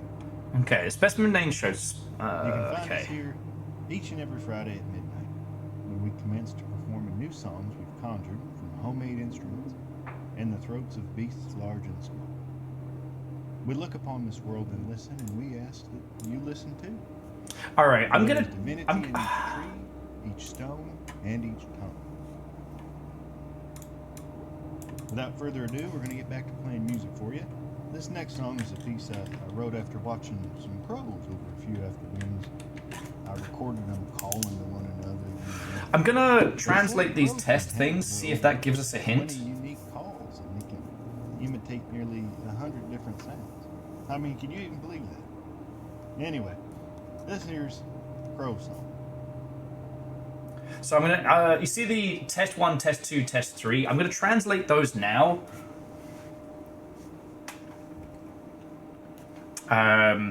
Because I wonder if the locations are going to give us a clue as to which animal was chosen. Because we know it's being kept in a Perspex box, right? Okay, so I'm looking for squiggle with an upside down F. With an upside down F. Pattern recognition. Recognizing patterns. Pattern recognition. There we go. So, first one is H. And then single blob. Where you at, single blob? H-O. It also means that test 2 starts at O.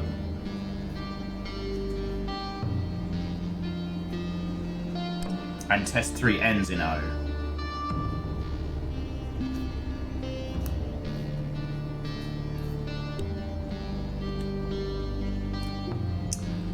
Then we need upside down L and his little Tetris friend. That's T. So, hot. Ah, is this a Hot to Go reference? I hope they play Hot to Go. Will, this is a conspiracy lab in a fucking government agency.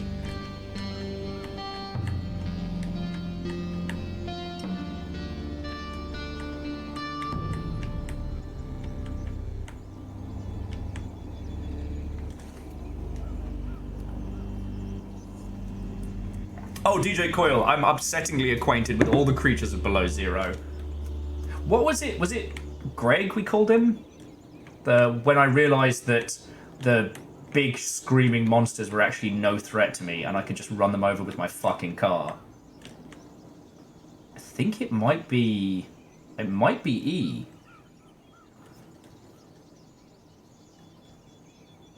If I can't find a better one, then that one is E.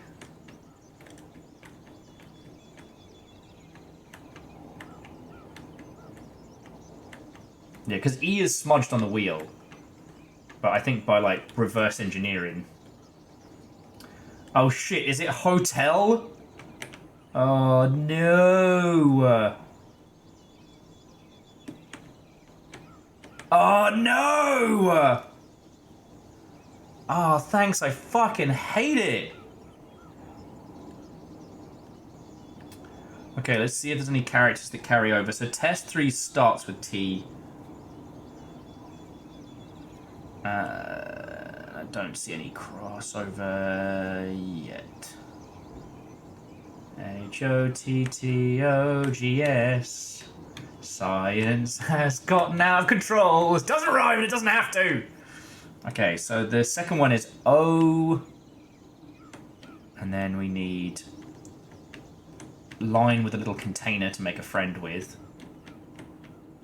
Probably doing this a little backwards. So OS. Our last song this evening is one we think you'll really enjoy. We put this one together in honor of those, misunderstood critters out there. The ones that get a bad rap just for living as nature asks them to. From sundown to sunup, nabbing rabbits, squirrels, and the occasional barn cat. OSC. And there's a full moon tonight, so if you listen close, you may hear a few of them carrying on out there. This song's called The Tomb of the Coyote.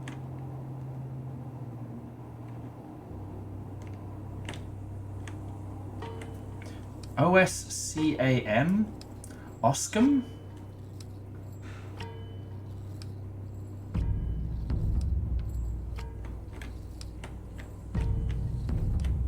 No, you're right, it's Oscar, not Oscum. Hotel Oscar.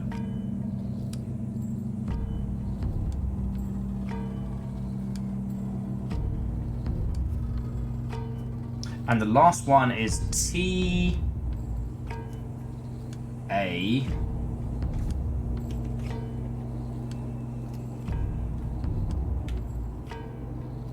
All right, I think you're all right. Let me double check. But I think you're right. T A N. N. And if the last one is G, then you're all fucking spot on. Yeah. So test 1 was at Hotel, test 2 was at Oscar, and test 3 was at Tango. Hotel Oscar Tango. HOT. To go. Would you like a sausage roll? Alright.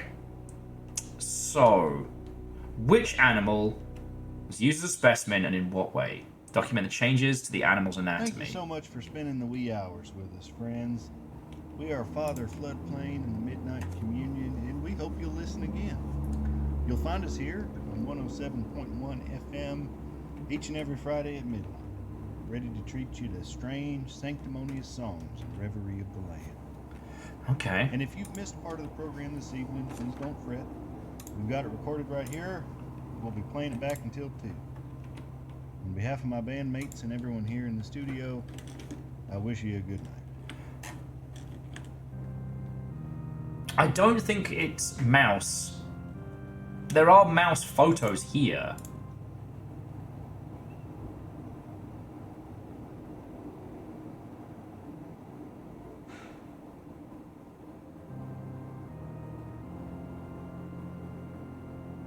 What about UC on the site location?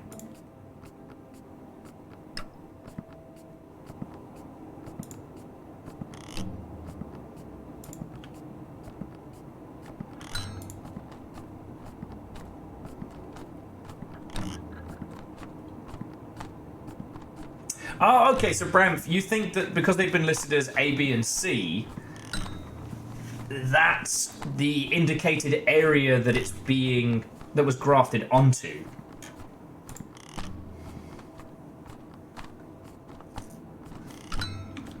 And there was nothing on the back of Animal Protocol.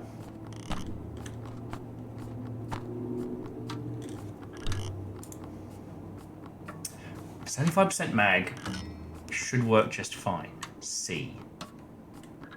Is C the person or the locale?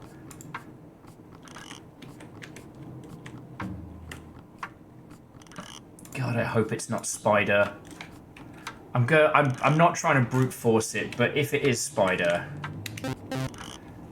Okay. Look, I just had to rule out spiders, alright? Cause like, you know, Venom got attached. It was a symbiote attached to Spider-Man, not a symbiote spider, which I think would have been much worse. Oh, hang on.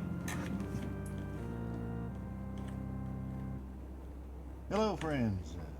Thank you for joining us over the airwaves here this evening. You're listening to Father Floodplain and the Midnight Communion.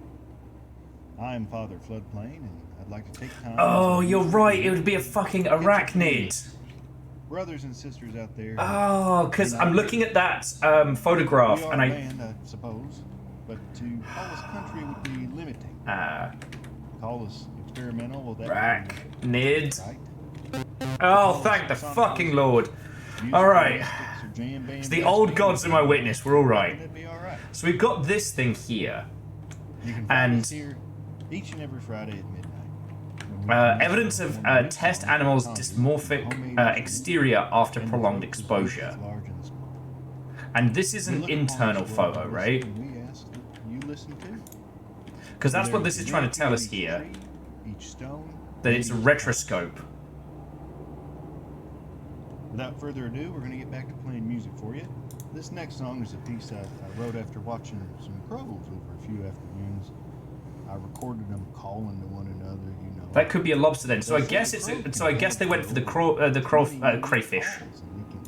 So let's try that. I mean, can you even believe that? Anyway, this here's Crow Song. Crawdaddy. Crayfish. It's not crayfish. Okay. This is good. This is good. But it also wasn't a lamprey. Unless I was just supposed to put eel. If it is mouse, I will laugh. Mouse? No. Eel. It's not an eel. Okay. Eels up inside here, finding an entrance where they can. Okay.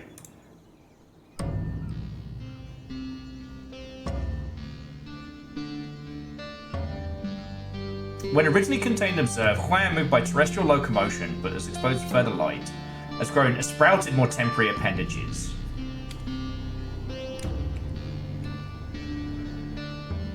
What are the small words on the...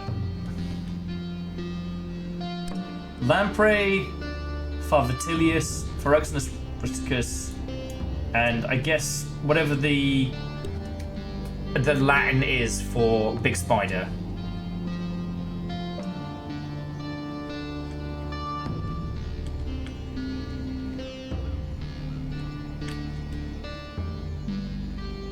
Oh, it's clearly a spider mouse, of course. Wait, is milfoil a fucking anagram? Is milf oil an anagram? Are we being anagrammed right now?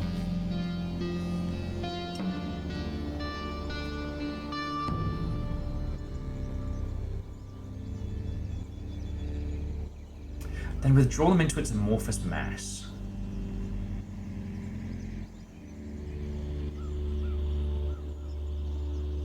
It has no observable eyes, compound or otherwise. Jellyfish? Just thinking of creatures that don't have eyes. So, Hotel Oscar Tango. We have hot. This one I find weird though. Restaurants and vendors approved to deliver during normal business hours. Unless that's going to be part of the next one.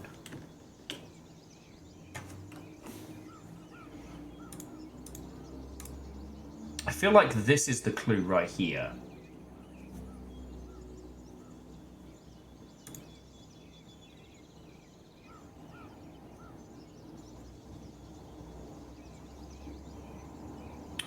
What the fuck?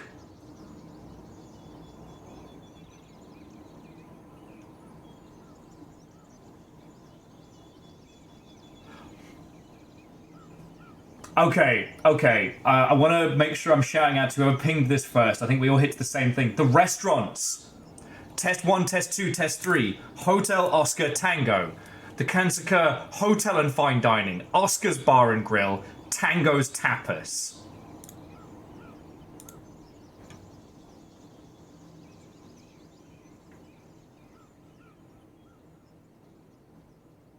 Okay, each of them has a number attached. So Hotel's number is... Our last song this evening is one we think you'll 769-1. We put this one Oscar's is 2901. And Tango's is 2525. And I know those are phone numbers, but they're 4 number digits. Squirrels and the occasional barn cat. And there's a full moon tonight, so if you listen close, you may hear a few of them carrying on out there. This song's called The Tomb of the Coyote. Oh. 2691.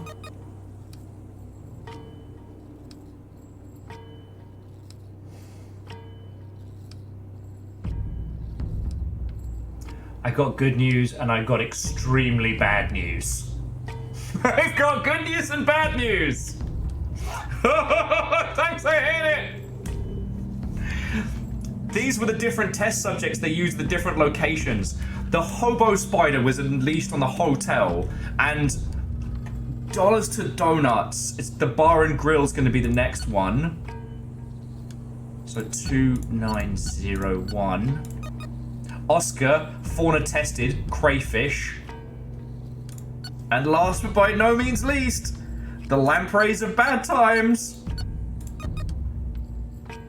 This is why we shouldn't have evil science. It was fucking spiders after all. It's hobo spider. It's fucking hobo spider. Why?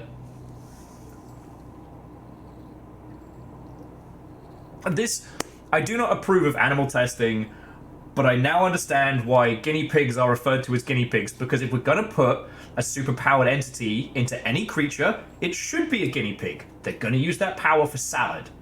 They'd subjugate humanity to make tastier salad. That's fine. Hobo spiders, they're spiders with a grudge. They're not the most deadly, they're not the most poisonous. They're bullied. They're bullied spiders. They're spiders with a chip on their shoulder. We are Father Floodplain in the Midnight Communion, and we hope you'll listen again.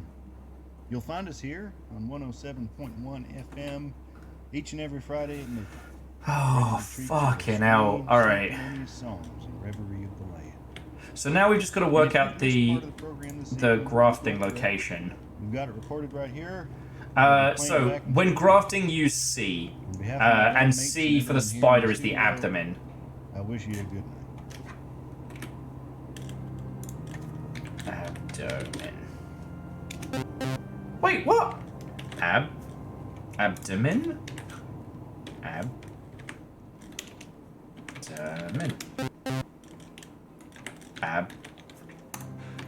Abdomen.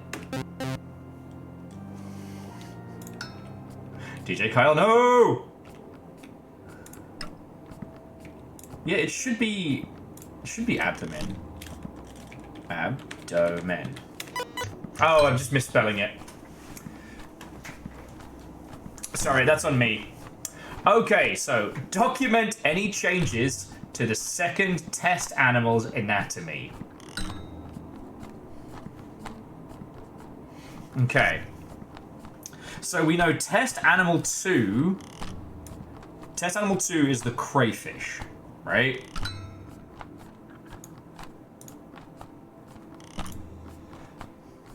%, magnetism should work just fine.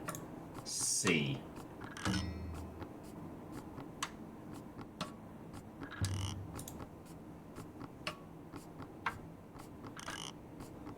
Oh, 75% magnification. Oh, okay.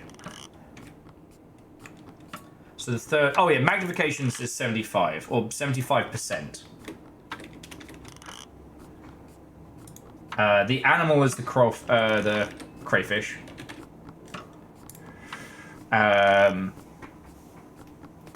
Oh...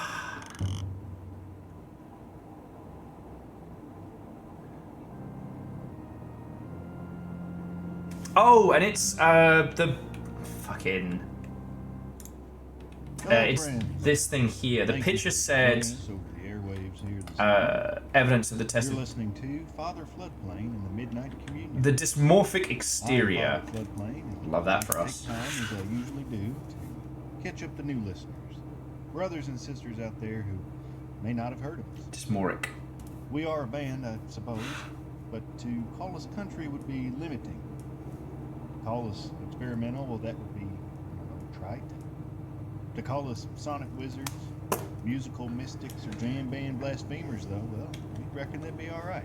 Oh, so it should be retroscope or photoscope. I think it's restoscope. When we commence to perform new songs we've conjured from homemade instruments. Or resoscope, sorry. Large and small. We look upon this world and listen, and we ask that you listen. We could be playing Elden Ring right now, instead of like finding out about fucking horror spiders and the crawfish that wants to kill you. Without further ado, we're going to get back to playing music for you. This next Reso. song is a piece I wrote after watching some pros with a few afternoons. Resoscope. I recorded Oh. them calling to one another. You know. Hang on, let me just try They say 75 pros instead of can have 75%. over 20 unique calls, Oh. and they can imitate nearly 100 different sounds. How Oh, many but it do says you? risograph. Sorry. Anyway, this here's Reso. Man, deja vu. Risograph. No. I mean, diversity.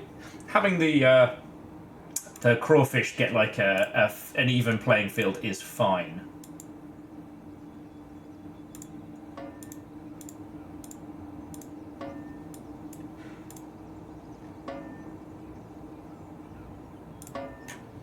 Okay.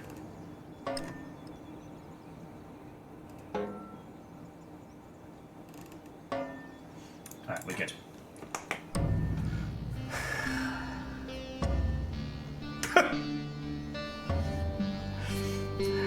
Edwin, have you seen the fucking meme that does the round, which is I'm an alpha male, which means I only eat predator creatures. And pound for pound, what's the best predator on Earth? Spiders. I eat anywhere from 400 to 500 spiders a day. My doctor says stop eating spiders, but I don't listen to him because I'm an alpha.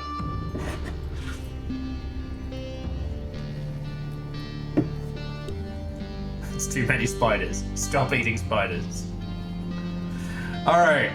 Okay, so the potential operators could be photograph, omnigraph, restograph, telegraph, micrograph, styrograph, electrograph, and hippograph. So it's gotta be...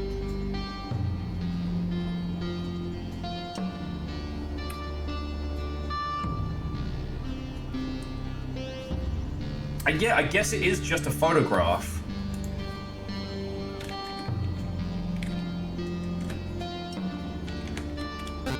It's not a photograph.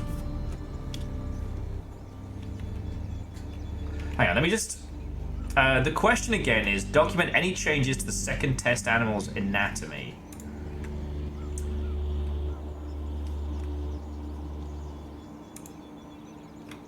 For documenting expressions using visible light.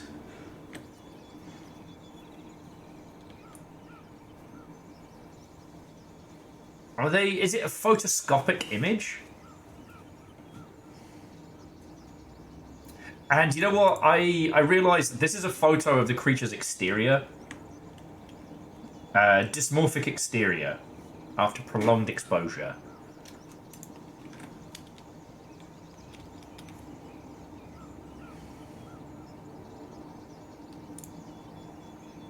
It did say 75% though. It was the correct magnification. Why are you so grumpy at me?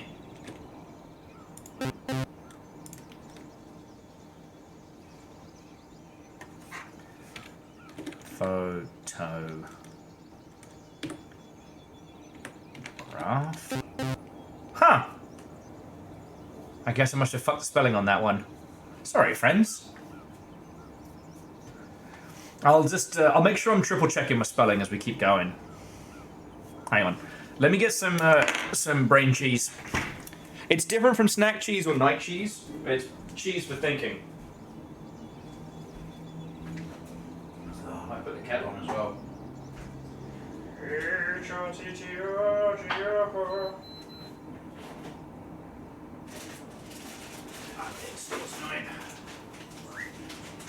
Y'all for babies! Our last song this Pretty evening is one babies. I think you'll really enjoy. We put this one together in honor of his misunderstood character. Pretty babies. You have so much food. They want better food, that's the thing. Sun down, the sun up, nabbing rabbits, squirrels, and So maybe if magnification was 175, assume 100% magnification was normal. we hear a few of them carrying on. Let's try. This song's called No, 100%. Good shout though. 175? I'm not trying to brute force it. Okay. 75% magnification should work just fine. C. There's nothing here about magnification.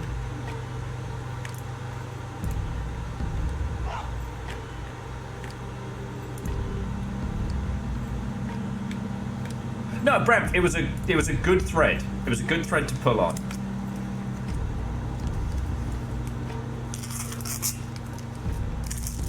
Let's check the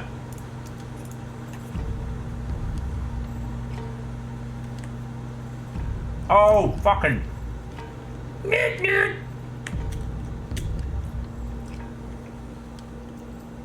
mouse head. So if it's a photoscope, it's anywhere between 200 times magnification.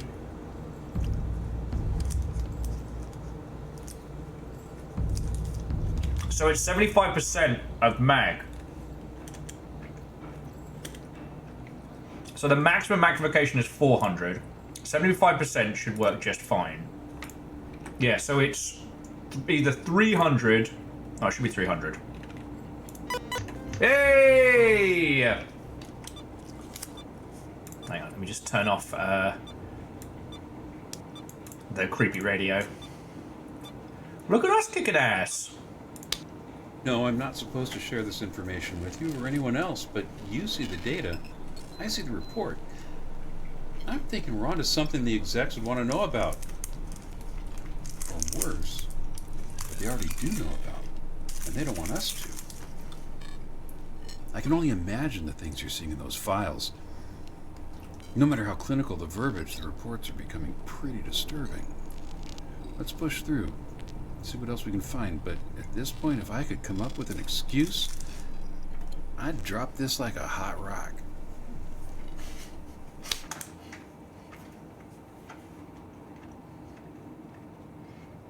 Okay.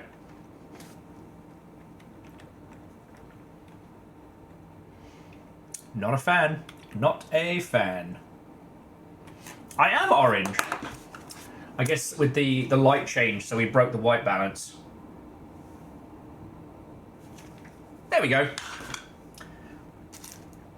This is something that's going to happen for a bit before I get the lighting in this area completely fixed, but...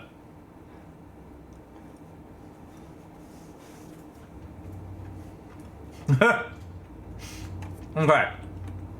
Oh, I love this. The specimen's ability to bond with and alter organisms has been confirmed. Yay! Eddie, we are a report now! Several animals have been totally corrupted. Yay! At least one human exposure is suspected? Task 1. Perform a vivisection on the weakest animal to be affected. 2. Mitigate risks associated with human collateral damage?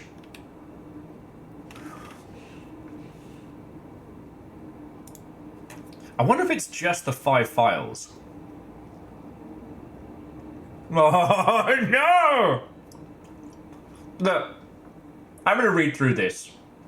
I'm going to read through this and I'm going to tell you what's happening. But if you have arachnophobia, maybe go play Animal Crossing for a bit, because I see something, and I wish I hadn't seen it. You can leave now in blissful ignorance.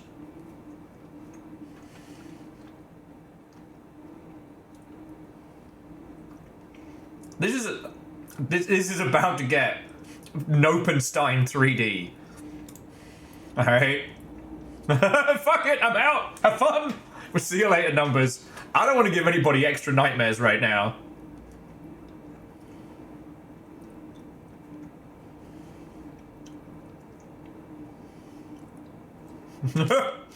Okay. Unholy glee, that's smart. Okay. So I'm just reading these as these stacked. So this is just an... Actually, let's start with the report. That's a good place to start from. Okay, memorandum. And this is...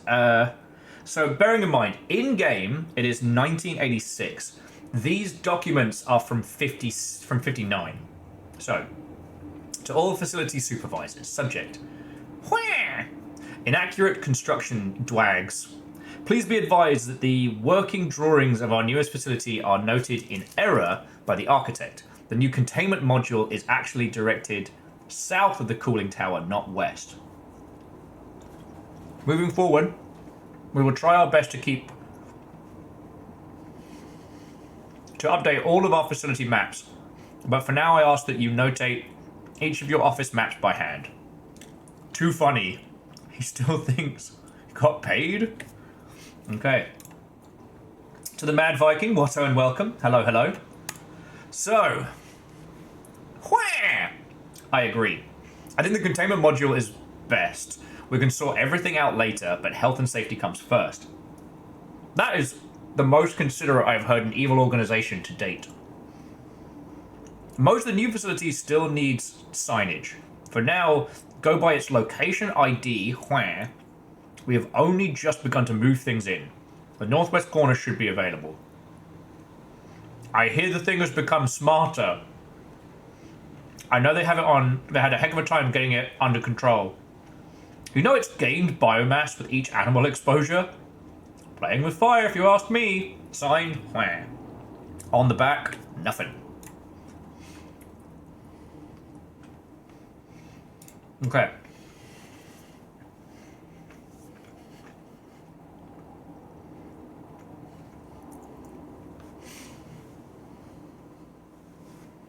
Okay. Interestingly, friends, for some of the redactions here, I can kind of see the word. And it seems to say creature. So, we attempted a surgical procedure on where that was hosting where. It went about as you might expect. We could not peel the specimen away. We determined that vivisection would be best. There was no saving the where. Anyway, I made a single incision, but no sooner had I finished cutting than inky innards or strands of where itself spilled out. They groped the exterior of the where body, then grabbed the scalpel. I'm serious. It snatched it from my hand and withdrew it into the where cavity. But it didn't stop there. Where zipped the incision back up from the inside with tiny stainless structures. Is it structures? Sutures. We knew it liked metal, just not how well it could recognize and manipulate it. Don't worry, yes, it touched my hand, but it wasn't as bad as folks were saying. I'm fine. I don't know what to tell you, friends, but I think we're going to have to put down Dr. Dave. I think we need to isolate him immediately. Okay, the containment facility appears to be 220. 0220. 0220. Yeah, there's no reason to put me in containment. I'm a normal human doctor. Look at me doing human things, like loving sports and eating dog hot. The lamprey are...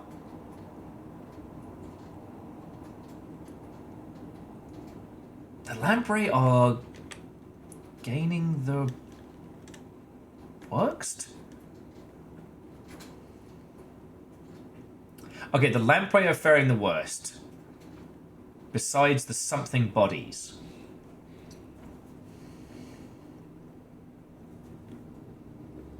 Yeah, Devoshi, this is the after-action report from Carrion. Oh, hey, me. I'm a normal human doctor scientist. I'm just going to keep on going by here.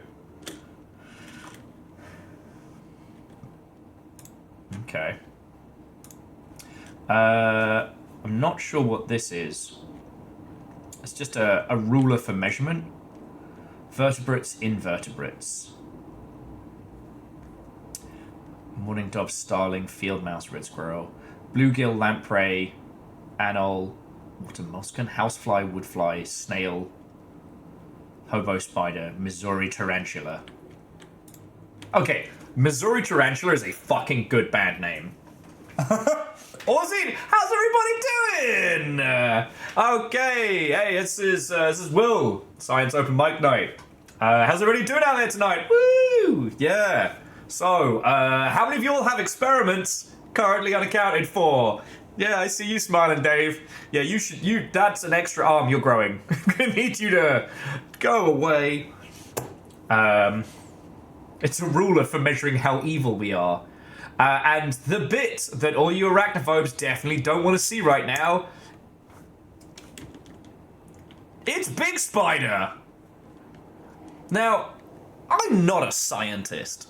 By my understanding, one of the key elements of a spider is that it has 8 legs. And I'm no mathematician, but that is too many legs.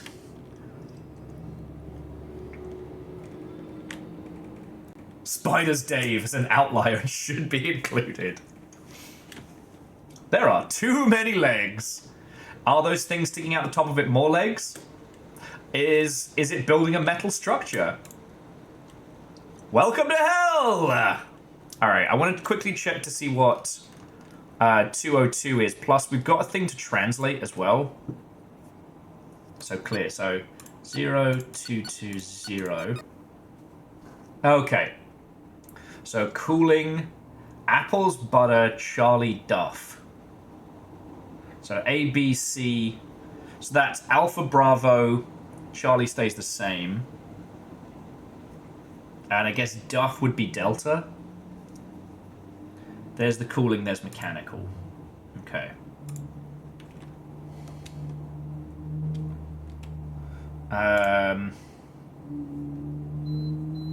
Okay, so regarding subject code named soon to be translated, it is absolutely imperative we make the decision about him soon.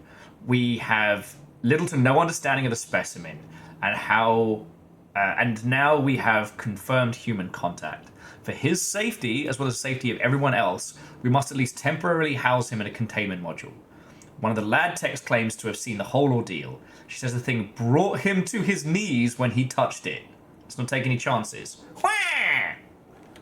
And is there anything on the back?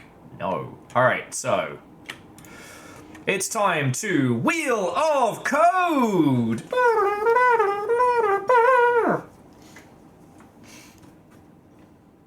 Ozine, way cool. Avrek, it's not an arachnid anymore, so it shouldn't trigger arachnophobia. You'd think. Bradstar, if you haven't seen anything up until this point, do grab it. I don't know how much more game there is, so the chance that we're actually going to solve this and do it is quite high. Fucking the spider. Yeah, Spiders Dave needs to stop touching that spider. It's getting inappropriate. It's definitely a leg man. This is a FBC staff announcement. Under no circumstances should you fuck the science. Under no circumstances should you fuck the science. Thank you. Alright, I think we're about to learn what Morse code is for J. Okay, so regarding the subject, so W...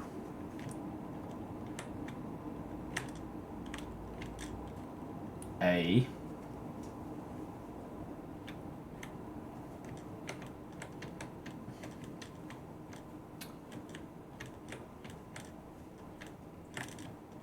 W-A-M.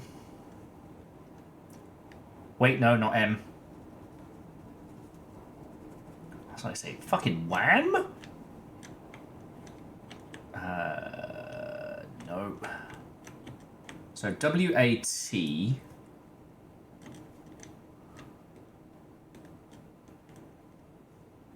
Now, didn't we work out that that one was E because it wasn't anywhere else?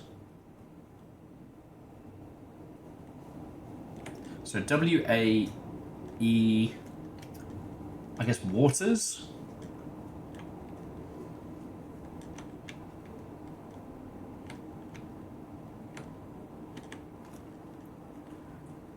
Yeah, WATR S. Oh, 3 more letters to go. Hang on, let me put on the slightly unsettling. Waterson sounds right.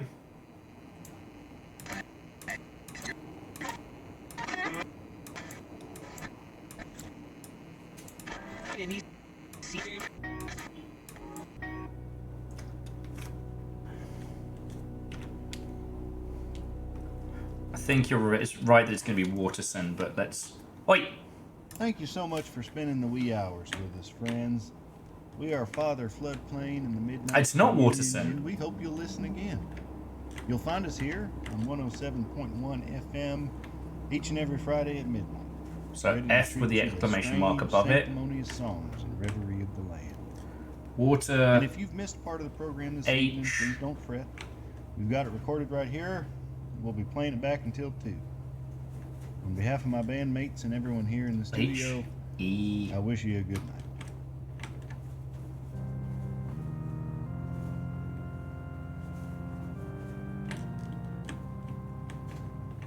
night. HED? Watershed. Okay. Regarding the subject, code name named Watershed. HE double hockey stick. So he's in containment. Please be advised that working drawings of the newest facility were noted in error. The new containment module is actually directly south of the cooling tower, not west. So if we look over here, north is that way, so never eat shredded. So containment is here.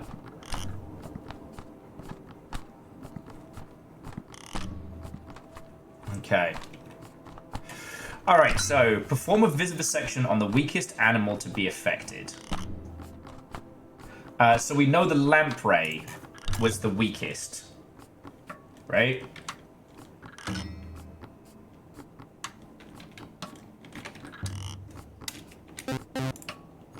Oh.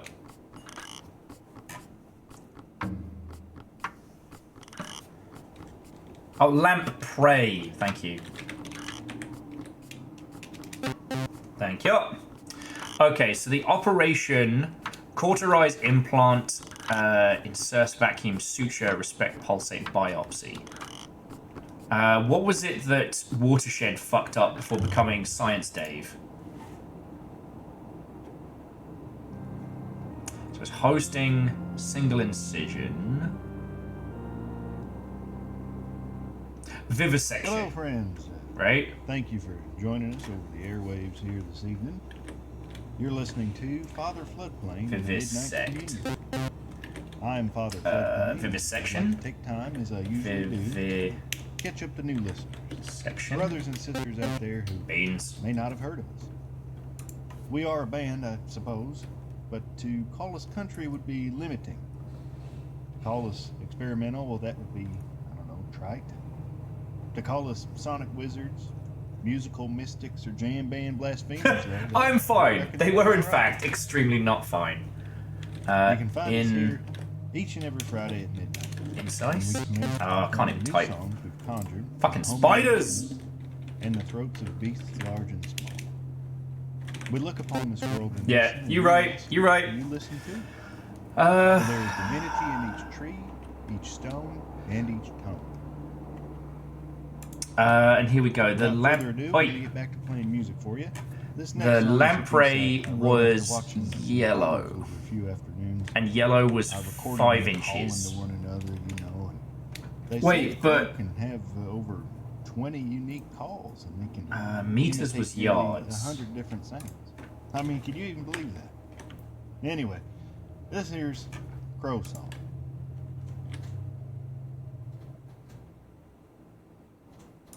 Okay. So it was 5 inches. Woo! With every puzzle we solve, it gets worse. Every time we solve a crime, it gets worse. Do you ever think about how if our character just not showed up for work today, they could have lived in glorious nonsense?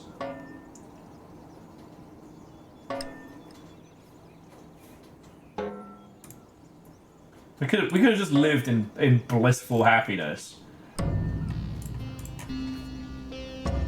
Okay, so mitigate the risk associated with human collateral damage. So we need to isolate. Sorry.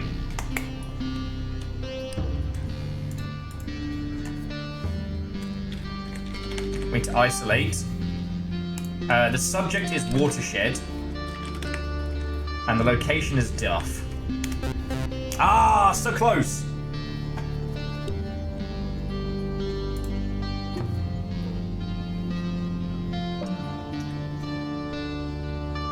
So it's top right. Oh, so it would be Butter, but Butter isn't Butter. Butter is Bravo.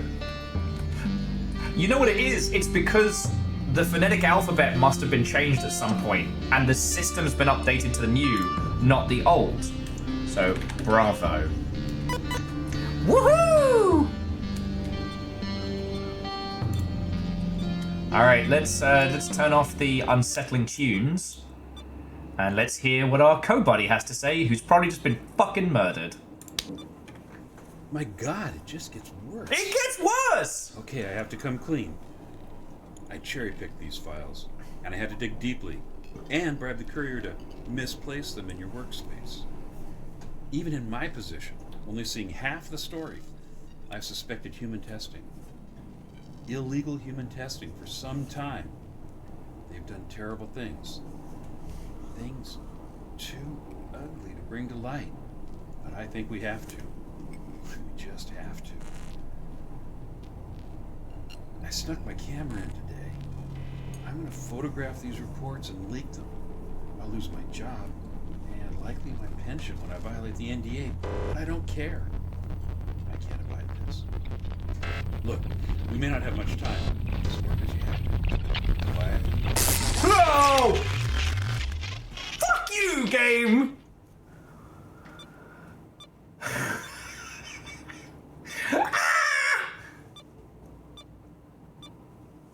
This is fine.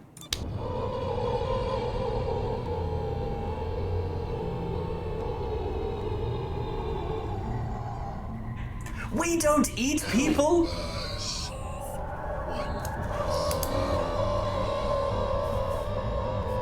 Two,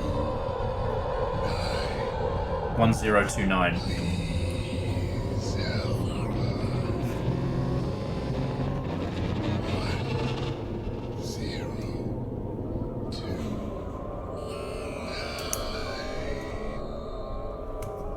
Ain't no pension worth risk shit. I'm going to fucking Wendy's and I'm forgetting this. 1029. Hey, Deus.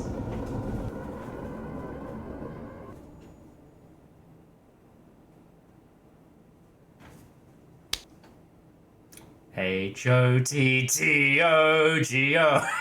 We are fucked. We have to go. Okay. Okay. 1029. Submit. Can you hear us? Oh! 102.9. 102.9. Alien radio. It's fucked. Sounds good. Can you shut off the recorder? Okay, let's get started. It's 3:32 p.m. Central Standard Time, Monday, October 12th, 1959. We've got subject Watershed here, and he's not looking good. He's been comatose for just over a week now. The original specimen has bonded with him so completely that as of yet we've been unable to separate them. In fact, we're having a hard time telling where one ends and another begins. The specimen cannot be removed surgically. It hardens its body against scalpels and drills. It's apparently impervious to chemical treatments as well. The only thing it has responded to thus far has been electricity. While we've been able to reconstitute the specimen into complex structures by passing various waveforms through it, the thing itself can in turn reconstitute its host. We've seen it in the spiders, the eels, the arthropods, and now a colleague. A friend. Fucking Spider Dave. He's suffering, and we must end his suffering. When we send the current through him, we'll have a narrow window to siphon the specimen off his body. 500 milliamps will surely kill him. But with some luck, we may save the specimen, contain it, and continue our studies. No! We're looking at great loss in the eye here, friends. But it doesn't have to be in vain. Okay, let's give him some relief. Stand by 1. Stand by 2. Go. 3.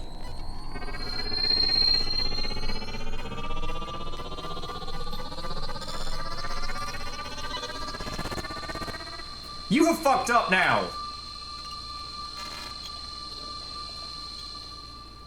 Now you fucked up! You have fucked up now!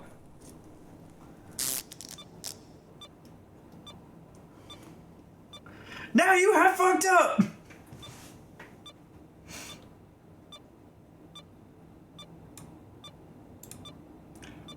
After whatever communication we get next, I'm just gonna put it onto the happy channel, and we're gonna be fine. Oren, Wolfgang mate, what's Owen? Welcome, hello. This game's really fucking good. And fucked up, and I love it. How are you? What if this is all going on inside Dave's brain? Whoa. We're not that lucky.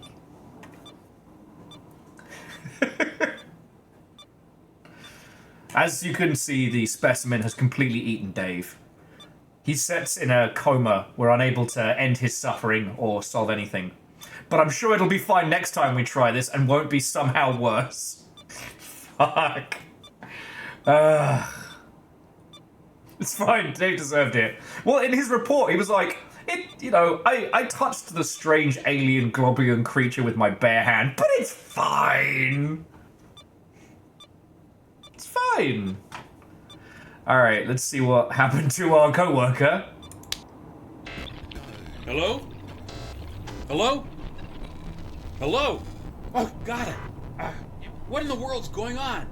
Did you lose power too? The backup kicked on, but I couldn't get my intercom to work.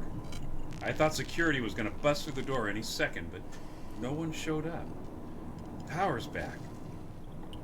I'm guessing they're not onto us. There's a weird amount of crawfish in here. Either way, let's get this done. One more file, 5 reports. Ugh. Damning evidence of wrongdoing.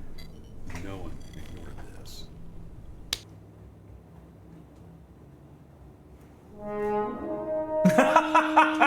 How's that? Oh, come on!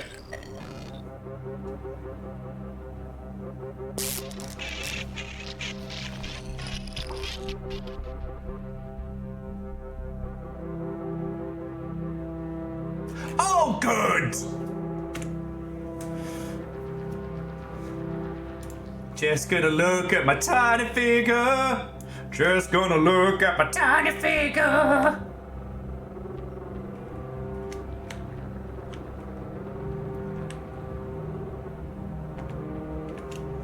Everything seems fine, apart from that crawl spider. So, Restless Roots, how was your stream? What are you up to, Watto? And welcome. Wolfgang.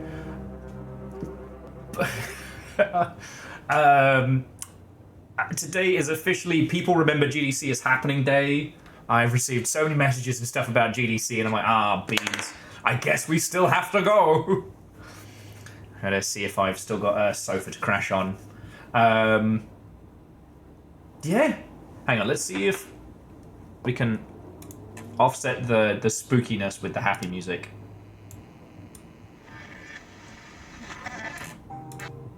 I hope you enjoyed that tune from the Sundogs as much as I did. They're such a fun band to see live. They're I so highly fun. recommend you catch them in St. They're Louis. so in July. fun. Next, we've got Cloudfall, the latest single from Mooncreeper. Fucking love Cloudfall.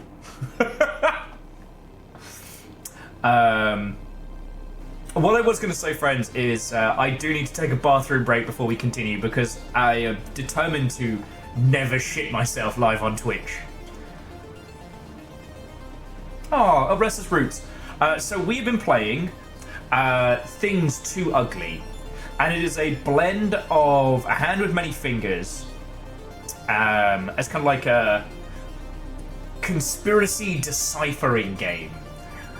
We work at Evil Corp, and we're going through files from like the 50s, trying to work out what happened. And you've joined us, Jester, as well. Shit's gotten wild. Yeah, Ket, this is a normal game of nice things where only good things happen. We don't talk about Spider Dave. We don't talk about Spider Dave. The other reason why I need to take a quick little break is because I need to put my shoes on.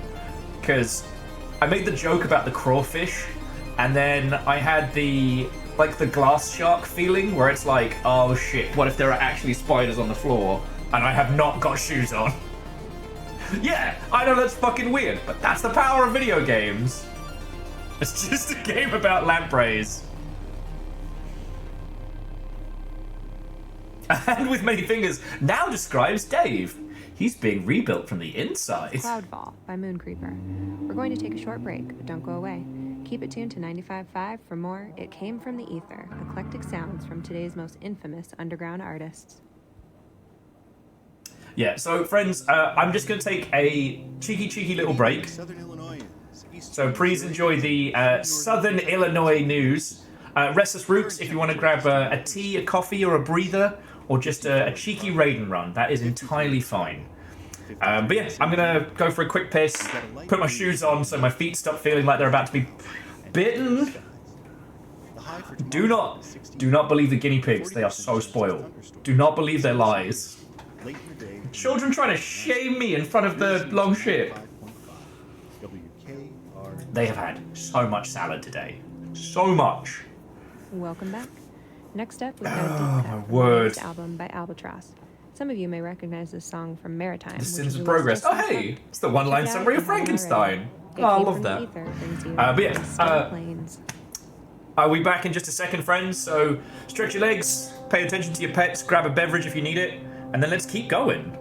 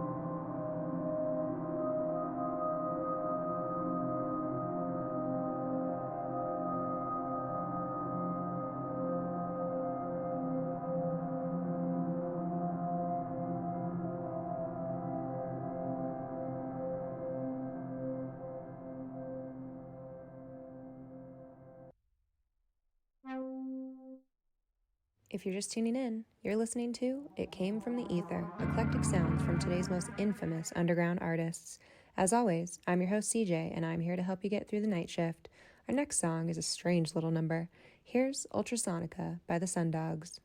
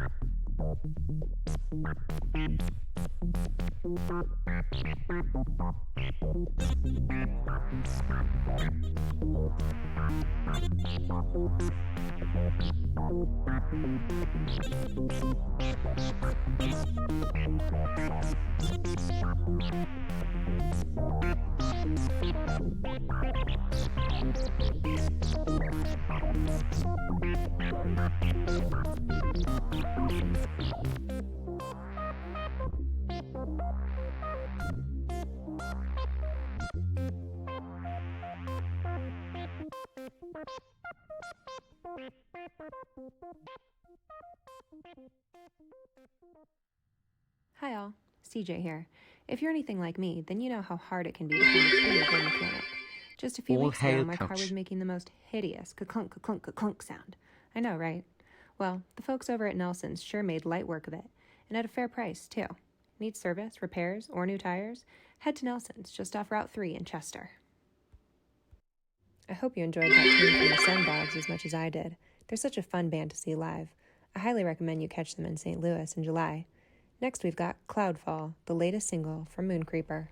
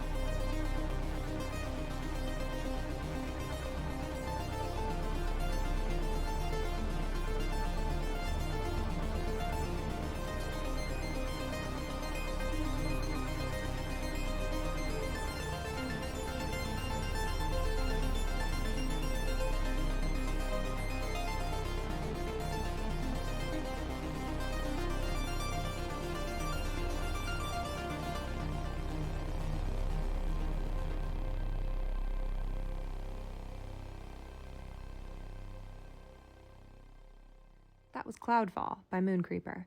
We're going to take a short break, but don't go away. Keep it tuned to 95.5 for more It Came from the Ether, eclectic sounds from today's most infamous underground artists.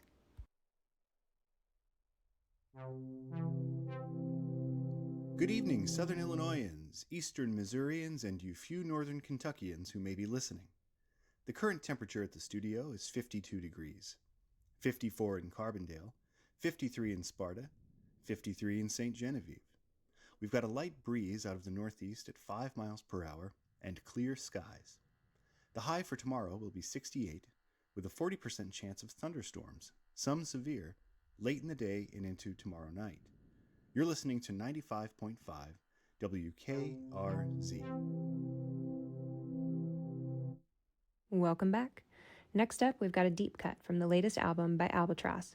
Some of you may recognize this song from Maritime, which was released just last month. Check it out if you haven't already. It Came from the Ether brings you on Still Plains.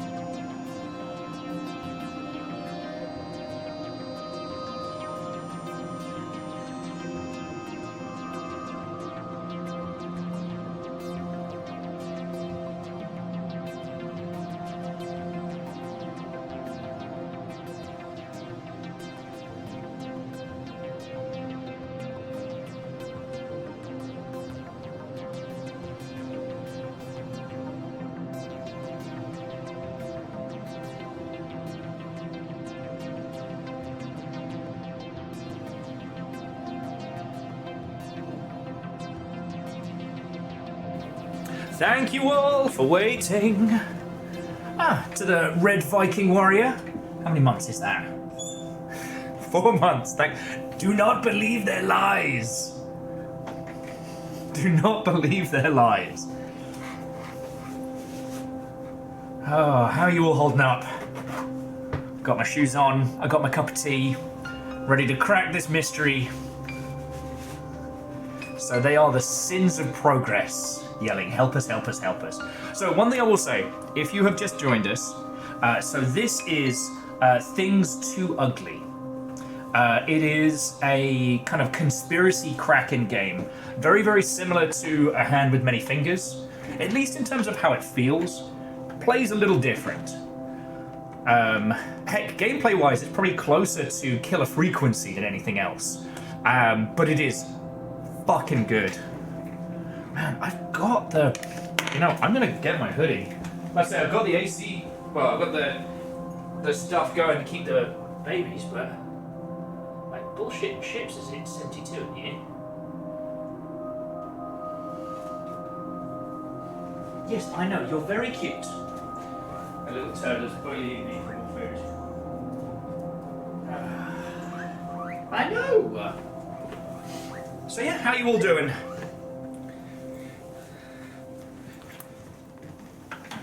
So Red Viking, I know what you mean, but this game absolutely slaps. So all I'm going to say is that if you're super into like unique, weird, like conspiracy Kraken puzzle games, you might want to tap out to avoid spoilers. Here's Ultrasonica by the Sundogs.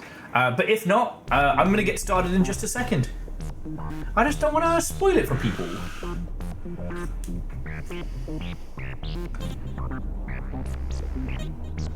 And yeah, I don't know if I said a proper hi howdy, I hope I did. And I hope you're doing splendid, friend. Oh shit, and J-Post, I nearly didn't say thank you for the 100 bits. The fact that you lot have nearly unseated AR blows my tiny brain. Yes, it is. It's a very snazzy hoodie with embroidered longship. If you didn't see, friends, so we now have longship merch back again. And the new Longship hoodie has an embroidered Longship logo on the front and then the crest on the back. I don't make any money on them really. I make like 50 cents to $1 on everything. So we have merch to have merch. You don't have to pick it up to keep me alive. You'll do that already. So yeah, if you need a new hoodie, might I recommend? Fancy shit. Okay, so without further ado then, let's keep going. Okay, so this just says, help us, help us, help us, help us, help us. The operator's data values and values are unknown. And we've got the new info over the intercom. So let's open the new file. CJ here. If you're anything like me, then you know how hard it can be to find a truly good mechanic. Just a few weeks ago, my car was making the most hideous ka-clunk, ka-clunk, ka-clunk sound. I know, right? Well, the folks over at Nelson's sure made light work of it. And at a fair price, too. Need service, repairs, or new tires? Head to Nelson's, just off Route 3. Let's get the creepy music going. And Divershi, understandable. Greedy babies! Once I'm done with stream, I am going down to the store, so I'm going to get them some new, some of the good stuff. But yeah, almost all of Watershed has been redacted. It's just a long list of, so date to, from, subject, Watershed.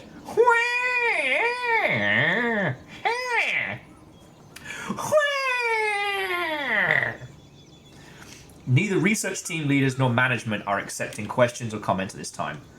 And then, so this is the challenge because the red light obscures the writing. I suppose this is a sin of science or progress. I think the red light's going to come into effect for this. Okay, so for this one, I'll read it as best I can. I'll try and point out the stuff that's been highlighted. So, where came to me asking about that old generator. Where wanted to know just how much current it could generate. I told Where we've got better, newer models in storage, but I got the sense Where was after something without an inventory number. So, current and generate and 500 are all highlighted. So I'm just going to write those down now. Current. Oh, God. Wobbly table. Current, generate. Our last song this evening is one we think you'll really enjoy. And 500. We put this one together in honor of those misunderstood critters out there. Okay, so I know I shouldn't have, but I told Where to look. Sorry, I told Where. From sundown to sun up. But I told Where to be careful. You should have seen the look Where shot me. Like surprised, mad, caught. I don't know what exactly. I had to say something. The generator runs up to 500 Where, and that's a life-threatening amount of current. I got reassigned later that day. They're moving me to nights and dropping me down into Where. You may not hear from me for a bit. Your friend Where. That sounds like us. Bram, was 500 how much they used to kill Spider Dave? Alright, so I'm going to go over the bits that aren't super censored, so... you really think they'll terminate him? Oh, that appears to be an eye surrounded by teeth, and I fucking hate it. This appears to just be teeth and bones. Okay, so here, how will you sleep now, Dr. Huang? And it appears to be like a crab. Oh, it appears to be what happened when they tried to do the biopsy on the spider, and that's when Dave became Spider Dave. Nothing on the back. I told you we should leave it be. Nothing on the back. That is Dave growing tentacles? Thanks, I hate it. And this is... You know what? I have no fucking clue what that is. God. Thank you so much for spending the wee hours with us, friends. We are Father Floodplain and the Midnight Communion, and we hope you'll listen again. You'll find us Austin's here like, wait, at are you saying you don't have 107.1 eye teeth? FM How do you keep stuff each out of and your every eyes? Friday at midnight. Ready to This treat whole you thing to is making me strange, itchy. sanctimonious songs and revelry of the land. So I And if think you this is missed going to be part of the current program this generate evening, 500. don't fret. We've got it recorded right here. We'll be playing it back until 2. On behalf of my bandmates and everyone here in the studio, I wish you a good night. Did I misspell current? Current? Current?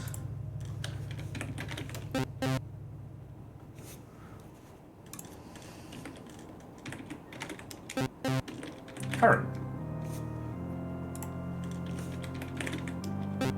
Yeah, I got in the right rate. Yeah. Generate. There we go. Okay. So, operator, free specimen true. Does it want us to just write free specimen? Are we... Cleona is literally staring at me. I don't know if you can see it. Sorry, let me just... But I look over. You see that little nubule right there? That is Cleona, and she is just looking at me, being like, when the fuck is more food? Getting bullied by my own guinea pigs. Simple chaos. Eye teeth. I should call her. Should call her the fucking FBC. Cleona, lettuce, Drew. Well, let's try it. Free specimen true. Alright.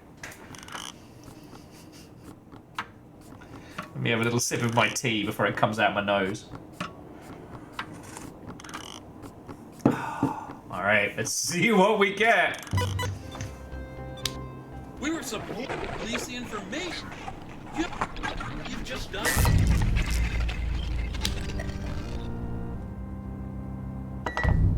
Hello, friends.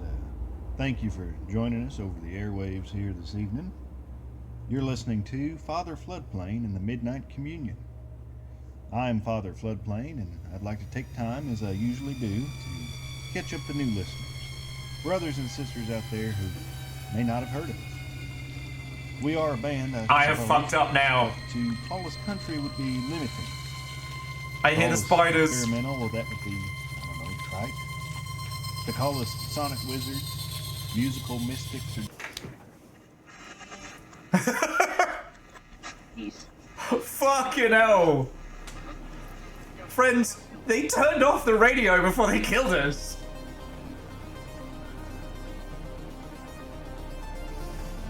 The supervisor was played by John Lamb. It was a Kevin that made this game. I missed his surname. Candice Croy was our radio host, CJ. Dr. Campbell was played by Sarah Swist.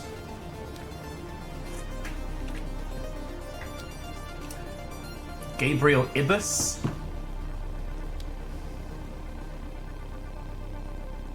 That was of Professor Space Games.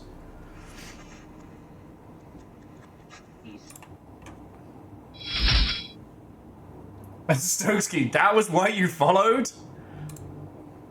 Okay.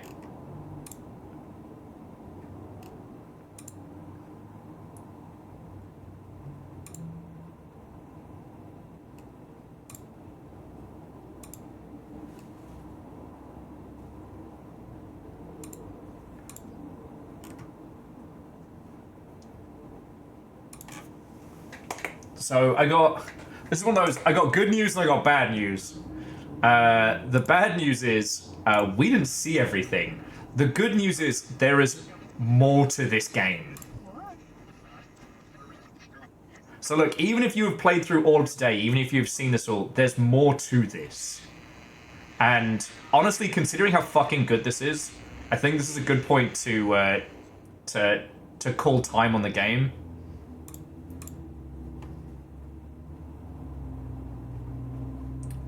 Also because I do believe that with no save system, we'd just be starting again.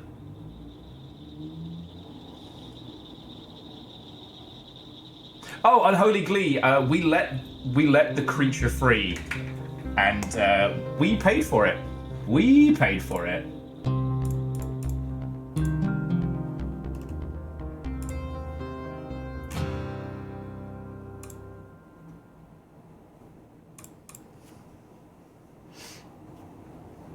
So look. Hang on. Wait.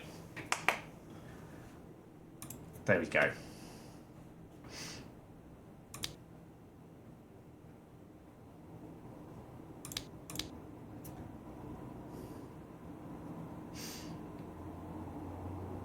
Yeah, you know what? It did say we would finish the game in one sitting, and we absolutely did. I'm going to put it back onto the fun, creepy radio. And this has been a really good fucking session.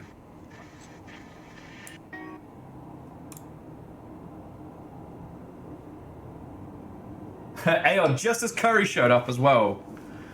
So, here's the thing, friends. This game is not a, like, bombastic indie success story. Currently, this has 13, like, 1-3 reviews on Steam. So, like, what a fucking good time. I feel like it's the kind of thing you definitely want to ping at somebody who loves these kinds of puzzles without telling them anything.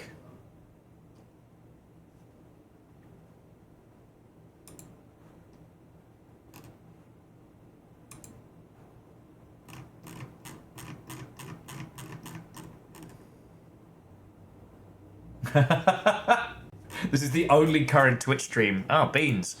Did everyone else get off of Twitch this evening? Oh, well.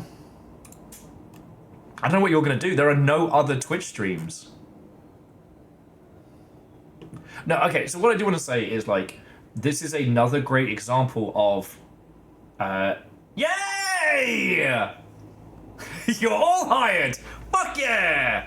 Okay, before you give us the keys, there might have been a teensy little containment breach. Just a small one, though. Just a small one. I don't know if that's going to affect my performance review at the end of this. I guess I have to keep going. You know what? We're definitely going to hang out here. To Professor Space Games, just one, congratulations on such a fucking good game. I apologize for putting you on the spot, but I am about to say a bunch of nice things about your work, so... Stop that incessant clicking. Nova, that's super cool of you, thank you. No, I was full-time industry before I fell into being a full-time streamer. So I have a massive amount of respect for how much game there is in this and how tightly focused the experience is. Like, it's really, really well put together. Hey, you awake in there? No. I know. I should be able to turn him off. Transition to the night shift can be tough, but I'm sure you'll adjust in time. Everyone does. To Professor Space Games, do you mind if I ask, how long did this take to develop? We're going to work through it. Oh, sorry. New stack of incident files and see how the updated software works. R&D says they've rooted out the bugs in the query system, so the data you input should better model past incidents. We'll see, I guess. I'll review each report as it comes through. You go ahead and get logged in. I'm just waiting for this guy to stop waffling. The night courier dropped off 5, but don't rush. Remember, accuracy is extremely important if we're to prevent incidents of a similar nature. Okay. Okay. I mean, that makes sense. Professor Space Game was saying that about 75% of the title took 6 months. Everything else took 18 months. Yeah, makes a ton of sense for polishing up and the ilk. But to call us country would be limiting. Call us experimental, well, that would be... I agree with Red Viking. The radio is a wonderful touch, and if you ever need a classical radio host, we're 102.17 late night classical with me, some fucking Brit you've never heard of. Picture myself. Professor says, fun facts. Those were my eye teeth. Oh, good. I don't know if anybody's clipped it to the Professor Space Games. The moment when we realized, oops, all spiders. The moment when we cracked the different locations. Because I was looking at it, and I decided to translate the language with the code wheel. So then I'm looking at Hotel Oscar Tango, and we're like, oh, well, that's obviously like phonetic alphabet type stuff, right? Right? And then we look at the takeaway menu, and we're just like, no! They filled the bar full of spiders! Well, the hotel, but yeah. They filled the hotel with, like, super science hobo spiders. Oh, so good. And so I am a big fan of 1904, A Hand with Many Fingers, a lot of weird, cool shit. And this was absolutely up that alley.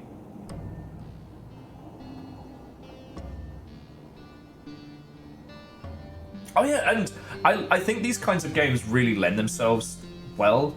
The only downside with group play is that, like, everybody who's been here for the stream has probably...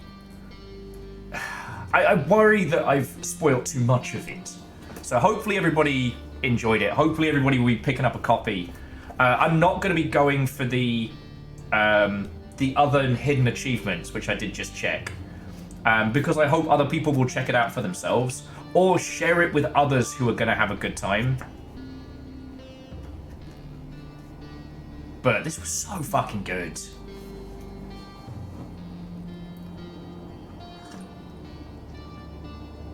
Like, I wish you were Squillian Sales, friend. I really do. Yeah, don't eat the smoked lamprey at Tango's Tapas unless you want, checks notes, several more limbs. Or you end up like Spider's Dave. He's not doing good. He's not doing good at all. Oh god, and the thing is, the specimens never survived, but the thing did. So it learnt how to ask for help from Spider's Dave.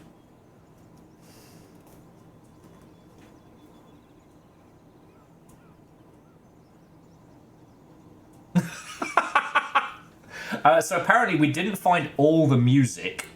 Oh, so there must be other things on the AM band I didn't find.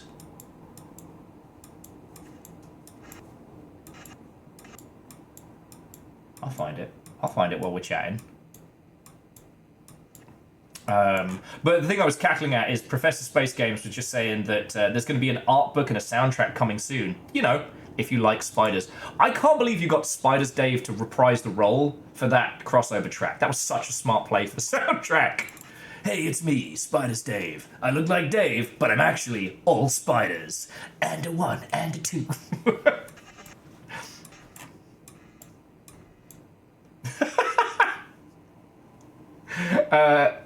Extra limbs, the Spider's Dave story. How to get a leg up in the competition. I am your beast, the beast of spiders. This is a regularly scheduled message from Terra Pro Laboratories, a division of Terra Pro Incorporated. It is a Garth Marenghi episode. Time for important updates. I know operators that use subtext, and they're all cowards. April 25th.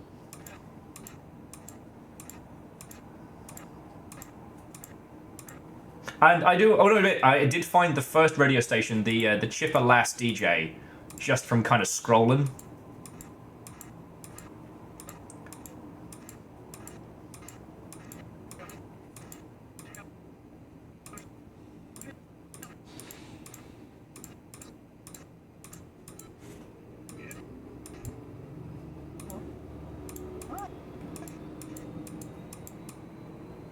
Okay, so there's nothing else on AM.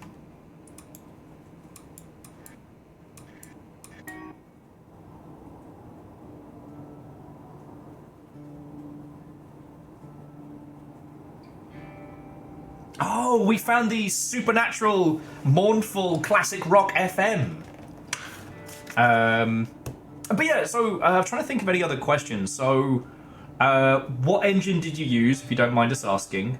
If this was in development for 2 years, then, you know, Unity and stuff would make sense. I'd be very impressed if this was Godot. And there aren't a gajillion... Yeah, makes sense. They retired Stabby Dave, so you don't have to worry. Stabby Dave was our term for the runtime fees that Unity were imposing. Yeah, there were some scary moments with Unity over the last few fucking years. We called him Stabby Dave because it was like Unity announced this really bad idea. It's like they announced that there's going to be a guy named Dave and he's now allowed to stab you. And then they went, all right. Only a handful of people are going to get stabbed by Stabby Dave, so you don't have to worry. And we're all like, why is he still here? Okay, yes, he's stabbing less people, but he shouldn't be here. Why does he have a job, Unity? So Furball wants to ask, what inspired the game that you would recommend people check out if they liked this? Yeah, it's okay. We spied him. That's how it got solved.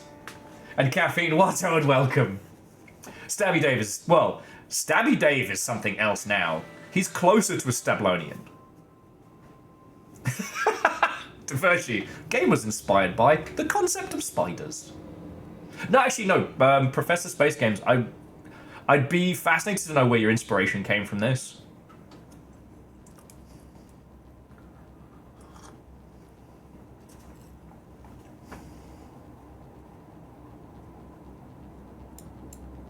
Man, this is the channel I should have found.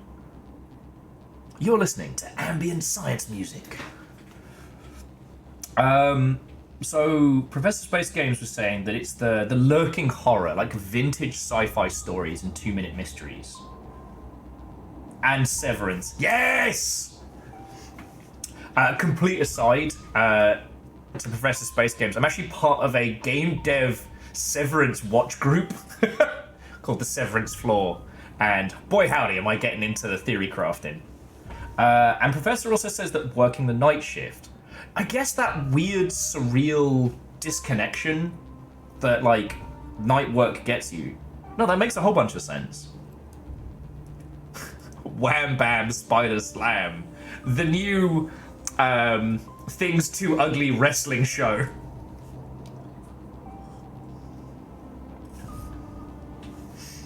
Also, I'm always a big fan of titles that don't make sense until they do. Like, the title of this game is called Things Too Ugly, and it's the things that this company have buried, the horrors that have hidden. However, I just want to point out that the files that we were reading were from 1959. This game takes place in 1986, right? So that means that Spider's Dave was in containment for a very long time. Or the thing inside Spider's Dave, I should probably say.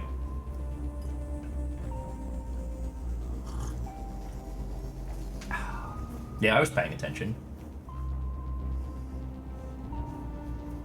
Yeah, and Furball, I'm always a sucker for that. You know, I know it's a bit cheesy, but it's that whole, oh, the real monster is man. He was the legend.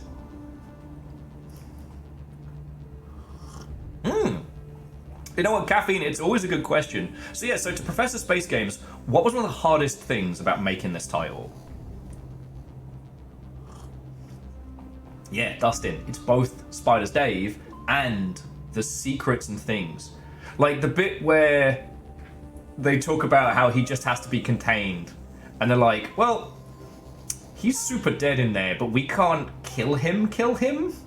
I was like, oh God. And then they're like, but we need to make sure the specimen is okay. I'm like, fucking sorry, Sandra what?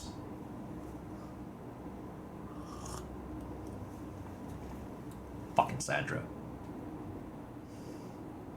So Professor said that it was the puzzle balance. The things that were the most difficult. Spent a lot of time wondering if it was fun to play.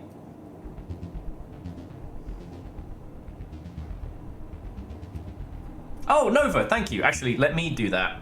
Sorry, it's going to pause the music for a second. Here we go.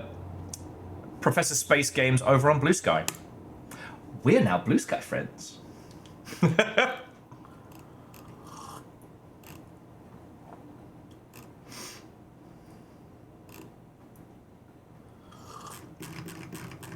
Lovely, lovely.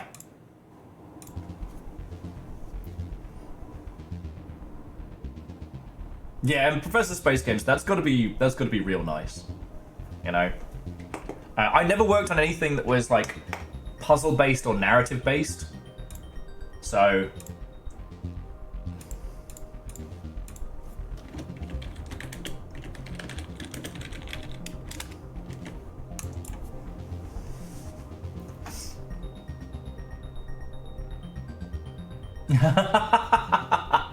Well, okay, to Professor Space Games, just from me and the Longship, thank you so much. If there's anything we can do to help, like moving forward, like hit us up.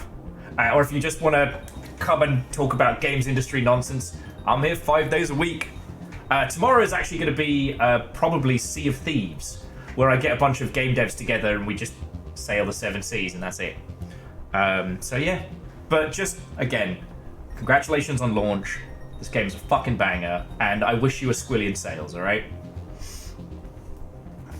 Unholy Glee, we are gremlins. Peace is not an option. Alright, let's see if I can find the other stations.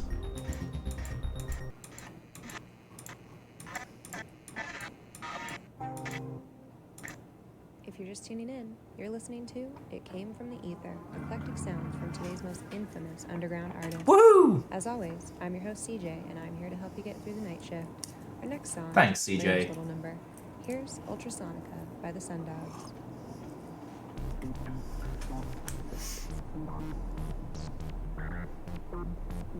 Oh, actually, Divershi, that's a good question. What happens?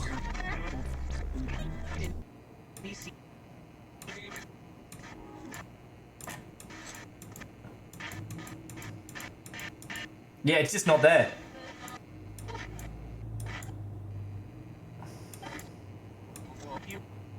It's just not, yeah. It's just not there. And if we tap it in here, 1029.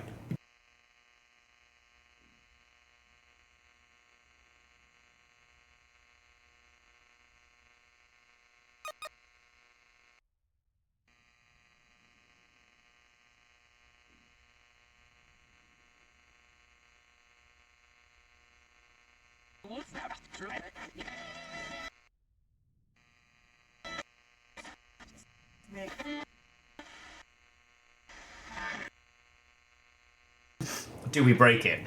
Yeah, Spider Dave got to the streamer. It's all over. I'm just sneezing spiders.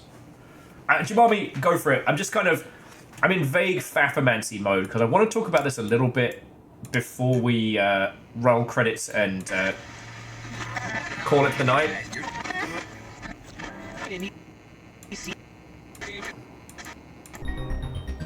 There we go.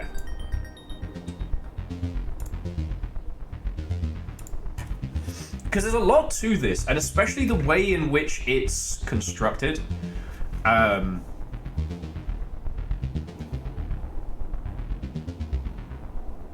Like, that ain't nothing. And here's the thing. I want to talk about this now that Professor Space Games isn't here, because I never like suggesting things that is going to result in more time for the dev.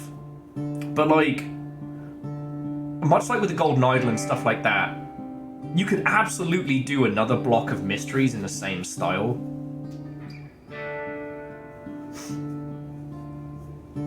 I'm just saying that, like, obviously, depending on how the game ends, it leaves it on an ambiguous note, so I'm not suggesting sequelis, but you could do a different agent in a different room.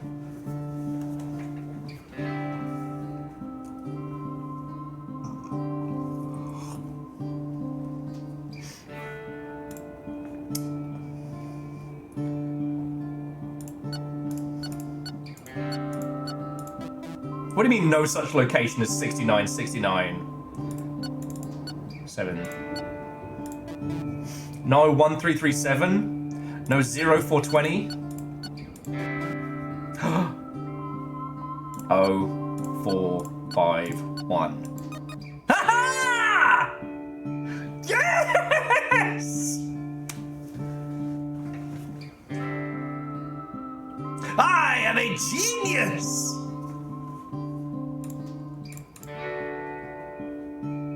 Feel free to compliment me on my great big smart brain.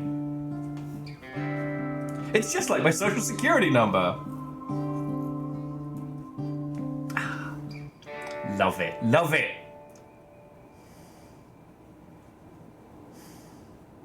Oh, is there an 8008? Nah.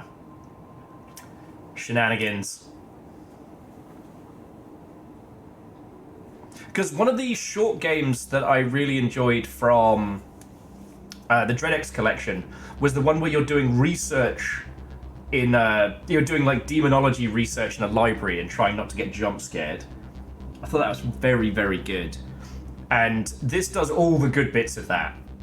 The scares in it were so well timed as... Oh.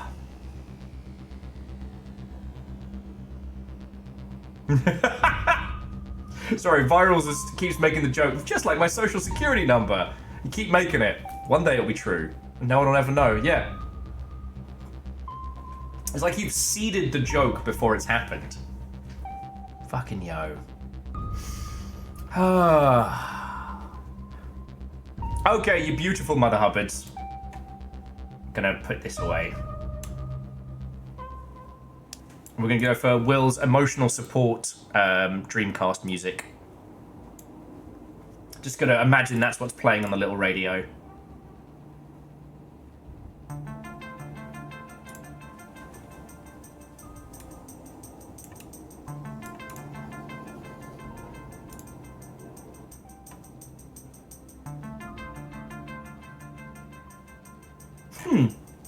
Furball, I can see what you mean.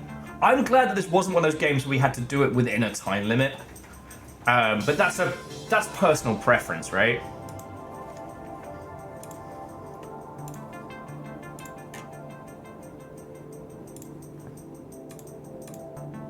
Okay.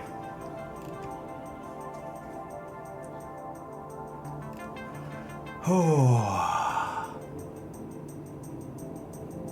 Okay. I'm trying to think if there's anything else to be saying.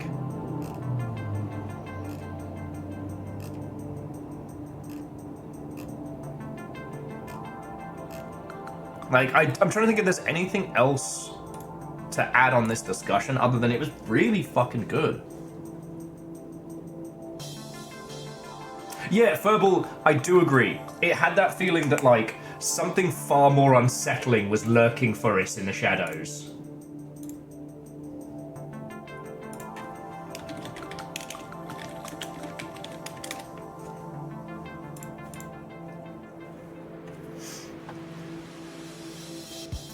And boy howdy did it save that feeling for just the right time. God. Yeah, no, this was fucking good. It reminded me of a lot of the best bits of dealing with, again, with the Black Watchman. The realization that what you're looking into is far more horrific than you thought it would be. I think that's really fucking powerful.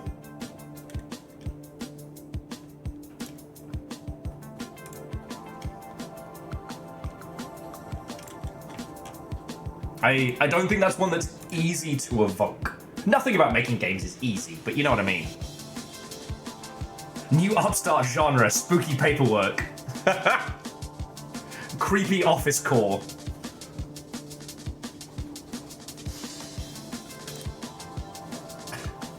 Overtime Avanias. There also could have been an implication that we're actually playing as one of the people from the team. Because there was this little post-it, right? the 902, and it's I think I've been retrained. And there's the retraining section. Start from the third legend, and this is the test new software. So this is where we find ourselves, right?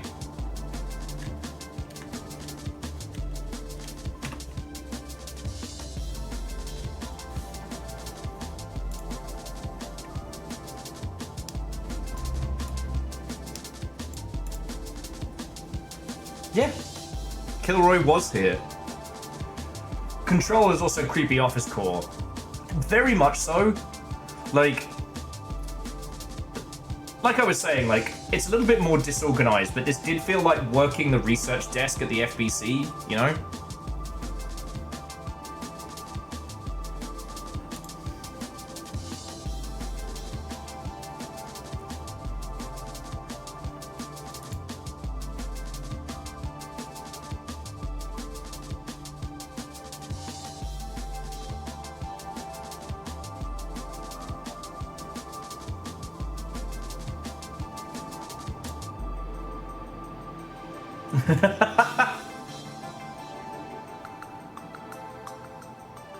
Yes, Furball, you're thinking of Killer Frequency.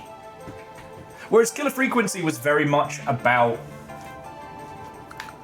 characterization rather than like the dread of data. Oh, sorry, phone's digging into my hip. Okay, friends, I'm gonna roll credits.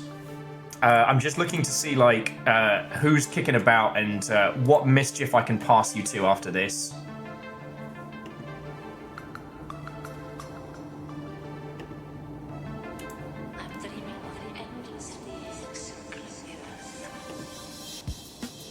I'm just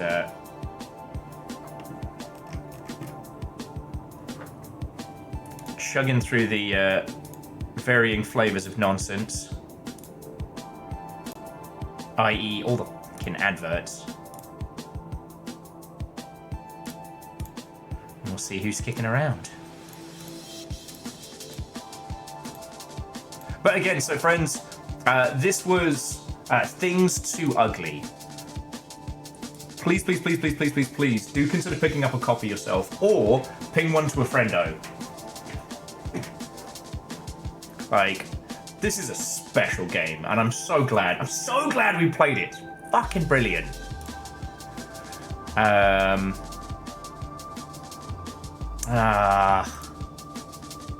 One of my friendos is currently streaming, but he's streaming the end of Disco Elysium, and I don't want to spoil that. Oh shit! And Fearless, thank you for gifting us such a Bram. There you go. Now you don't even have to worry about dealing with adverts next time you come back.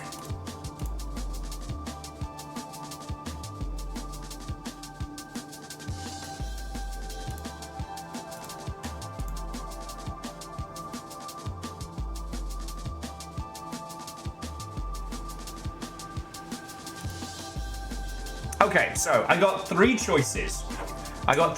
Where I can take your lovely selves. I can take you to Rain World, I can take you to Legal World, or I can take you to Cozy World.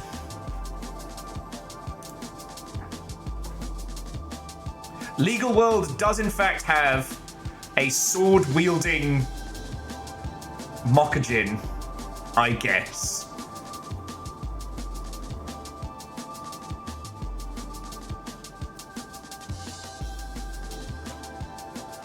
While you decide on where we're heading next, friends, I need to say my thank yous because, as I've hopefully told you all till I'm blue in the face, I'm here because you lot keep me alive. I'm here because you lot throw cash at my dumb face, so we can have days like this and I can keep going. For that, 1 million actual thank yous, alright? Thank you. We had a ton of new followers today, so to Stokesky, Jerry B, Nina Ye, and Brad Star, I hope you all will pop on back so we can talk games industry nonsense and a cacophony of bizarrities. To Zeke, Flame Skyon, MC Catmaster, Nina Ye, Brad Star, very doubtful guest, Red Viking Warrior, Professor Space Games and Bramph, whether you were gift a sub celebrating 6 years, of madness and what have you, thank you. To Ereman, Akira Zero, Very Doubtful Guest, Catastros, Crux, J-Post, and Vanderbeest, fucking thank you all. Like, I am literally only here because you chucked money at my dumb face. Thank you. Thank you to the whole moderation team. We've got Caffeine, Nova Rose, Moose, and Tull, and to Snuggly and Restless Roots. Thank you for bringing some raids in, you fucking legends. Alright? You absolute fucking legends. Just a little chaos on the way out, huh? Just a little bit of cheeky chaos. Well, J-Post, thank you.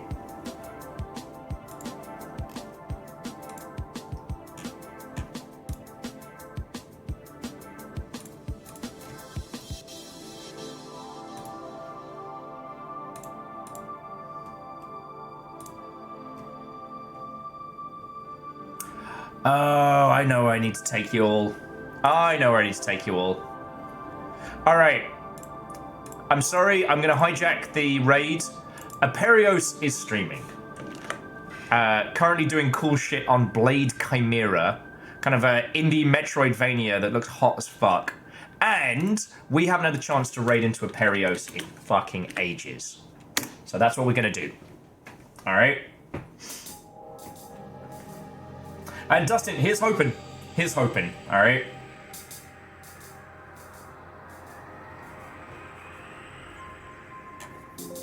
No, so Nova, Caffeine, and, like, peeps, I see, alright? I see. Currently, DJ is deep into new Voices of the Void content, which is very much spoiler town for me now. I'm waiting for that to hit version 1. So, yeah. Anyway, we haven't had the chance to raid into Aperios in fucking ages. And I am super glad whenever we can support the homies.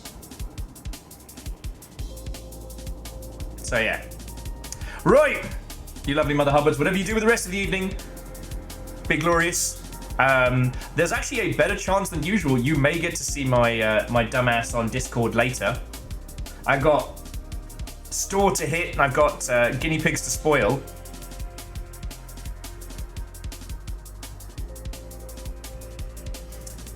But who knows?